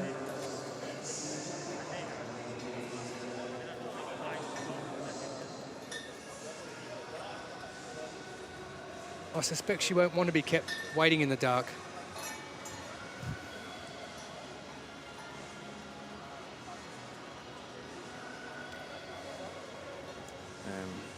Yes, Castano Salazar with a best of 23.98 is in bronze position.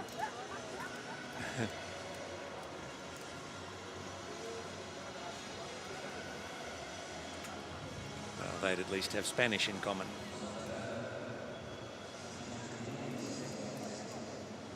Central and South American countries have had a whale of a day, really, in terms of results.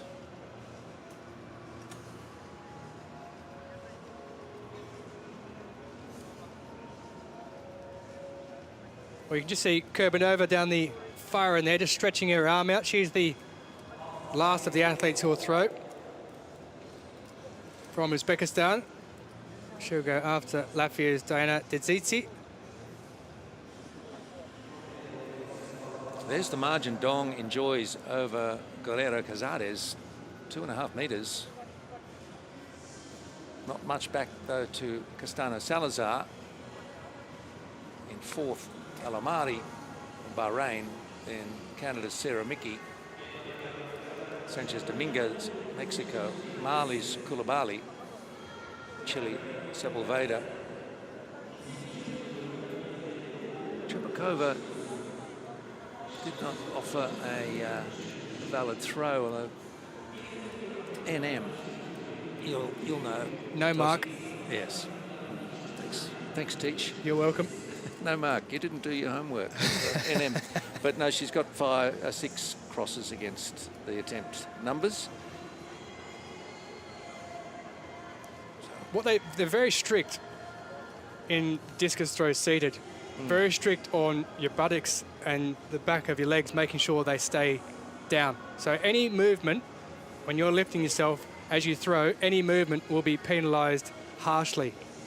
And I suspect that's what's happened with Chepakova. It's surprising that it could happen 6 throws in a row, because there's plenty of assistance there for you. I've seen it. Yeah. It's happened. At the recent European Championships, it happened where an athlete was asking the official in Bydgoszcz in Poland what was happening, and they were saying to them, you were lifting. And they didn't know why. 32 degrees at the moment, humidity 63%. Well, the wind might be coming from the south, but the speed is certainly not doing us any favours.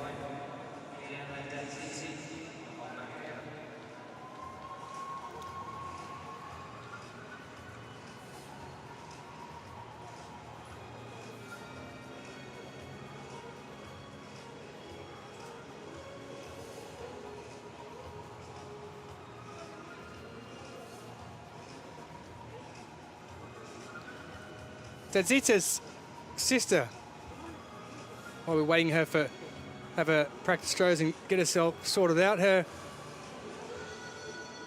sister was the president of the Latvian Paralympic Committee in the past, so the family are entrenched in parasport.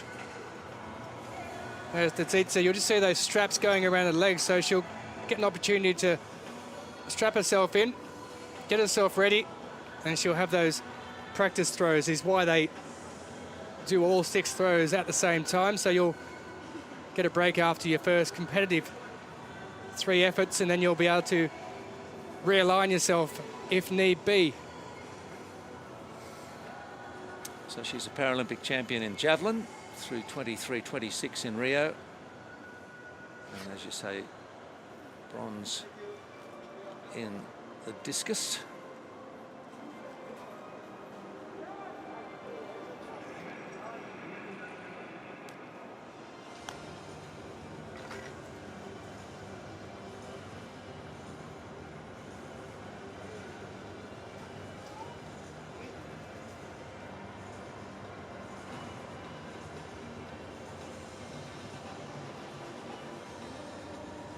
Talented athlete, played wheelchair basketball as well. Actually lives in Germany at the moment.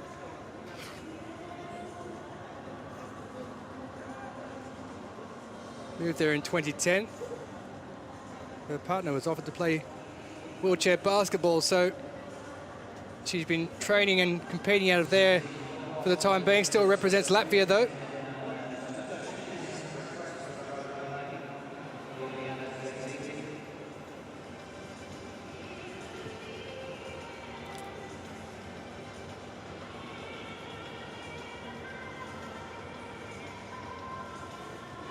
While we're waiting for the proper throws to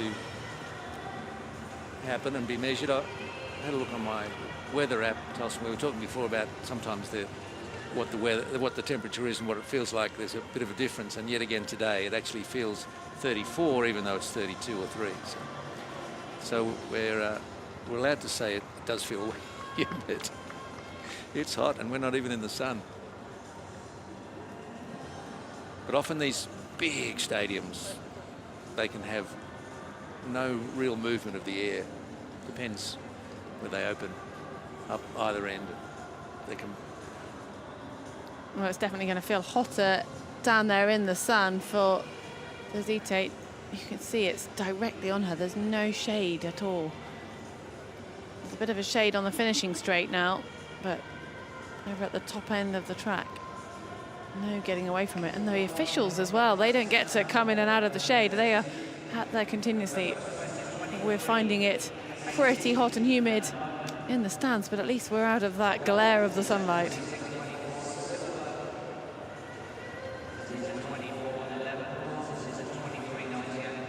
Remember, a lot of these athletes will be competing against her. This is not their only performance, so they're going to make sure that they don't suffer too much from the heat, that they stay hydrated and they don't get too much fatigue as a result of this competition. A lot of the throwers we'll see competing in the javelin, some of them also the shot put, and it's a long few days at these Paralympic Games in this extreme heat.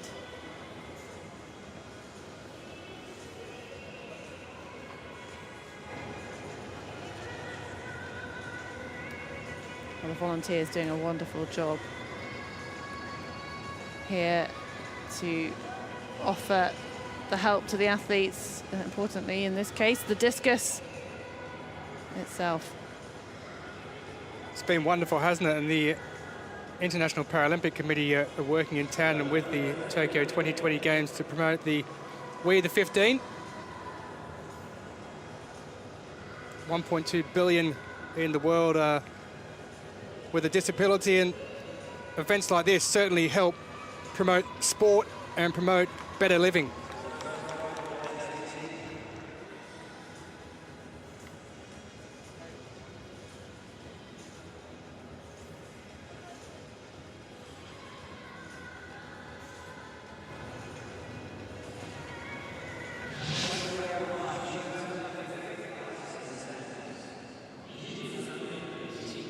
Watching in the lead up to that throw, we saw how careful she was to wipe her hands down. You start perspiring the second after you stop wiping your hands in these sorts of conditions. Dana Dadzite, 23.01, so that first throw puts her in 5th position. To get into medal, she needs 23.98 or better.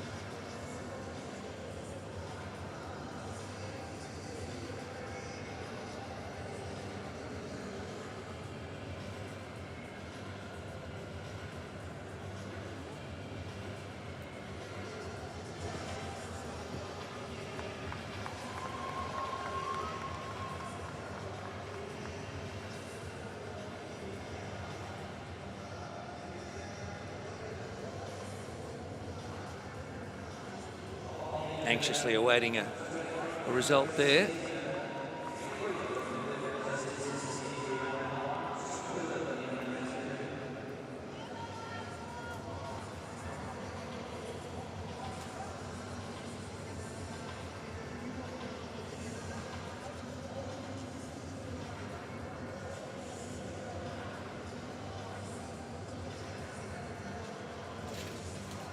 .23.01 is a season best for her. So it's a good start. It's been the trend, though, that the best throws from most of the athletes have come early.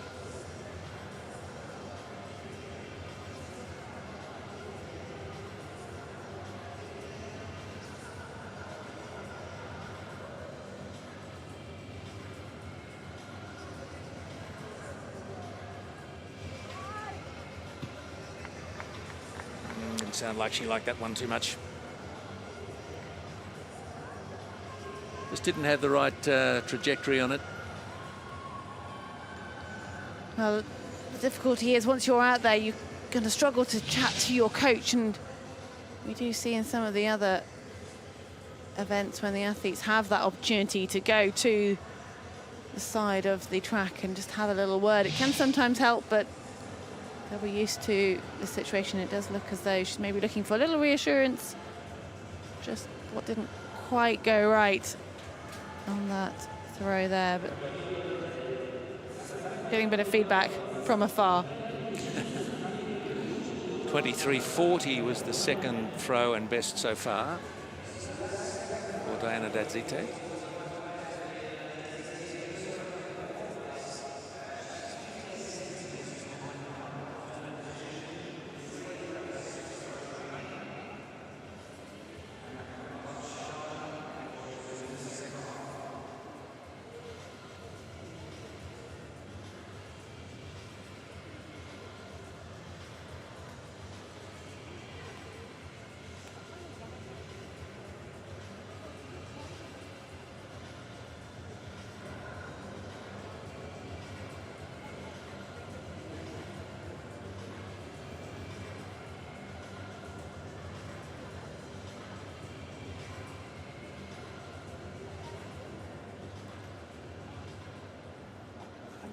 Dong wheeling past a potential gold medalist here.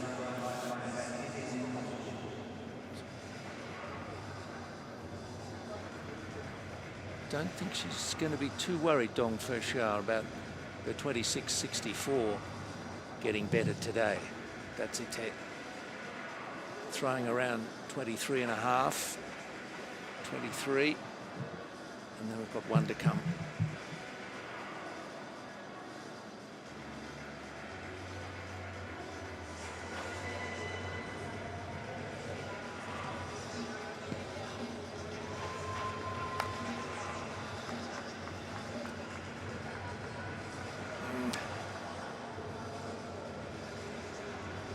Frustration there.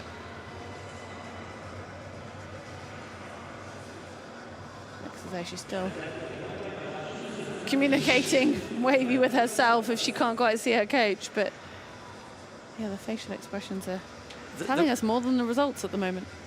The really good athletes are often ones who can analyse their own performance almost on the run.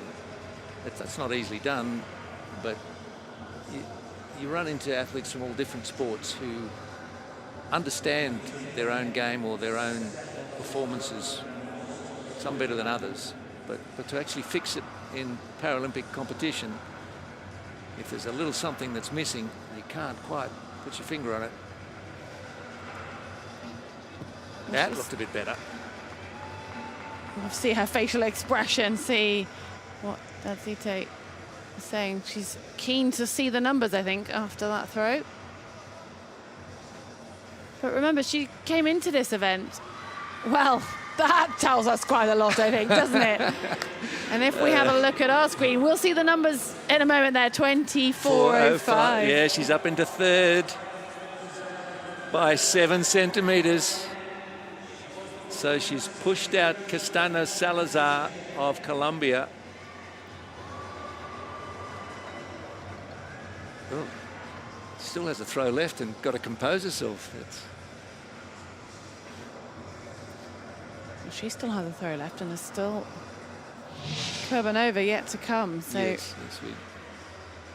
I wonder if Dong has noticed. She would have certainly heard that cheer.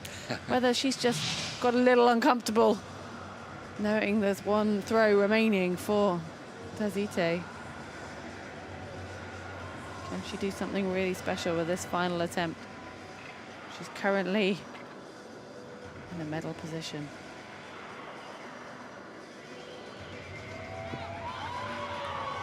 Not bad. She likes it. Well, she also is relieved to think that a bronze is possible now.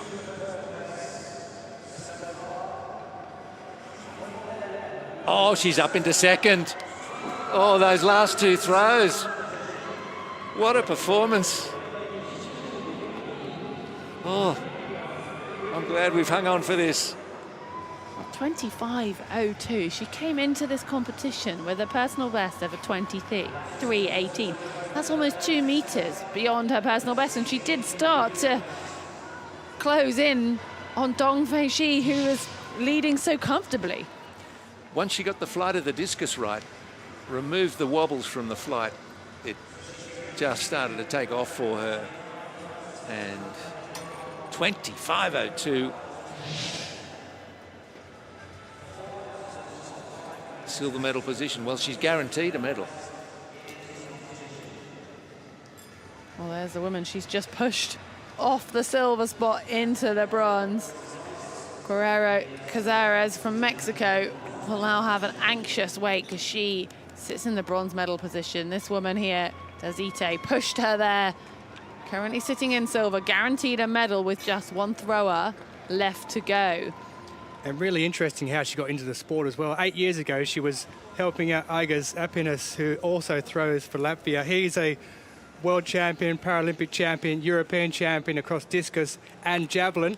She was helping him out. Coaches saw her and realised she had a bit of a throw on her, and that's how she got involved in the sport. And all of a sudden, she's now won a silver medal at the 2020 Tokyo Paralympics. Well, at least bronze. We must wait for Nurkan Kurbanova of Uzbekistan. One competitor to come. It'd have been an incredible throw from Kurbanova if she does manage to get herself up ahead of Dadzit into second place.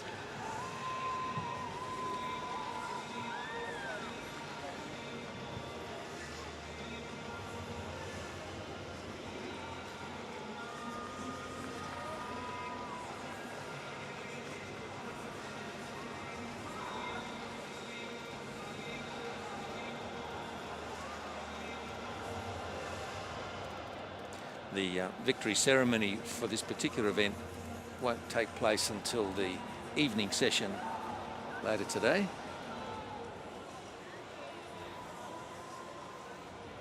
And Dong Fei-shi will be part of it, as will Dadzite and most likely Guerrero Cazares, unless Kurbanova can produce something extraordinary.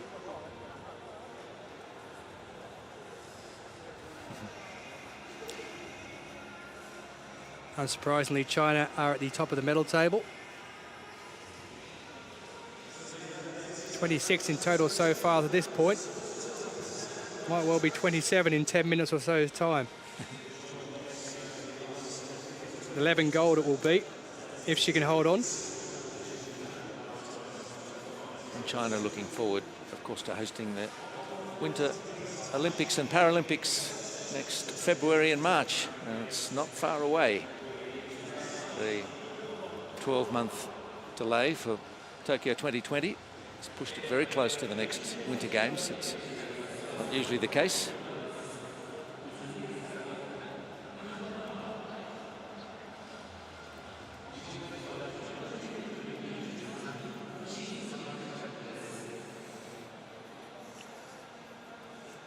Hope the world can turn a corner in the next 6 months, and maybe we could have spectators at the Winter Paralympics and Olympics. That would be nice.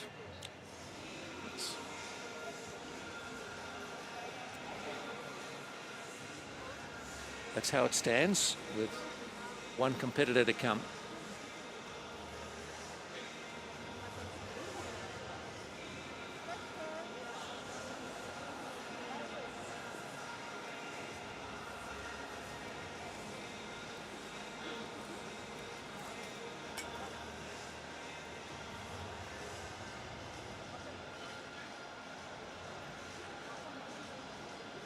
So Nurkan Kurbanova is just being assisted into position, and she can have her 6 throws after a couple of warm-ups.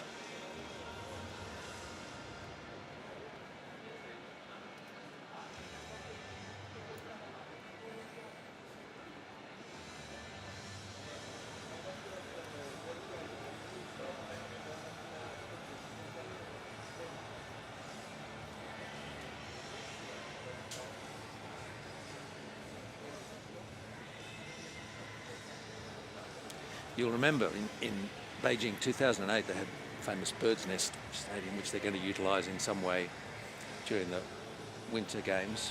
But also nearby is the water cube. It's now going to be the ice cube. So Yeah, the aquatic venue is very close to Bird's Nest, and just got, okay, we can have ice sports in here and change the name to Ice Cube. Could do with some ice at the moment. Yeah.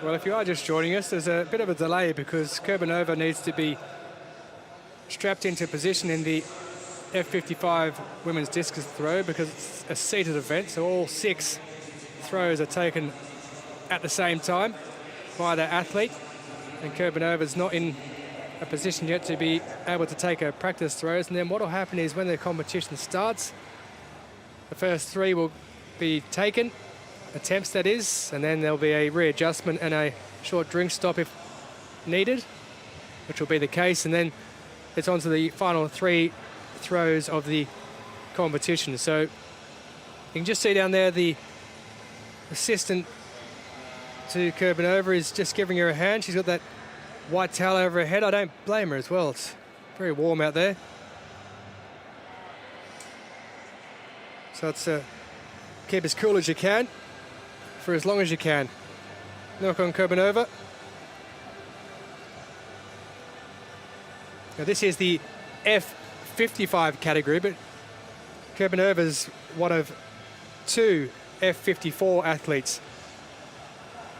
So there are differing records in the F54 and the F55. The F54 world record is from Jana Veslova, who set that way back in 2004 from the Czech Republic. And the Paralympic record for the F54 category was set by Miroslava Belhalova, also of the Czech Republic. That was Atlanta in 1996. So they're the targets that Kurbanova will be looking at as far as records are concerned. It makes no difference in this combined category if you finish in 2nd, 3rd, 4th, 1st, whatever it may be. Across the board, you finish in that position.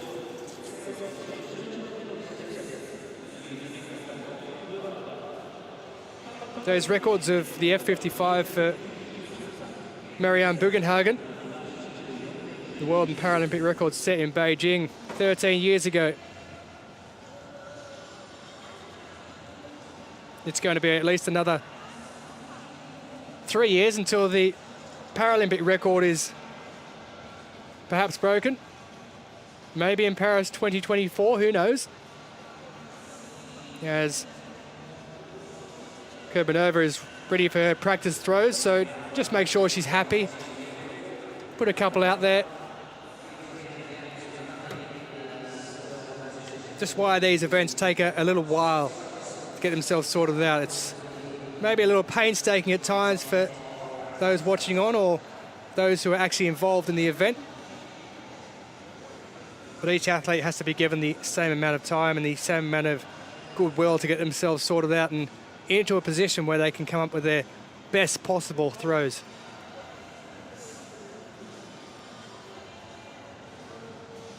It's a wonderful attitude in para sport amongst the athletes as well. They all know the effort that goes into it, the enthusiasm shown by each of the athletes to get to this stage. So it's all about giving them the best possible opportunity to get themselves over the line with a medal, if that could be the case. And we're just about ready to go for Nurkan Kurbanova of Uzbekistan. 1893, her lifetime best that was set this year.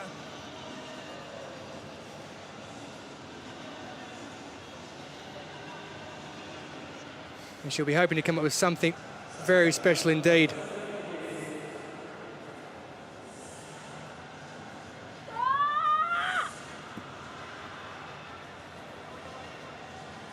Well, there is throw number 1. 27 years of age, started competing at championship level in 2019. that at the World Championships in Dubai. Shot put and javelin throw on that occasion, not the discus. 19.18. She's already thrown a new lifetime best with her opener. Oh, what a way to put a mark down. She's been sat patiently waiting in the shade for several hours, and no doubt will have been inspired by some of those performances that we've seen go before her.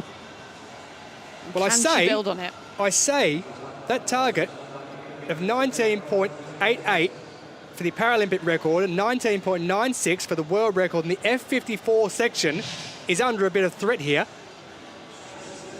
18.93 coming into it. She's already thrown herself a lifetime best, and she may well find herself in a position here where she's picked up maybe a Paralympic and maybe a world record. 20.36. A new world record for Nurkon Kurbanova in the F54 category. Now, if you're wondering why that's a world record, both her and Francisca Maradones Sepulveda of Chile are F54 athletes competing in the F55 category.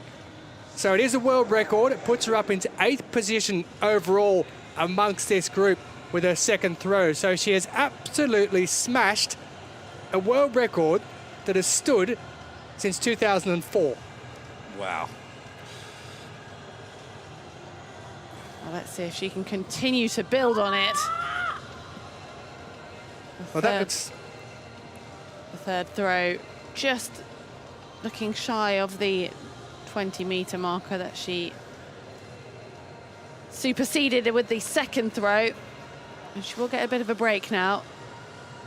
Time to bring everything back, control, realise what she's just done, and see if she can up it for the second half of this competition. Well, 1963 with her third. She'll have a drink, and there's a bit of a twist to the tail in this one. Her hero. Yep. Have a guess who it is. Diana Dadzite. It is at that, who threw just beforehand, so perhaps a good day for the both of them. Extra motivation from those last two throws of Diana Dadzite, who broke her lifetime best. And Kurbanova has perhaps gone, well, do you know what? Today is the day for me. And she's done exactly that, breaking the F54 world record. In 8th position, but regardless of what happens here, she has had a monumental day.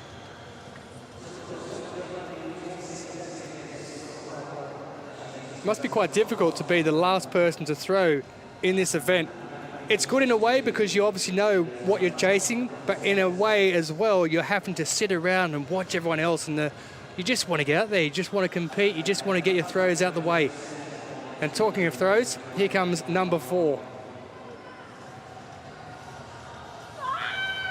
Getting a lot of height on that, maybe going a little too high and not covering the ground like those previous 3 throws. And I think just a little bit of frustration. She's still got 2 more throws, and like you say, she's had such a tremendous start that if she doesn't improve on that second throw, she'll still be no doubt delighted to completely obliterate her personal best and get that world record signified there. But an 18.55, maybe just over trying ever so slightly on that 4th throw. 3.5 hours this event has been underway. And the athletes were called out at 20 past 10.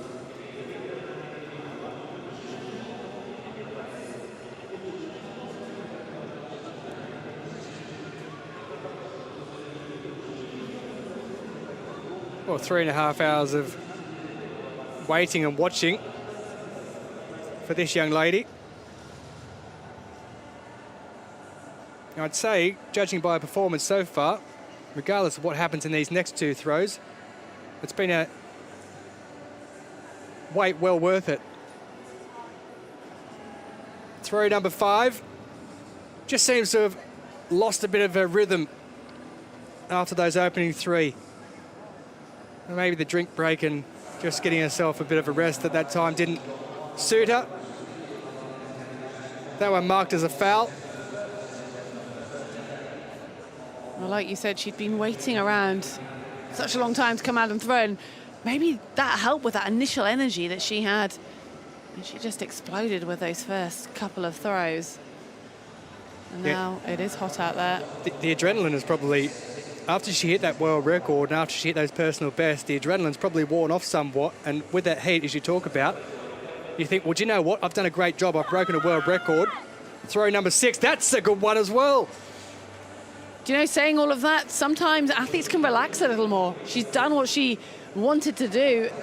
And it'll be interesting to see if she's just managed to improve ever so slightly, because it was close to that, to her biggest throw so far.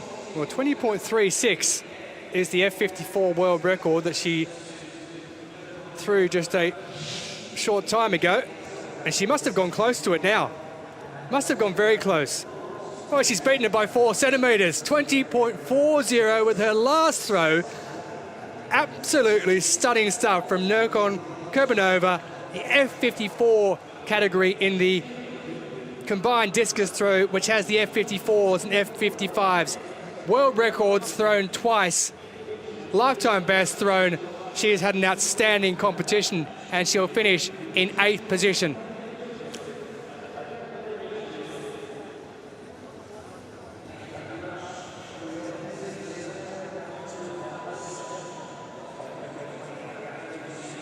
So 8 out of the 10 athletes who had fair throws, either through an area record, a personal best, or a world record, or a season best.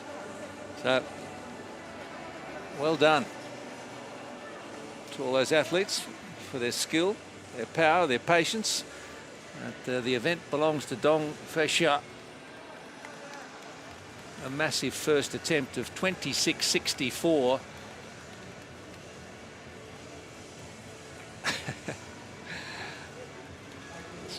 It'll get warm under there. That's okay. Diana Dadzite, Latvia, second with 25.02. But Dong Feixia.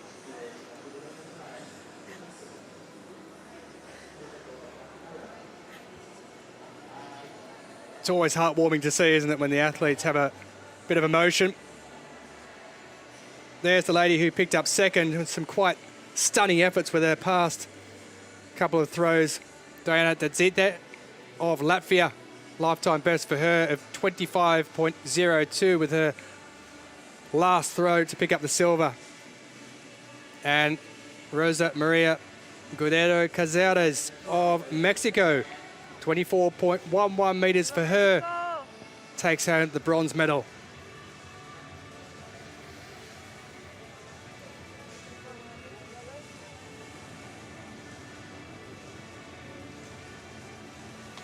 But there can be only one.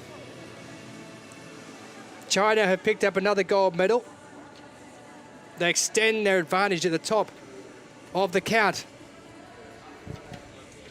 having been number 1 in 2004, 2008, 2012, 2016, and now they're at the top of the table so far. Added to this in 2020 in Tokyo.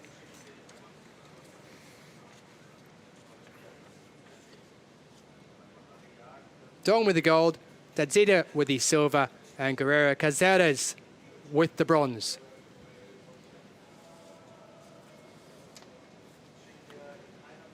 Just a little bit of breeze making its way into the stadium, which is welcome.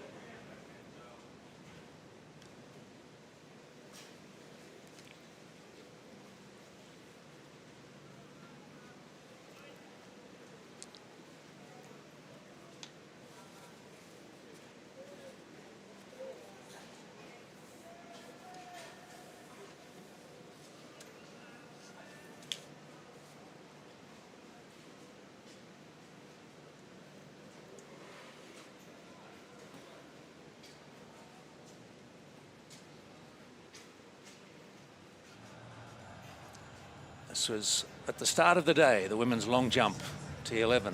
Silvania Costa de Oliveira winning with a jump of 5 meters after a scratchy start. Yulia Pavlenko, who fought her way through the competition with an injury to her right leg, limped out of the pit several times. Did a fantastic job to feature.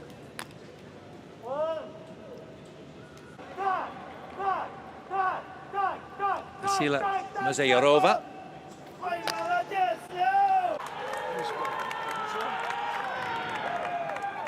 And a 491 that she saved till the end of the competition, her 6th attempt. And Costa de Oliveira, who fouled with the first 2, looked well off a game until her 5th attempt.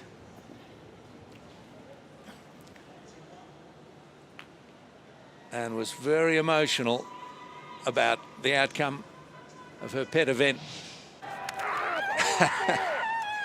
As you can see, 5 meters, and she couldn't better it with her last attempt, but she knew that was probably going to be good enough, and it stood.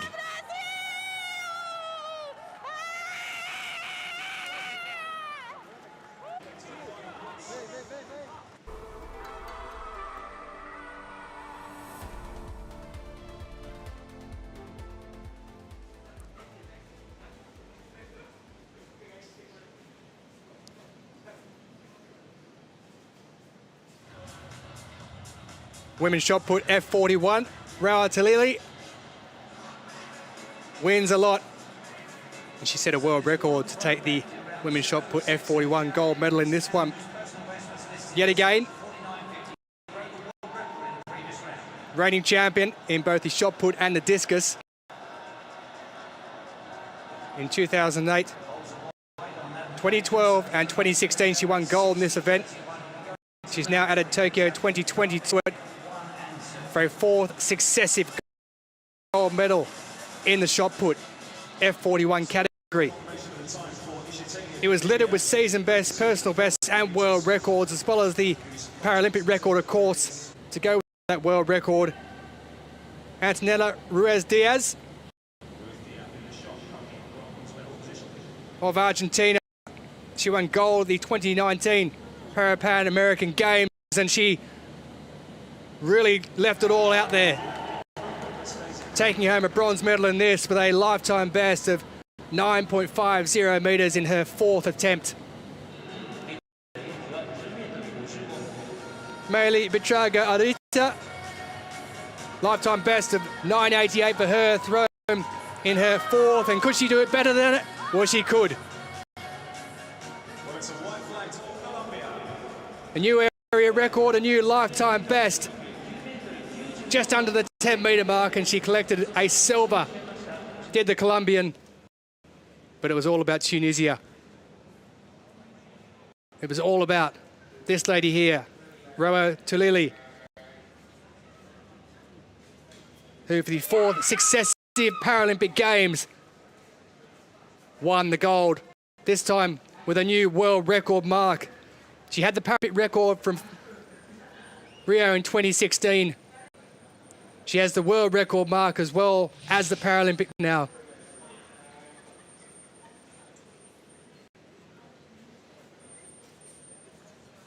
One of Africa's finest at this discipline, Rawa Talili.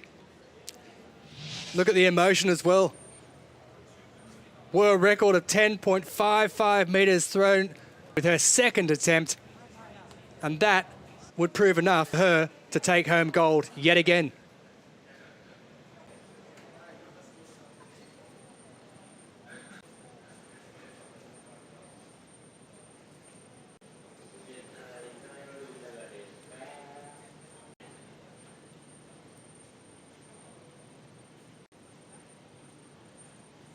Women's discus F35 reached a fairly dramatic conclusion in several ways, but Dong Feisha was too good, 26.64, winning it by a metre and a half from Diana Tadzite, who also threw superbly, as did Rosa Maria Guerrero Cazares.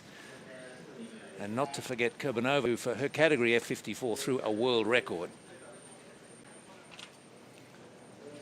Guerrero Cazares.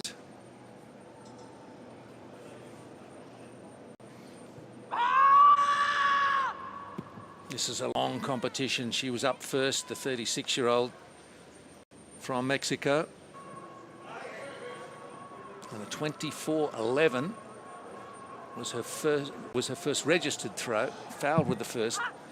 second, 24.11, and that stood firm for third place. Tadzite looked a little out of sorts and frustrated until she got it right with her last couple of throws, including a 25.02. Joy unconfined for Tadzite, the Latvian.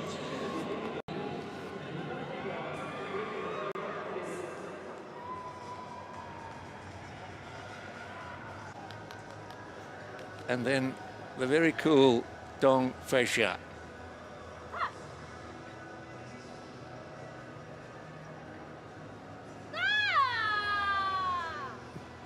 .26.64 with her first attempt. And she just looks so confident, in control of it all. It doesn't look like she feels any pressure. And she is the gold medalist for the F55.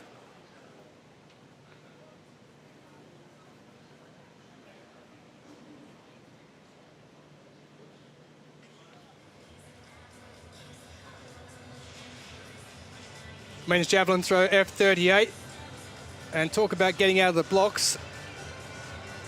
Well, this was Colombia's event.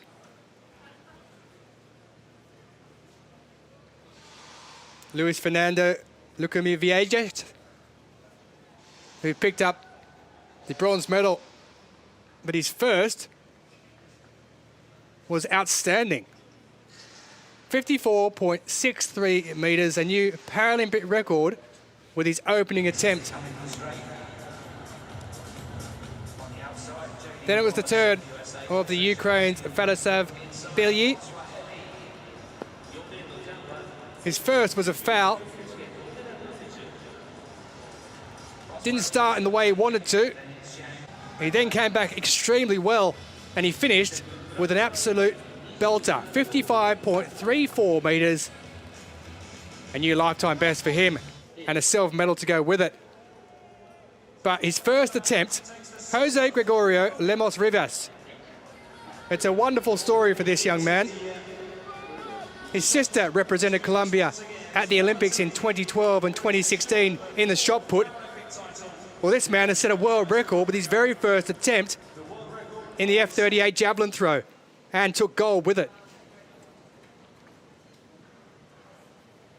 So gold and bronze for Colombia, Ukraine with a silver.